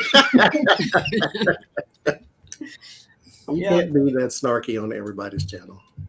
Calm yourself down. That is true too, but you do know what you're getting into when you invite me places. Mm-hmm. Well, I think other readers know what they're getting into when they invite us. They know there's going to be a giggle or two. Or like on text messages when Jenny will be like, well, I'm not going to do that. I'll be like, I'll do it for you. And it's usually like really bad stuff. I'm like, I'll do it. What cracks me up during the day, because I'm doing personal readings, and so I don't check my text till evening a lot of times. Occasionally during the day, but sometimes it's evening. And by the time I get there, there's like 50 texts back and forth between Johnie and Becca. I got to follow the whole story to see what they're discussing. Yeah, you can take me someplace, Jules. You just can't take me everywhere. Don't take me anywhere where there's other people. You can take me anywhere, but don't ask my opinion if you don't want it. That's an Aries. Yes. You better, don't ask it if you don't mean it. My sister's a Taurus. She's very kid gloves when it comes to her opinion, though. But she always comes up to me as the Queen of Wands, which is a fire. But she's very, very kid gloves. My brother is different. He is a Libra, but he comes up as an earth sign because he's more practical than the both of us will ever be. But he's the person who will tell you because you asked him. My sister is like, well, with the 5'4", 312-pound woman who wants to be a ballerina. I don't know anything about ballet, so I mean, if you think you might want to do it, you go ahead. It's like she's that person. And it's My funny. brother is like, I don't know, that might be bad on your ankles. And it's funny too, because I show up for you too as the Queen of Pentacles. Yeah, Every time you read for me, I show you up. are practical though. You are a practical person, so that Earth sign fits you. Yeah. I wonder if your brother has like a lot of Earth in his chart or Earth Moon. More than likely, because he's Libras. I don't know what the rest of it is. Because the only planet I have in an air sign in my chart is the sun, which is just the day of the month I was born. Everything else is water. And I have the moon in Taurus and Saturn in Virgo. So I have, because he fits the Libra thing that you and Adrian have, people like that who like to see everybody else sort of taken care of to make sure, everything is in order with everybody else's life. But he has the practical side too, which is what you have, as though your stuff is still met too, even though everything may not be in order, but your gas bill is paid, your light bill is paid, your car is paid, you did it, all that. He's like his finances is in order, his house is in order, but everybody else is too. So he does have that practical thing about him to where he doesn't really do foolish things. Yeah, that's more me, because I go with the wind. You throw the feather up, and that's where I'm going. So it's. Yep. Someone's talking about rising sign has a lot of influence on character, and I'm a Gemini rising, so I think that's part of why I get along with these two air sign people so well. You're a Gemini rising, Jenny? Yeah. What's your rising, Johnny? I have no idea. What is? I don't even know what that means. I have Gemini Scorpio, if that makes sense. But your moon is in Scorpio, you said. Yeah. So what is your rising? What hour were you born? I have no idea. I can look it up, but I don't know. Okay. Because it's like 9 o'clock p.m. Okay, so then you should be either Taurus or Cancer then, because the sun moves every 2 hours, I think. I think that's how it goes. Yeah. So Jenny is Gemini rising. No, I think it's Scorpio. Are you sure? Yes. Scorpio ascendant would put you later on in the evening. Yeah. Because I had when Dr. Victoria Scarabo from the Seeds of Transformation Healing Center in Massachusetts, she and Lord Margulies both told me Scorpio. So it's Scorpio. Okay. Yeah, I have a Scorpio rising as well. So my chart is screwed. Like I've been wanting to get an astrology chart done for a long time, because it's just like you read about Libra and then you see what goes on in my head, and it's just it don't match. It does not match at all. So that's interesting. Gemini, Scorpio, ascendants. That makes a little sense anyway. Interesting. Well, we've been on for almost 4.5 hours. We still have 769 people watching us. We thought we'd give you a little taste of the after show and Gibby Gab for a little bit. That was fun. Happy Halloween, everybody. Congratulations on your 2 years, you guys. Thank you. And thank you for joining us for 1.5 years of it. It's gone by so quick. Like I have to stop and think like, wow, it's been 2 years that we've been doing it. Girl, I'm looking at it going, holy crap, it's November 1st tomorrow. Yeah, it's already tomorrow here. Bye-bye 2020, 2021. Dear Lord Jesus. We'll be sitting here in 10 minutes talking about, oh my God, it's December 1st, 2022. That's how fast it goes.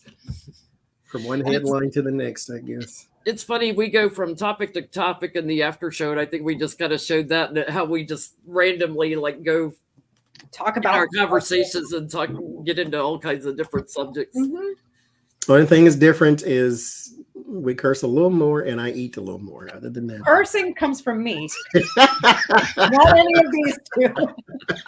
They're little angels when it comes to that. We throw cards a little more sometimes in the after show. I'm not love and light, so I don't know what to tell y'all. We'll read on funny things. Like I had him throw cards last week on, do I have ghost mice in the house? Oh, yeah. Lucy keeps catching mice. So I had him throw cards on, do I have ghost mice in the house? Yeah. And remember, I said that there was a man down there, not mice. Yeah. That's your little That's buddy. Robert in my basement. Mm-hmm. Yeah. Thank you guys, and thank you moderators for being with us for 2 years and keeping the chat nice. And that's why I love you, Peggy, because you got a potty mouth too. Love it. Yes. Peggy Green is cut from our same cloth too. But she's an Aries like me. We love you, Peggy. But thank you guys, and thank you everybody that's watching this later for sticking with us for 2 years. We really enjoy doing it, and we will see you next week on House of Lenormand channel, and back into our regular rotation that we got out of. Yep. Don't eat paste. Do not eat paste. Not good for you. This is vanilla icing. Vanilla icing. Purely for entertainment purposes only, YouTube. Oh, And Lord. Donut Shop is confectioner's sugar. It is not to be inhaled. It's not blow. It's not yayo. Don't do it. Although this has got a taste of bleach in it, but don't judge me. Good night, everybody. We'll see you next week. Bye.